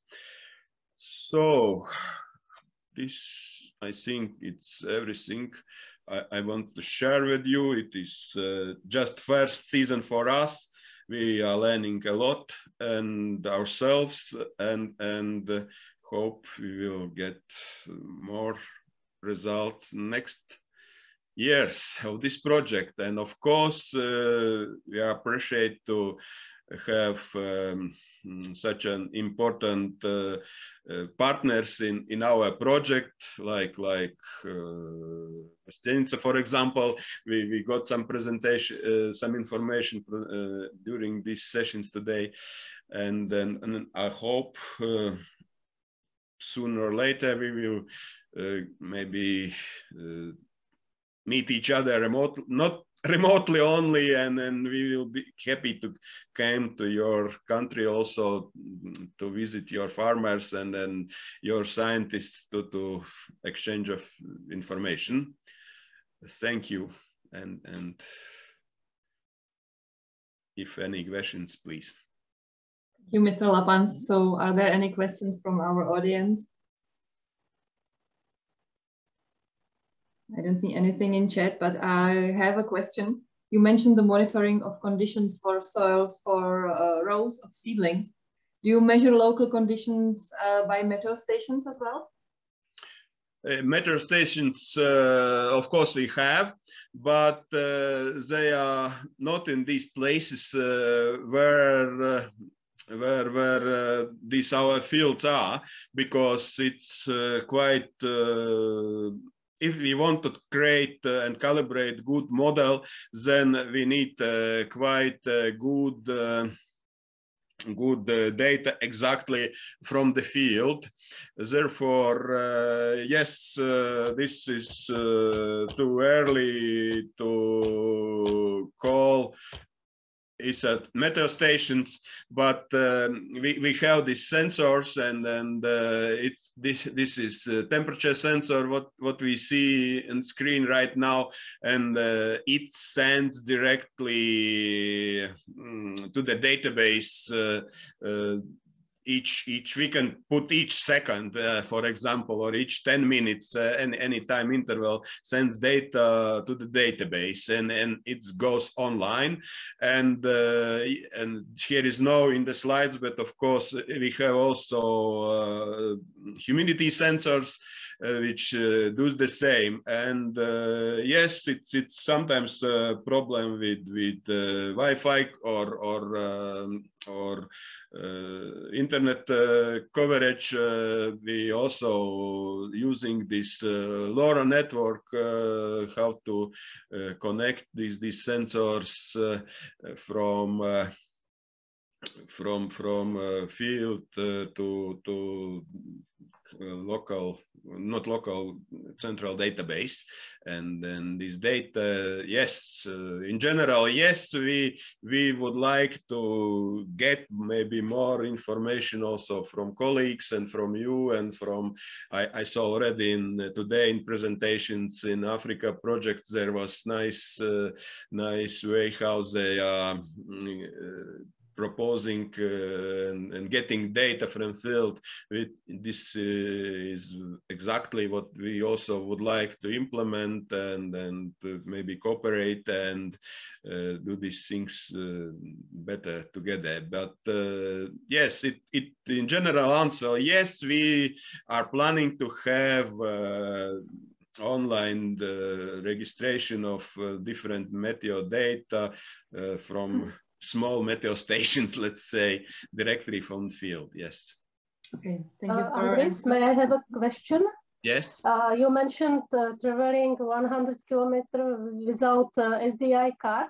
How far is the testing locality from your home or office or university? Yes, as I will go back to my map. Yes. University is somewhere here. It's okay. Valmiera, and of course it's Valmiera. I am living myself in Riga. Then sometimes I had to travel because, as I mentioned it, there is weather conditions, sometimes wind, sometimes rain, and we have to collect this data, and sometimes I have to go from Veseta, for example, which is in center, to Daugavpils, and to stand maybe in one day. So not 100 kilo, but yes, and we have limited amount of drones, only one, and therefore maybe during the one day I have traveled all this triangle, and it is not 100 kilometers, it is 500 kilometers. Yeah, I understand. Thank you. Thank you for the questions, and again for invitation and possibility to share, to see your results and share our results. Okay, so thank you again, Mr. Lapans, for your contribution. And now let's move on to the next presentation of Mr. Uri Marchaim from MIGAL, the Galilee Research Institute in Israel, and his presentation on polyrural pilot activity in Israel. So, Mr. Marchaim, the floor is yours.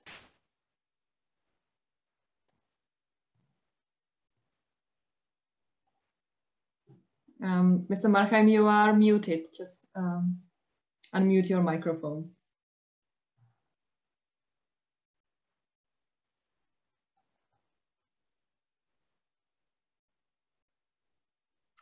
Now you can hear me? Yes, perfect. Okay, good afternoon. I will, I'm in a little bit different approach than what I had until now. And I will try to explain why what we are doing is very important as part of the agricultural activity here in Galilee. But what I'm presenting is the polyrural project that we are involved in, and we are a pilot activity in Israel. And MIGAL is really managing and directing this project. And we live in a very peripheral region here in the north of Israel. So one of the problems is that although we have quite a lot of drought, and somebody was talking about it today as part of the Stargate projects that we are also involved in, but our area is not far so much from Mount Hermon, which is 3 months a year or something like that, covered with snow. And you can imagine that the Galilee is really the source of water. This is Jordan River, and this is our region. So the focus of our activity in the Galilee, how do I put it? Okay, it is really how to enhance the economic development in this rural region. Now, this rural region was years ago based mainly on agriculture. We still have agriculture. We are the main fruit barn of Israel. But as you know, agriculture all over the world is not exactly where you make a lot of money. The salaries are low, and the age of the people is going up all the time. So the whole idea was really what is important in order to enhance the economic development. In a way, the Israeli government is understand this direction, trying to talk about it, not much more than that. But this is what we are facing. So in this polyrural project, we began with activities in doing some kind of a SWOT analysis of the situation, then activities in foresight. I don't want to go into the whole process that we went through, but in general, the important thing is that we involved very much the stakeholder in the region. Now, we are all the time active with the Galilee developing company that is also part of the organization of the region. They are, first of all, supporting us, but also directing in a way some directions and some activities that we are doing. But in this polyrural process, we went from some meeting with both agriculture people, but also with the industry in the region, the tourism, the health people, the academic institute in the Galilee, and so on. And from 1 minute to the other, we really came to some kind of conclusions where we would like to go in this polyrural activity. And as a result of this, we had 4 alternatives that we put forward. One is establish the University of Galilee. Now we have a college, academic college, but there is a big difference. If you have a college that mainly is teaching, then a university. Now the government of Israel, only a few months ago, decided to push forward this idea, but this was not the case when we began our activity. The other one, maybe you could hear it from the lecture of Mr. Andris from Latvia. The problem in remote region is the connection. And we understood that there is a need to really construct the broadband of 5G in the region and to have at least what we have in other parts of Israel, but much more than that if we speak about agriculture and if we speak about remote health or remote medicine and so on. For instance, if I will stop sharing this for a moment and show you a short video. share screen. עוד פעם, ותבחר את הסרטון. share screen, איפה share screen? screen. אוקיי. לא, חסרת, אבל לפחות אתה צריך לקבל אותו.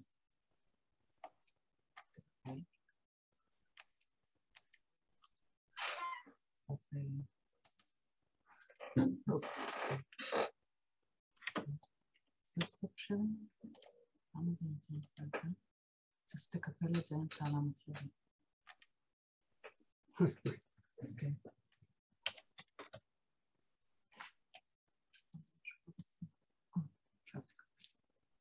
עכשיו תפעיל.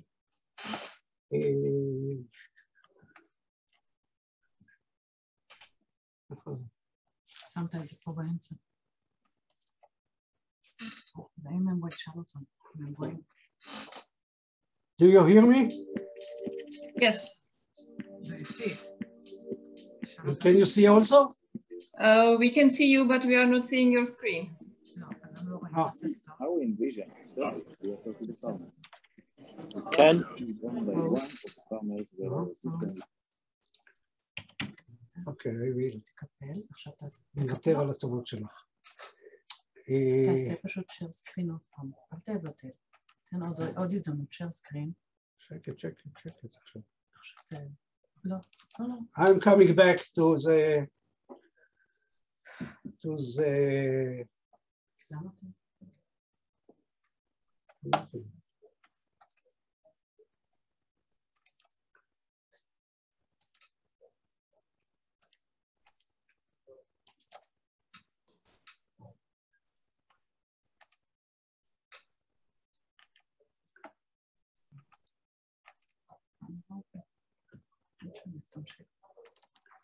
Do you see it now? Yes, but it's not in the presenter mode. I know. But we can see it. Okay. Anyway, so what we have in Migal is quite a sophisticated center of drones.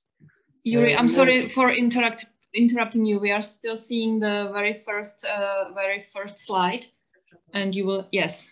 Okay, now it's better. The sixth one, yeah. Okay. Thank you. So we have a center of drones, and we are working with the farmers, and we are providing information to the farmers and so on. We have 5 or 6 drones, and we have a car similar to what we saw a few minutes ago.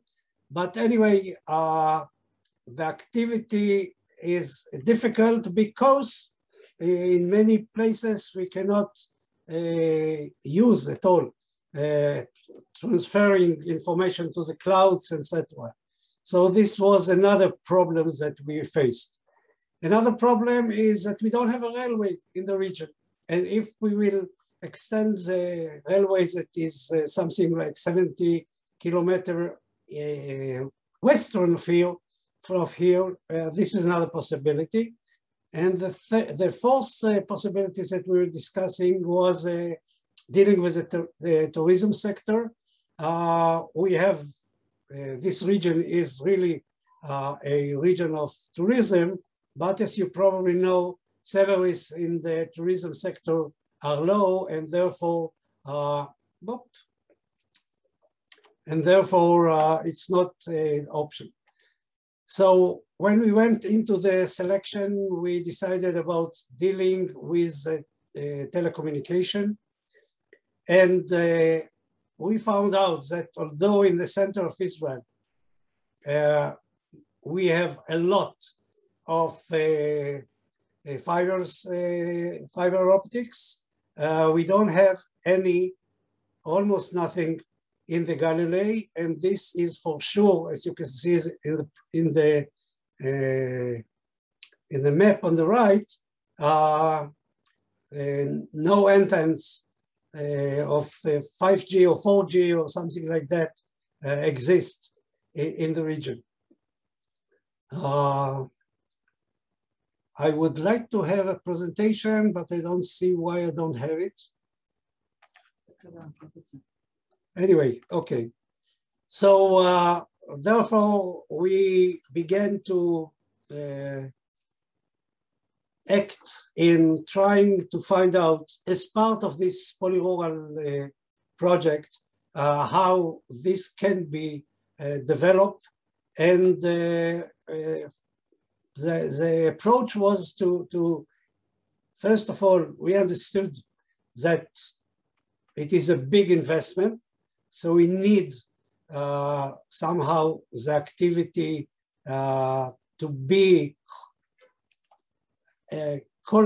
collaborated with the Ministry of Telecommunication of Israel. But we also tried to understand how this will help us in the economic development. And especially we were interested in examining how this can bring more young people to settle in the Galilee, but not working in tourism or with low salary, but establish SMEs and other small and medium industries with high salaries. So this means that for this, we need telecommunication in very high frequency and very broad band. And this is what we are now trying to bring to the Galilee. So the vision is really to bring a robust approach to this Galilee, and to examine what are the outputs that will happen from establishing or installing those kind of systems. And we also understood, like Karel said at the beginning, the farmers not always understand what is needed in order to really advance their profit in the farms and so on. We understood that without the backing of all the municipalities in the region, we will not be able to approach the government. So this was one of the main activities that we have done. We have here what's called Eastern Galilee Cluster of the 13 municipalities. This is one organization that, because it is a group of quite a lot of municipalities all over this rural region, it has political power, and therefore we approach them, and they are now really part of the activities that we are doing. They are also matching some of the fund in order to prepare the economic analysis that will be the output of this activity. So we are preparing what is called proposal of decision makers of the government. The cluster can bring to the government some kind of a suggestion for a decision, but for this, for sure, we need the background of economic analysis. And next week, I think, the Minister of Telecommunication will be here in the Galilee. We are going to present to him the whole idea, but also some data of the economic benefits. And we hope that based on this and based on other activities or political activities that we are planning, it will work. And we choose Deloitte Ltd company to prepare for us this kind of a activity. We got several suggestions, but I think that Deloitte can do a good job. And what they are planning is really something in this direction, to examine what are the differences between activities that are in a way depends on the broadband as well as on young people, and to show that by making this drastic change in the Galilee, we will be able really to reach a different situation. So as part of this polyrural project, we hope that we will be able at least to begin to prepare the basic for this activity. And we hope that we will be able finally to reach a decision. And I understand that this can be 100 million euros to do it, but this is exactly why we need the government to do it. But maybe also, as it is common now in other parts of the world, to combine this in this PPP systems, the public-private partnership, and maybe especially if we speak not so much about agriculture, but mainly, for instance, on remote medicine, maybe we'll find an investor that will be interested in sharing the cost and then make money out of it. So this is our KPIs. We are working on this, and we are hoping that we will succeed in this direction. So thank you very much for your attention, and I hope that something will come out of it. Thank you, Mr. Miguel, for your presentation. I see that we have some questions in our chat. So Petr Uhlíř is asking, what speed does the connection reach? 5G, fibers, download or upload, Gbps, you know? In the meantime, we don't have not 4G, not 5G, as you could see in the picture.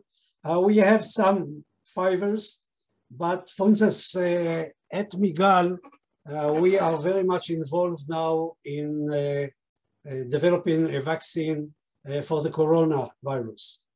And the people are combining bio or microbiology activity with computer sciences. And they found out that they need a much faster system in order to do the work. So we spend a lot of money in buying a local computer or server, and this is a waste of money. So we are hoping to something else in this direction. But for agriculture, the fibers that reach a kibbutz or a settlement is not an answer to what we want to do in the fields. So we have problem in all our activity in agriculture. Okay, thank you for the answer. And thank you for the whole presentation.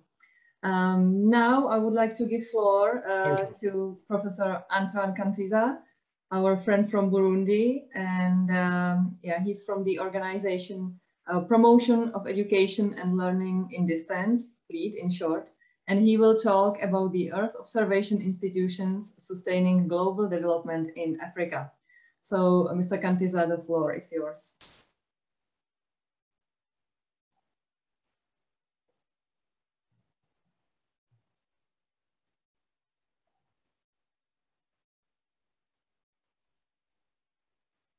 Antoine, are you here with us?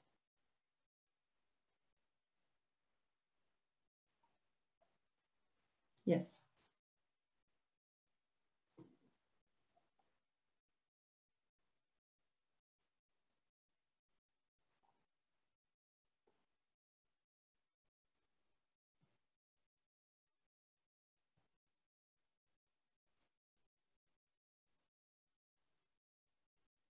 Unfortunately, we cannot hear you.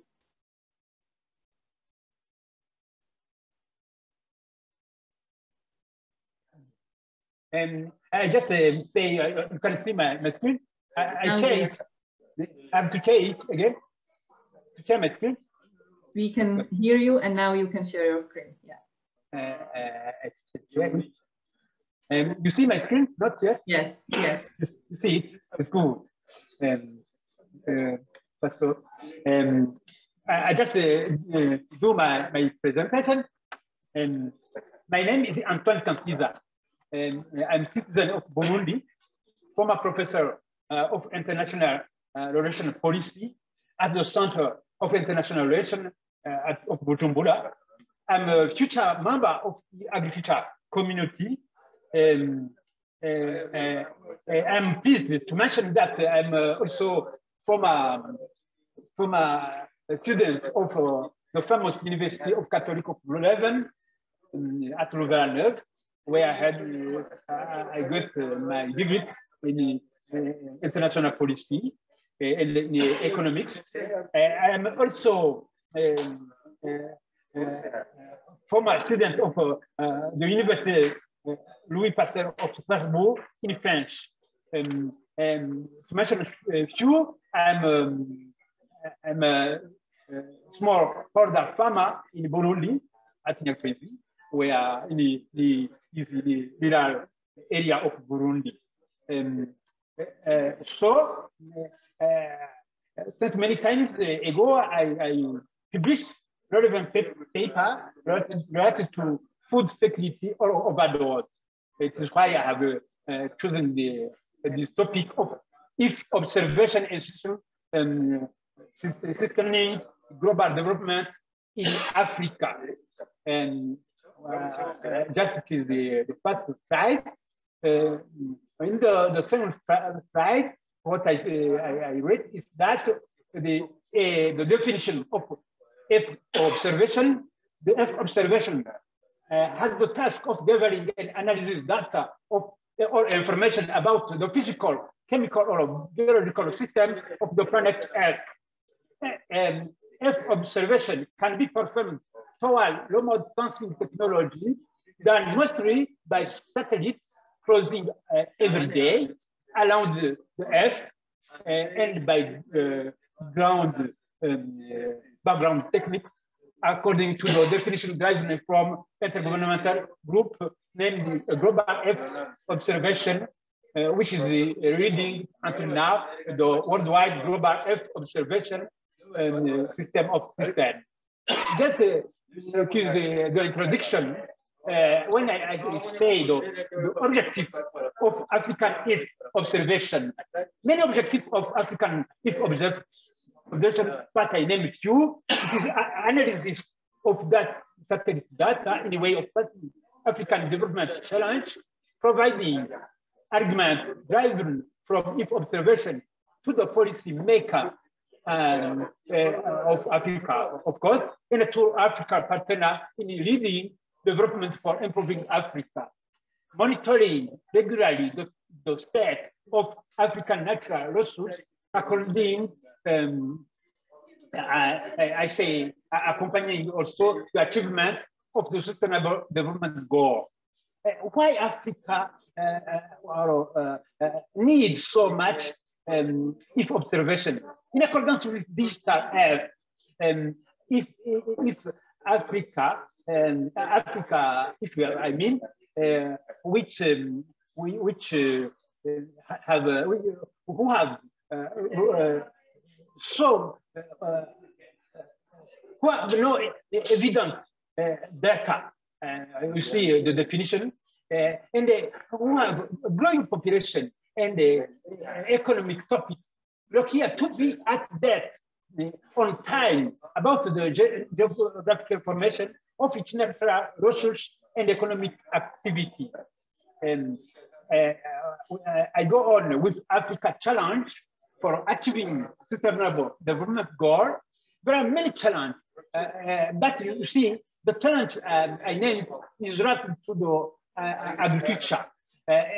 Of course, it is related to the urbanization, but mostly it is climate change, desertification, active deforestation, soil degradation, food insecurity, economics impact of COVID.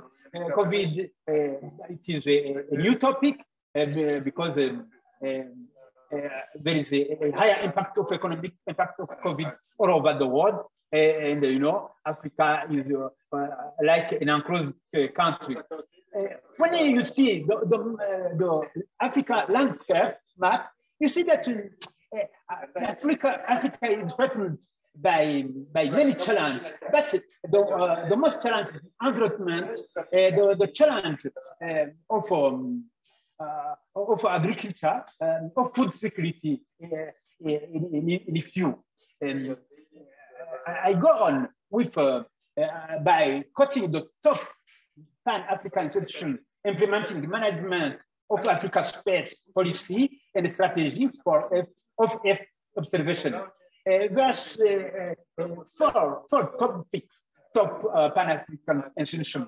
The one is African Union Commission, which is the executive and administrative African Union of African Union. The second is the African Regional Economic Community, including GAD, ECOWAS, IOD, to name a few, SADC, and of course, African Caribbean and Pacific Group of States, which is launched in Brussels, in Europe. I go on with the future, the next, I mean, the next slide, which named the relevant African institution and external stakeholder involved in Africa is observation. the first one is the Digital Africa, name in short DIHs. The second one is African Group of F Observation, AfriGeo. The third one is the Global Monitoring for Environment and Security in Africa, GMS and Africa in short. And the fourth one is a European organization for the exploitation of meteorological satellites, named in short EMSAT, which provides support to African countries. And I go on in detail for the four topics related to e-observation in Africa. And the first one is the digital if Africa. The Africa has 38 years of observation data, which is available in free access for the African continent in the framework of analysis ready satellite imagery stored in the digital Africa S data clip, allowing Africa policy mechanism to tackle easily the challenge of sustainable development. We have many things to say to digital. If Africa can raise volume of data production for if observation, also the African if observation data are free available through Amazon Web Service on the server number 3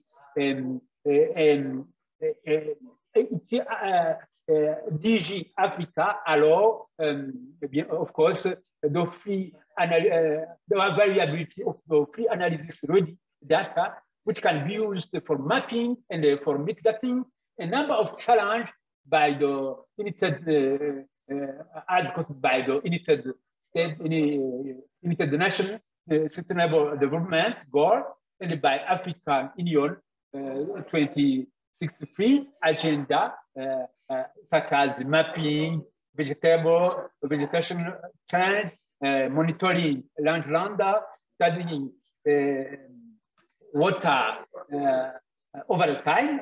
I mean, or the quality of the water, the quantity of the water, like that. So measuring the development of urbanization.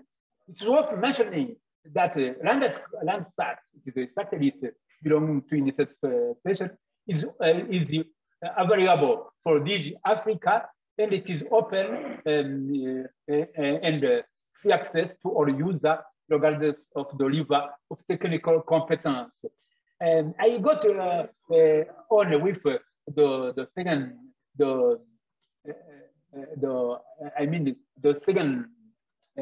topic, top institution for if Africa observation, and it is African Group of F Observation AfriGeo in short.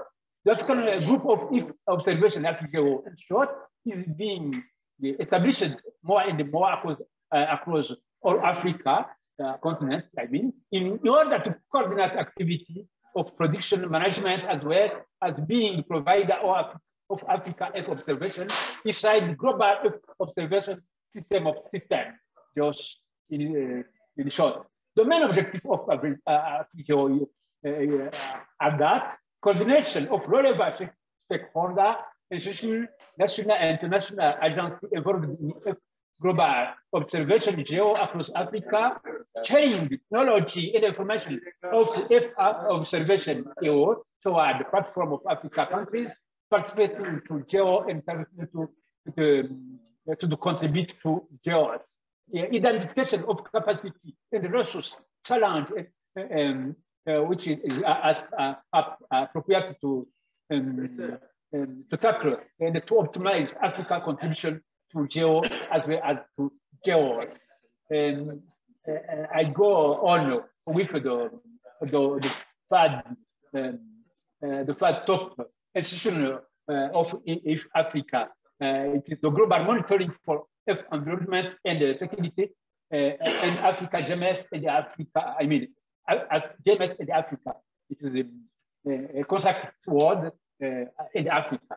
I mean, it is to mention that James can go over Africa, but it is focused for the time being to Africa. James said Africa is managed by African Union, of course, and founded by European Union, and is already implemented inside for 5 African countries.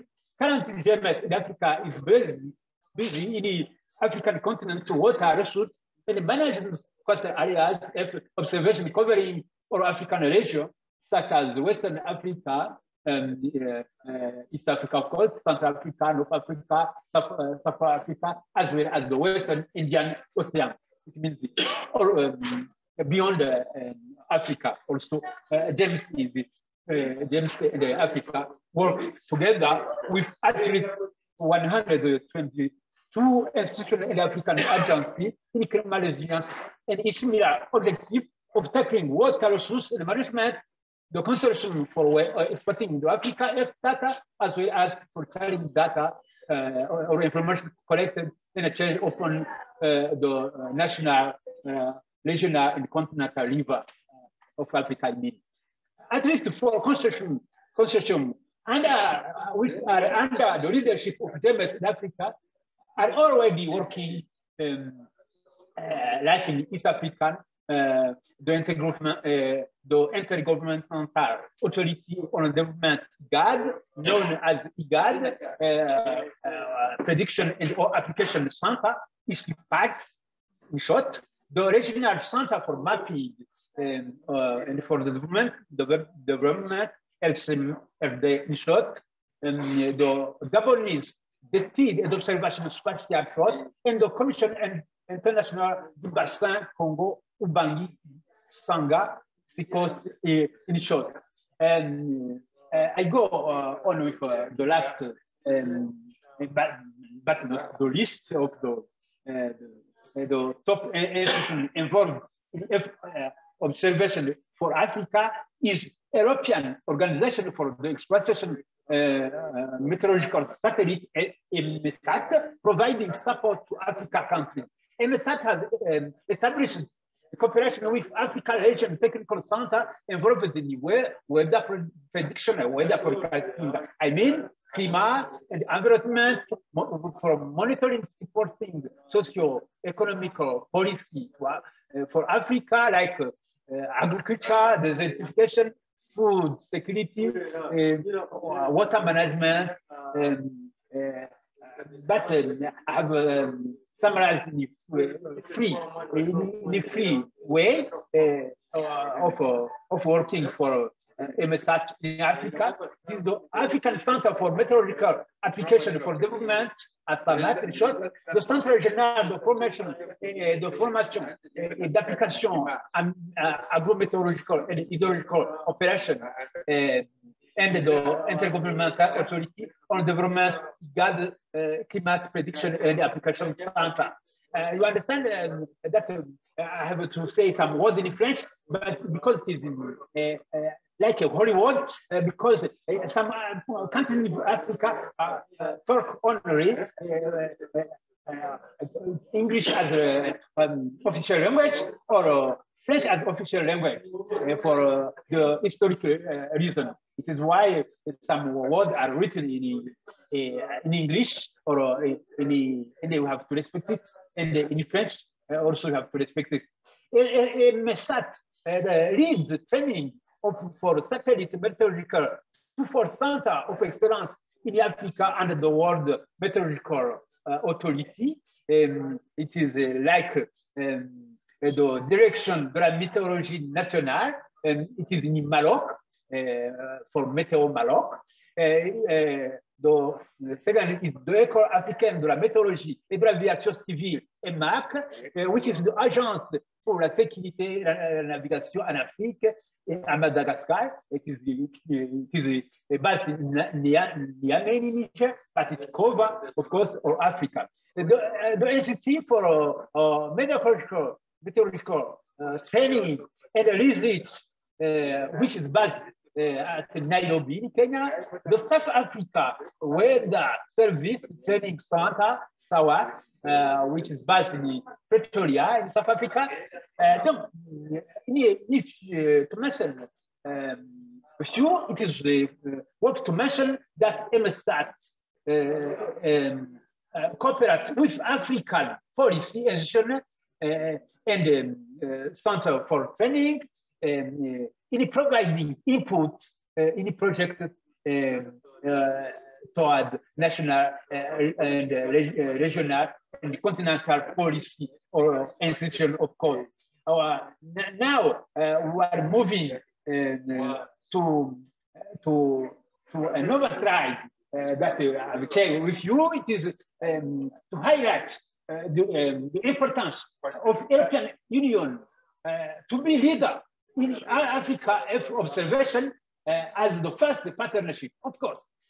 African Earth observation is based upon the long-standing partnership, particularly with the European Union, based project of Earth observation, like a Copernic program managing for free access and analysis satellite data added to the data provided also by International Committee of Observation Satellite and the United States Geological Observatory, in short, which is delivering reliable scientific observation natural disaster and of natural resources in the worldwide and in Africa, of course, you understand.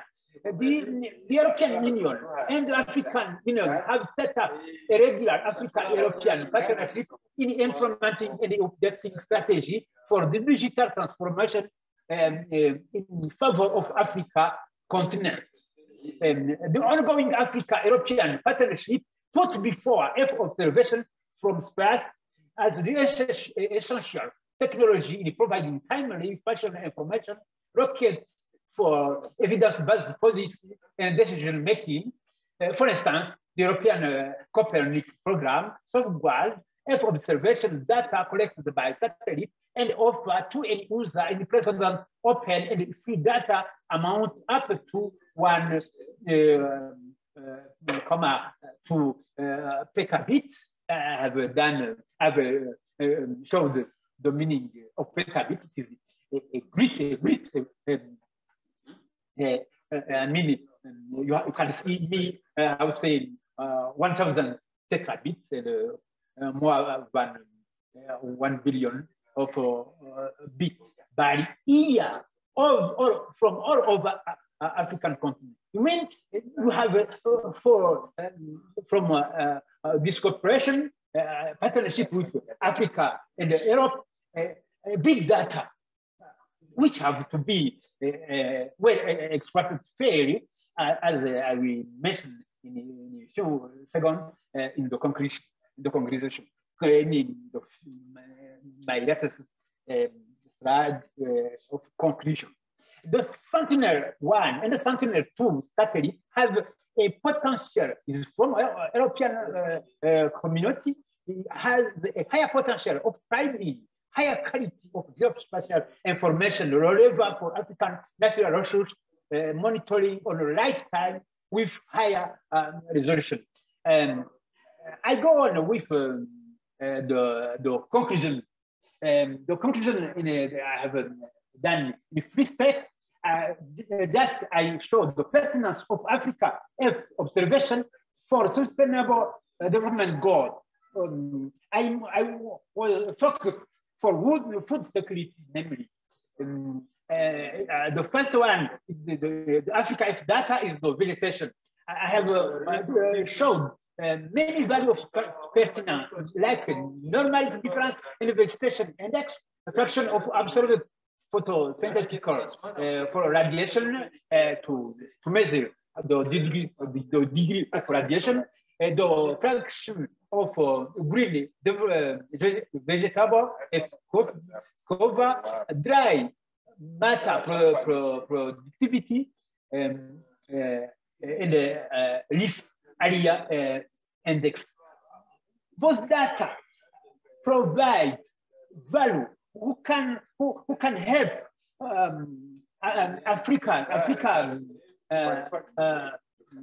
businessman or Africa policymaker to know what to do on the right time, to know that they can begin farming or on a specific ground of Africa, where to implant a project in a way is cost effective due of the both data of vegetation, or to know when we have enough rainfall provide from various area or from various center like climate hazard, infrared precipitation, which measure the data, the famine early warning system network to forecast what to do on the right time to avoid famine in Africa. We have also, of course, Thailand microsatellite, which helps so Africa in gathering enough data for rainfall. European Center for Medium Land Weather, which forecasts, of course, the river of precipitation, mean the river of rain in Africa. We have also data of MOX2, which is also provided timely fashion by the satellite data, which results are evident for impact in agriculture. I go on with the conclusion about if Africa is data in free access.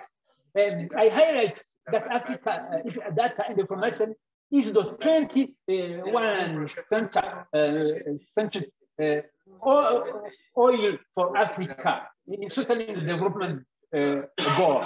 You understand that the data provided by for Africa is by African data help Africa to go on with development.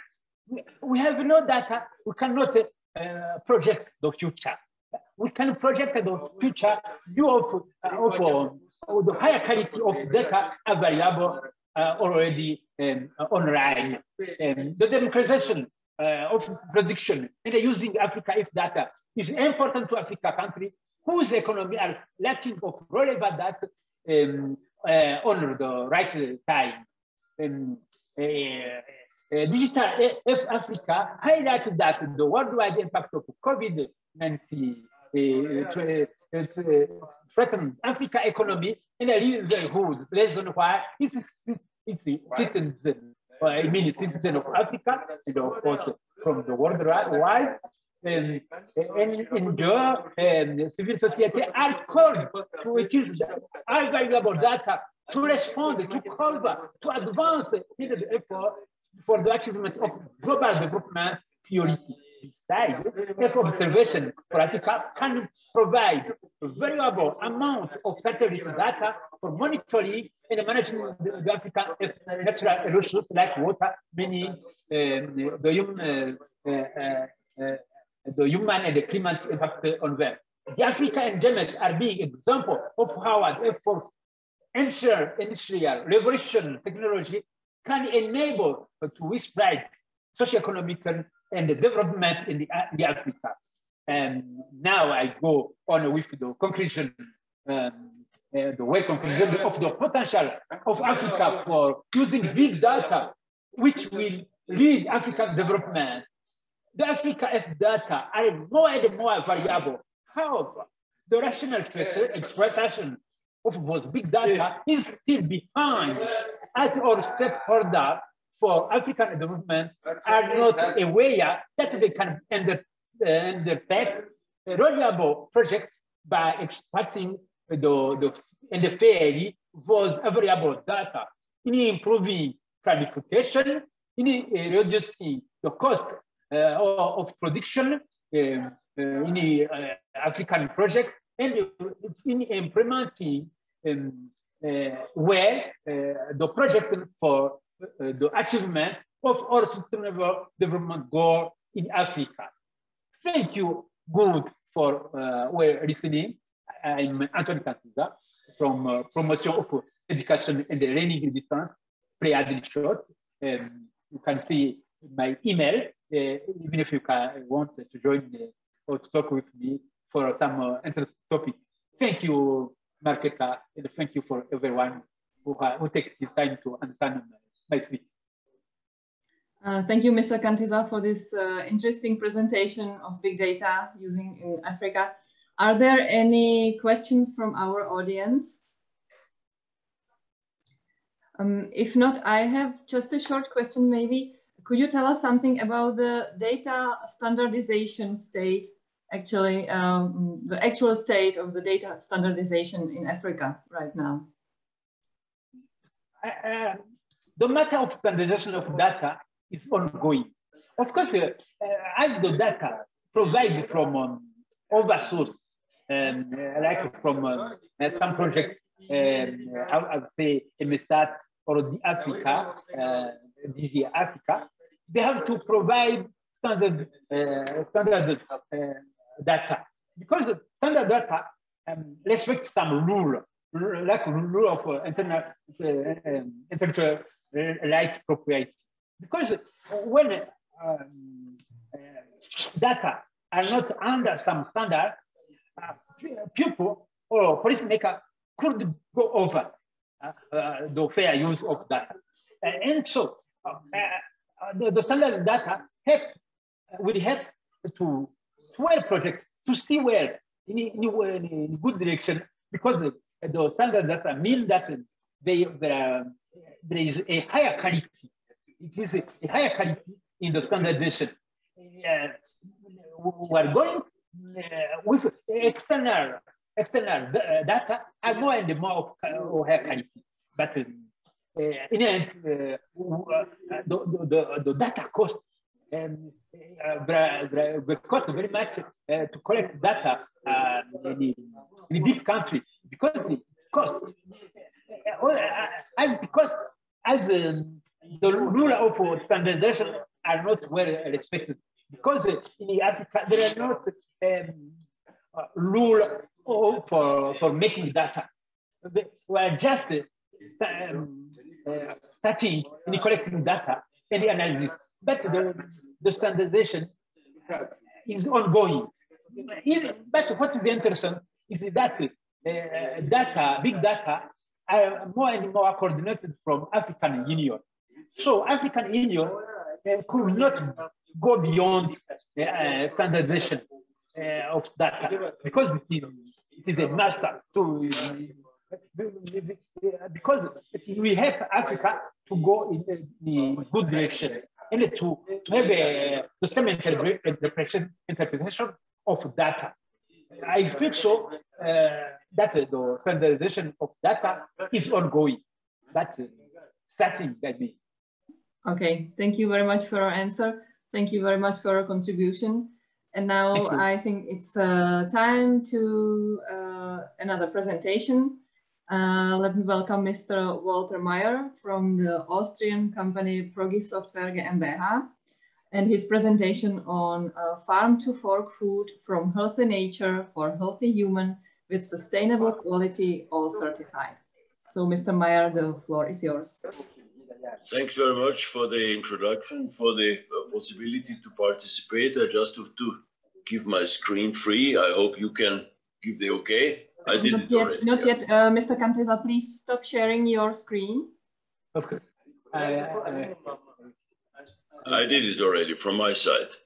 I have it. You got it? I closed before. Okay. Okay, good. Okay, you got it. Fine. So can everybody see? Not yet. Try to share. Well, yeah, then I start a little bit introduction. I'm an original agriculture and forest guy by education, by practical since 40 years. On the other side, I'm also IT. I was the first Apple distributor in Austria under Steve Jobs. the first ASA distributor. So I liked always IT plus agriculture, forestry, and ecology, and how to integrate that. This is the most tricky thing. Not everybody likes this because someone makes business and someone makes not business. So this is one of the problems. I will end with a statement. So the first picture, what you see is, it says more or less, it's an integrative approach. Mr. Mayor, sorry for the interruption. We are still not seeing the presentation. You don't see the presentation. That is not good. So let me click again. Maybe too much. Up. Now I am on the right side. I think yes, here. So one more click. Now you should have it. Yes, perfect. Thank you. Yeah. You got it. Okay. Thanks for your help. It's always tricky with computers. 2 buttons is 50% possibility to take the wrong one. Okay, that's to IT. Here you see a picture. I would like to explain how do we come from a healthy nature to healthy humans. That's the key question. That's the integral approach. On a global scale, the nature tells us today, very good from also La Palma, I'll show you a last picture later, that we need to integrate things much, much more. To come from food to healthy people, to come from farm to fork, that you will see. And also we have to understand the nature and the truth behind. That's the key. You see on the left side top, you see a satellite image. Wonderful, we have that, 0.5 meter resolution. No problem, wherever it's coming from. But you see on the right side, on the first picture, you see a new technology, it's evaluated. It tells me exactly that's a mountain nearby me. It tells me how many slopes, how many ski areas, where is it healthy, where is this type of tree, the other type of tree, etc. So I come from data to information. I don't need the data. No, I need the information because I want to make a better decision. That's the key question. There's something totally new. And the key question is, and therefore I'm happy to have the colleague from Africa here, it's an education question. How do we come from step 1 to step 2? We need to educate. And at the end, you see a new technology. I will show you some pictures, how we can farmers bring closer to consumers. Because the key question is on top, a healthy nature gives healthy people. There's something somewhere between. We have, for example, countries where the weight is increasing 40%. Is it healthy? No. Where the weight is going down, is it healthy? No. So we need a healthy nature, and the nature has also problems, both together. This is IT can help there. So this is more or less the overview from farm to fork. Then I tell you a little bit about the nature. Look at the 2 pictures on top. You see one tree. This is one tree in Africa. 5,000 hectares in Austria have less wood than this single tree. Interesting. Then please see on the picture on the right. This is 0.00001 millimeter big.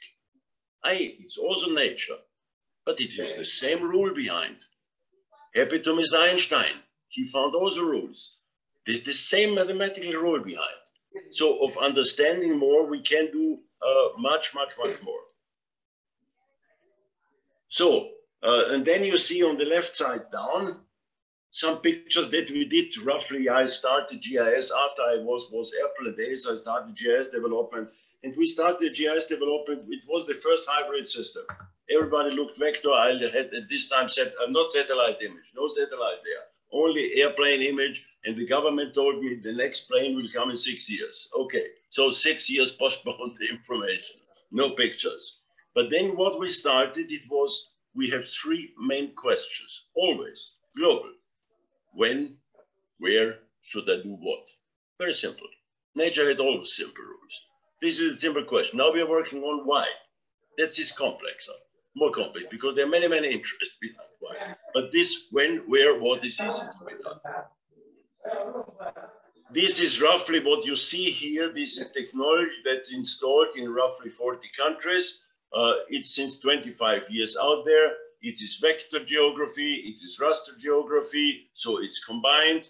And we made the integrative approach, the first big customer, because first we had farms, forest enterprises, first bigger forest enterprises, smaller forests, and then we went to the machine cooperatives.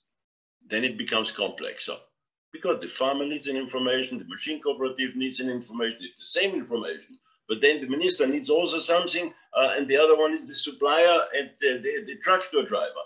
They all need a little bit information from the same field. How do we integrate them? We had to integrate them, but it was not everybody happy when we did this. But we did it, and it's perfect. It works great. Why do I think like that? Because we started in Austria the cooperative management of bigger areas in the mountains, because it's tricky. When you go alone on a mountain, you don't come back, nobody finds you. Africa has the same problem. When you go out in the forest, you don't come back, you are disappeared. So you have to cooperate. This is a very in-depth question for the future. This next one is we started the picture middle, down there in the middle, the red and green. It's more or less a high-end artificial intelligence model. But the local guy knows the artificial intelligence, not me. But we can measure how it is growing well or how it is growing not well. The picture on top right, on bottom right, you see the link we made 20 years ago, the integration of weather information.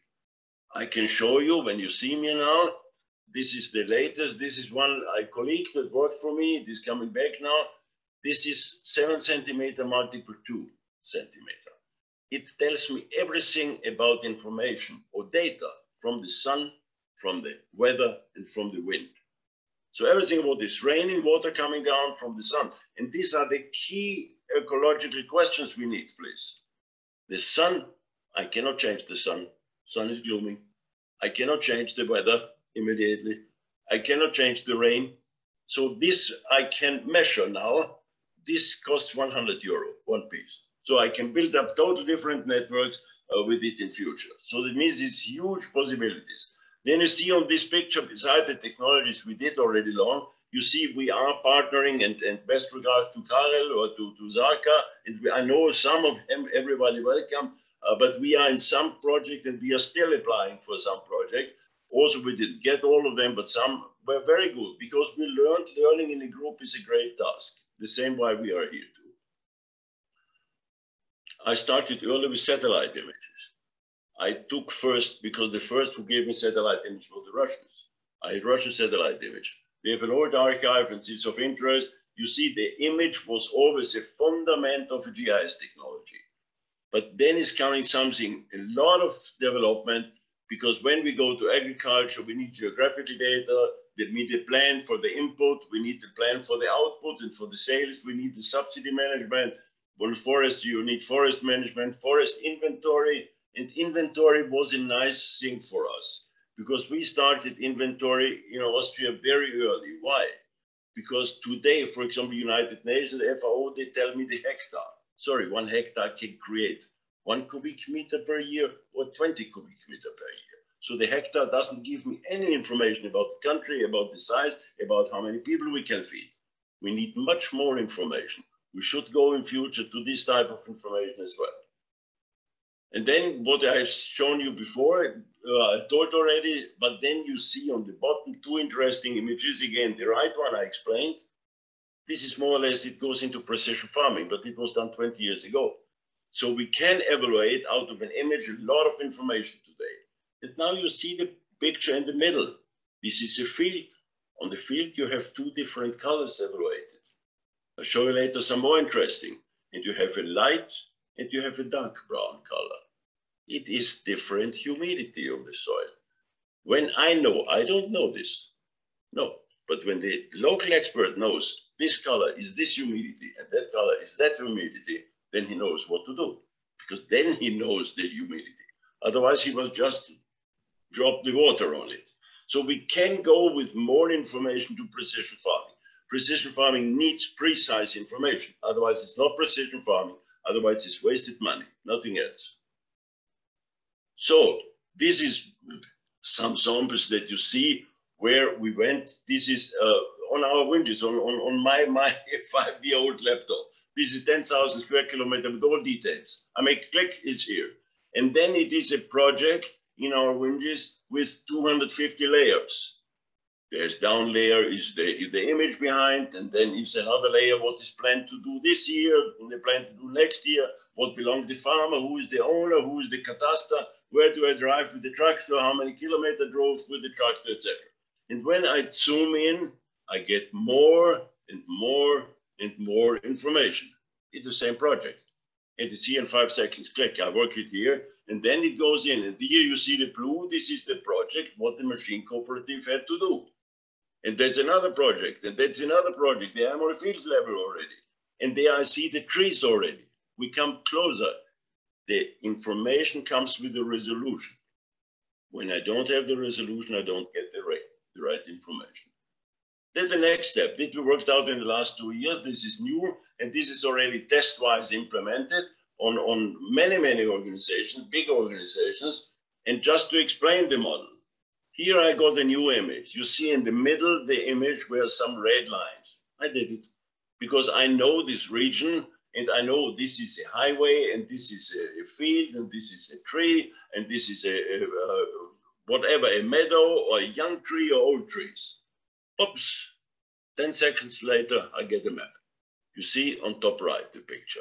So that means we can, in the moment, automatically create out of data information. This is the key question. How do we come from data to information? This we can do now. And when you zoom in more, this is city fill-out. This is, I'm here in the south of Austria, close to the Italian and Slovenian border. And then you see different colors. The color tell me exactly how much is the growth there. And this is the technology behind. There's a huge mathematical modeling behind. It's good, but we can use it. So that means we can get from data information. That's the way. This way around is how to come from data to information. On one side, you need someone who is an expert, who explains you the other thing, and then you can automatically help the expert and create information on a big scale. So a map to create in a country goes clickwise, very quick. And now this was more or less that what we have and what we did and what is now also ready as a new topic. Now let's go a little bit. We developed with some big partners in the last 2.5 years. We developed how to come from farm to fork. I don't want to criticize someone, but I can say when a farmer, the farmer's income in Europe, not in other countries, in Europe is roughly 50% subsidy, 50% he gets from what he is selling. From the subsidy, a lot of the money is going to big organizations, not the farmers. They also get it. Oops, why the farmer less? The other one is also the farmer also gets only European number, not global number, 15% of that what the consumers pay for all their food. 85% goes to the rest. And now is an open question. I was the first expert at the court who did valuation of damages outside in the nature. And I won a lot of high court cases here in Austria, very early. Brought a big change here also. But when we know the information that someone makes a damage, we have to know the information. It's an integrative approach. I didn't do it alone. I had a lot of experts around me and they helped me and then supported. And the nature is something fantastic. The nature more or less gives us information from the history. Very precise. The easiest model is a yearing of a tree that gives me information 100 years back. The most complex is the geology, but it gives me 250 million years back, the information. So, but based on this information, in the middle is more or less the ice that we had here on glaciers or that we have on North or South Pole. That means I have a tool now where I have all the information to transfer, because without having the information from the past, I cannot make correct decisions for the future. I have also to understand the past. And this is the food, is one element that we did with the food. We added to create really for the consumer healthy food, we need to have information. Is it really healthy? Is it not good? Is it just a marketing tool? Should I eat it? Should I not eat it? What is reserved to me? And a farmer can link on his tractor a small tool, a bigger tool. He can whatever selling, but it is confirmed. And then we have to, because from what do we live? Mainly from grain. Some has more potato, some has more grain, the other one has more maize, the other one has more rice. But this is the basic fundamental food. And the rest is what is the filling of the food. This can be meat or not meat or sweet or whatever it is. This is a model that we create something and it can be done in a big, total franchise model. That means 20 farmers can have such a tool and can say, we put our qualified food here and have a restaurant in parallel and a food shop. This is a new possibility, and you see what is there. You can build it up as you like it, very, very quick. So this is more or less the concept we have from farm to fork. It's a part of an integrative approach. And when you have any questions, before I would like to show you one picture. I hope you have seen everything. Hello? Yes, we have seen everything. You see, great. The last picture from me, because that you know roughly what motivates me. This is a little bit critical picture, but today I got a truth from something that I said 38 years ago. 38 years ago, I wrote a book about dying forests and bad air. Not everybody was happy. What happened now? Now suddenly I've seen La Palma left up, pop, volcano comes up. 1 week later, I've seen sulfur oxide. That was the problem of the forest dying. Over Europe, oh, the wind links us. There's no border. Sorry, this belongs to Spain, and Spain is distributing a bad air to us. Why Spain are you doing it? It's the wind. That means the wind and the water links us. Finish. And you see on next day, the cloud of sulfur oxide. And that's interesting now. This was my winning on the court. Sulfur oxide is something tricky. It is stored in the soils, on the top crust of the soil. And sulfur oxide is coming up with water. It is more or less H2SO4, H2SO4, sulfur acid. 1.5 million times more dangerous than vinegar. Okay, and when you burn SO2, then it becomes nitric acid. Not so poisoned, but also poisoned. And now let's only one map, because the map shows me an information. You see on left, on bottom down, you see 4 different maps. The left is cross-national product in the regions in Germany. The second one is our virus that we have now, coronavirus distribution in Germany. Interesting. Is there something similar? Then you see the right map. The map is out of, this is roughly 15-year-old map about cancer in Germany. Interesting. Oh, there's something in between. I'm not a doctor. I don't want to interfere any doctor. But then I found a map out of 1903. It was the old German monarchy.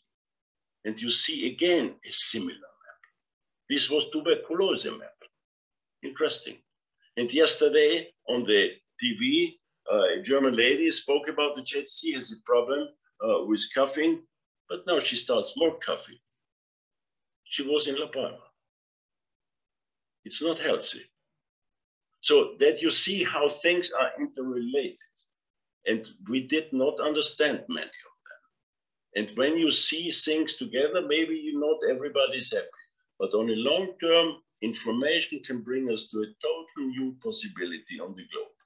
But we have to cooperate. We have to see it on global, because wind and water, and this is interesting, links us. If we like it, there's no national border. Who stopped the virus? Nobody. The police, the medical department, the Ministry of XYZ? No. Who stopped the bad air? Nobody. Who is stopping the water?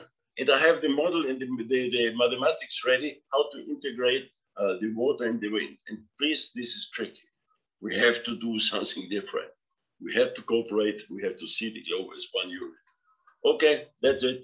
Excuse me for sometimes a little bit critical, but that was me always. I will not change. Thank you, Mr. Mayor. Thank you for your presentation, and also thank you for sharing this very last pictures. It's good to see the big picture of what everything is linked together. Absolutely. But we have I like this, but because you say this, because I like this, because the old monarchy linked together, and there's a key problem also in between. I don't want to go into detail, but there's a fantastic problem that shares exactly why in Czech, why in Eastern Germany, why in Austria, the people are thinking different. A little bit, because there was tricky things in the last 150 years. Very simple. Okay, thank you again. Okay. We have one question here in chat from Jiří Mezera. Okay. Is there any analysis available on how many fast food distributors are using farm food? And is there any comparison with those who use only the low-cost food from wholesale? I don't know this. I just can give from my side. We have one tricky thing because we humans are humans, a part of the nature. And our brain is very tricky. It's more or less 100,000 or 200,000 years old brains in us, a little bit genetic, a little bit education. But we have one thing, we don't really split between cause and effects. We do it wrong. We try to support effect. Get a pill, get this, eat more, drink more, whatever. But it's not the cause. The cause is something totally different. We have to evaluate the causes. Why? Because at the end, we should be happy and we should be fine and nice and have fun and speak together and laugh together. But the effect is a different one. How can I sell more? How can I make more turnover? Is this always good? Does this always fit to anybody or only to a few? Only a few have a benefit and the rest has a damage? Well, critically, Mr. Meyer, this could be today. Some have benefit, a lot of damage. And this is first time that the nature also has damage, a significant damage. But the nature tells us who is stronger. Very simple. Okay, thank you for this conclusion. Okay. You may stop sharing your screen, yeah. Okay. And now we are slowly moving to the very last presentation of today. Let me welcome Ms. Elena Bojevská from the Bulgarian company Predistic Limited and her presentation on grass smart farming solutions. So Ms. Bojevská, the floor is yours. Thank you.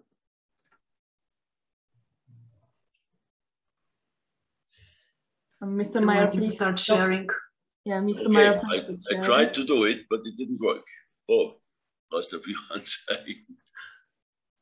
So where to stop? If now you stopped, you can stop me too, or?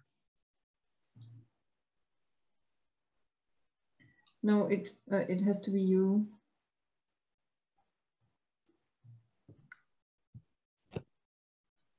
Or maybe Sharka, can you help us stop sharing the presentation of Mr. Meyer?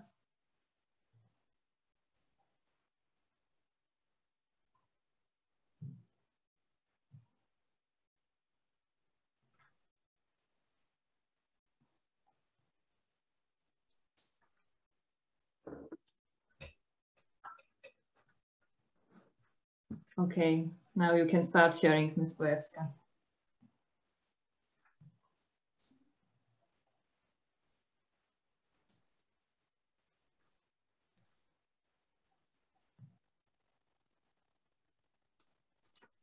Hi, do you see my screen now? Yes, yes, thank you. Thank you. So sorry for the late hour. Probably everyone is tired, at least I am. So my name is Elena Bojevská and I'm here to represent Predistic. So who are we? We are a software company based in Sofia, Bulgaria. We've been on the software market for more than 10 years now, serving mainly big corporate customers like Continental, AG and Siemens. So we have a profound experience in complex software systems. In addition to our smart farming system named GRASS that I will present now, we also offer an IoT platform which serves to digitalize businesses in all industries by installing smart sensors and controlling devices. And we also offer software development services in IoT, in automotive, postal automation, and more. So now to the point, what is GRASS? We developed GRASS with the idea to really make people's lives easier by giving them remote control over their farms. And we think that the current need for modernization in the agro sector and the common aim for sustainability in the EU makes this moment perfect for technologies like GRASS. So GRASS is a clever solution for crop monitoring and management in all areas under cultivation, which includes agricultural buildings, open fields, warehouses, fields, greenhouses, name it. And what we offer to farmers is generally, first, real-time sensor measurements, 24/7.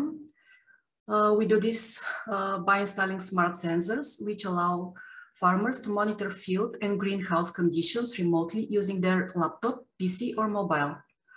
Second, we provide remote control over farming infrastructure, which is something that is not available in all solutions. We can control farming infrastructure manually or automatically. For example, we can start or stop irrigation systems and other types of systems as well. For example, if a farmer notices very low soil humidity on his dashboard, he can start the irrigation system right away remotely without even going to the premises. And GRASS can also control multiple existing systems in the farms. And other examples include switching on and off lighting or mechanical devices, opening and closing windows, control of ventilation, and other types of farming systems. As I mentioned, actions can be automatic or manual based on the situation and can follow a change in the farm conditions as measured by the sensors. So we'll get back to this a little bit later. What are our features? We provide sensor measurements using intelligent IoT sensors, which clients can select by themselves. It's not a fixed functionality. We transfer the data using wireless or GPRS networks to exchange data between fields, greenhouses, servers, and client devices. We provide a web interface to present the measured data, and we also allow farmers to take actions. So generally, we can measure things like air and soil temperature, light level, air and soil humidity, soil acidity, air pressure, CO2, CO4, smoke and presence. Everything is customizable. We can also attach other types of sensors if a client requires them. And if clients need to add more sensors or modify the existing ones after the initial installation, we can also do this on the fly with no system downtime. And this allows farmers to continue managing their farm as usual. GRASS can also forward sensor readings over wireless or internet and return signals to executing devices, which are named actuators. This can happen again over Wi-Fi, GPRS, Wi-Fi mesh, or LoRa mesh. Any combination is also possible, meaning that we can configure the whole system to communicate only using radio signals, only using internet, or a combination of both.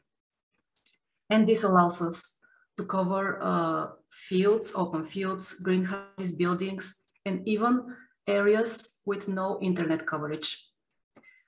Then we process gathered data and present it to users in order to provide remote monitoring.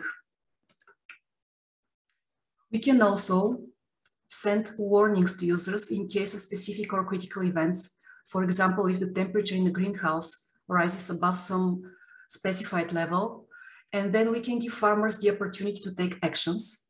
And actions, as I mentioned, can be manual or automatical. For example, after a warning, the farmer can use GRASS to remotely start a ventilation or cooling system without going to the greenhouse. Or alternatively, GRASS can be programmed to start these systems automatically in case of high temperature or any other event, which can be selected by farmers without any human intervention. And we do this by using on-site executing devices, which we attach to the existing infrastructure in the farm and take control over it when needed. So this is just a quick diagram of how this whole process works. To the left, you can see, yes, we have a greenhouse to the left and some field to the right, open field. To the left, we can see that the farmer gets a notification from the greenhouse about very, very high temperature and starts ventilation or cooling system using their mobile right away. To the right, sensor in an open field reports that the soil is very dry and the farmer starts remotely the irrigation system. Here we present how all this happens in 5 steps. First, our automated sensors measure and detect changes in environment parameters. Then our system transmits automatically data over Wi-Fi or GPRS in real time. Then farmers monitor measurements, receive notification and warnings on their smartphone. Then farmers can control their systems manually or automatically.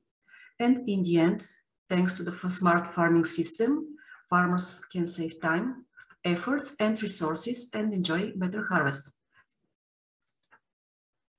Next, I will present one use case, again, including a greenhouse and sown field. Greenhouse to the left, the field is to the right, and here we have office or any other location which may be far away from this, from the farm where the user is located. So what we see here, the field to the right, note that there is no internet coverage, so the communication between the devices is completely through radio signals. In this case, these are LoRa signals. On both premises, we have multiple sensors. Each one of them is attached to a microprocessor, which controls their functionality. Sensors in the greenhouse, to the left, take measurements, and the microprocessors send them directly to grass servers using Wi-Fi or GPRS, depending on the distance between the two. Microprocessors in the field where there is no internet communicate in a LoRa mesh. This way we can cover very long distances where no internet is available. And one of the devices at the edge of the field acts as a gate and forwards the data via Wi-Fi or GPRS to the servers. Servers communicate with farmers' laptop or mobile, allowing them to monitor crops and control the farming systems if needed. Then let's move to our advantages. So GRASS is more than just a meteo station. We are offering meteo stations with preset basic functionality, but also we allow customization. And in addition, GRASS can also offer control over farming systems using actuators. GRASS can also work in self-sustained mode, which means that without human interaction or control, the system can continue working. This means that we can set a mesh network which communicates with radio signals and is out of public internet, and we can set a logic to execute actions automatically based on sensor measurements, which makes the system completely autonomous. We also, what we offer are mainly custom solutions. We can configure networks of microcontrollers and sensors based on customer needs. GRASS can be easily customized to support almost all available sensors on the market. Our modules are not fixed, and farmers can order only those sensor and components that they need, which can help them save hardware costs, of course. Now, we really pay a lot of attention to resiliency and scalability. First, GRASS is really flexible. As you already saw in our use case, GRASS can work even in areas with no internet coverage, which can prove useful for many clients.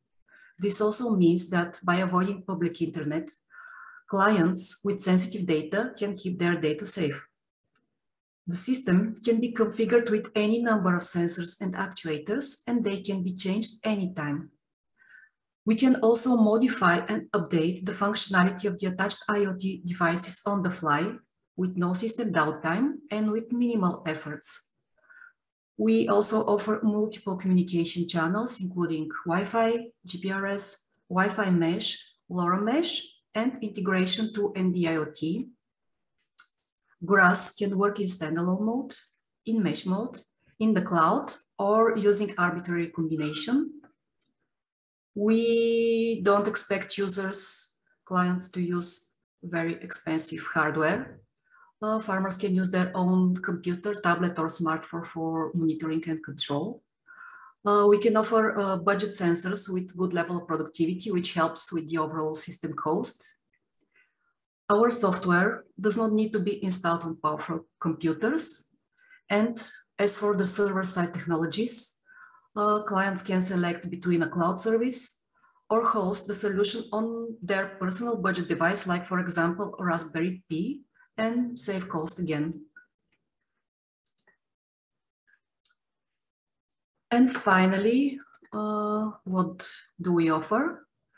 So we have different offers for different types of customers, ranging from farmers to large-scale companies who need to add IoT functionality to their existing systems. First, we offer IoT-enabled sensors with custom interface for connecting to other management systems. Then we can also offer serial production of meteo stations.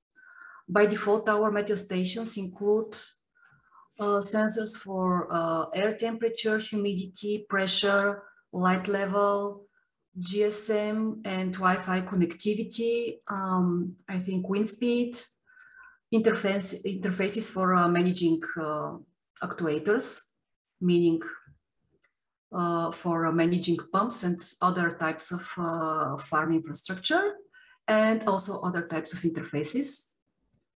These stations, of course, can be customized as requested by clients and can provide basic to very complex functionality. The sensors that we use by default are provided by Bosch, but we are also open to working with other types of sensors.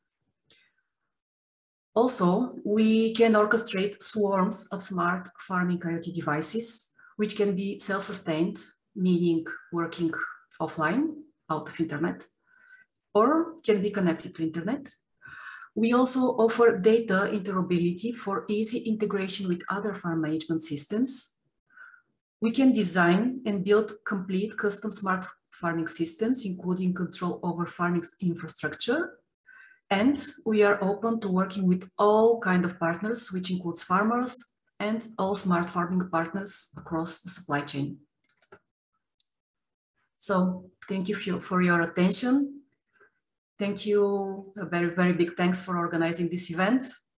And I will be happy to answer any questions. Thank you, Ms. Pojevská, for your presentation. I think we have a question in our chat. Who is behind the decisions for alert? Set up by farmer, or is it your setup defined on the basis of some research? This is on-demand functionality, which means we customize it always according to client needs. Okay. Clients can select at which value they would like to be notified, and which is considered critical, which is not. Everything is customizable. Okay, perfect. Thank you. So I think this was the very last presentation of today. Thank you again to all speakers and participants today. I think we've learned a lot of interesting things, and now let's open the discussion. So if you have anything to tell us, please do not hesitate, unmute your microphones and just speak.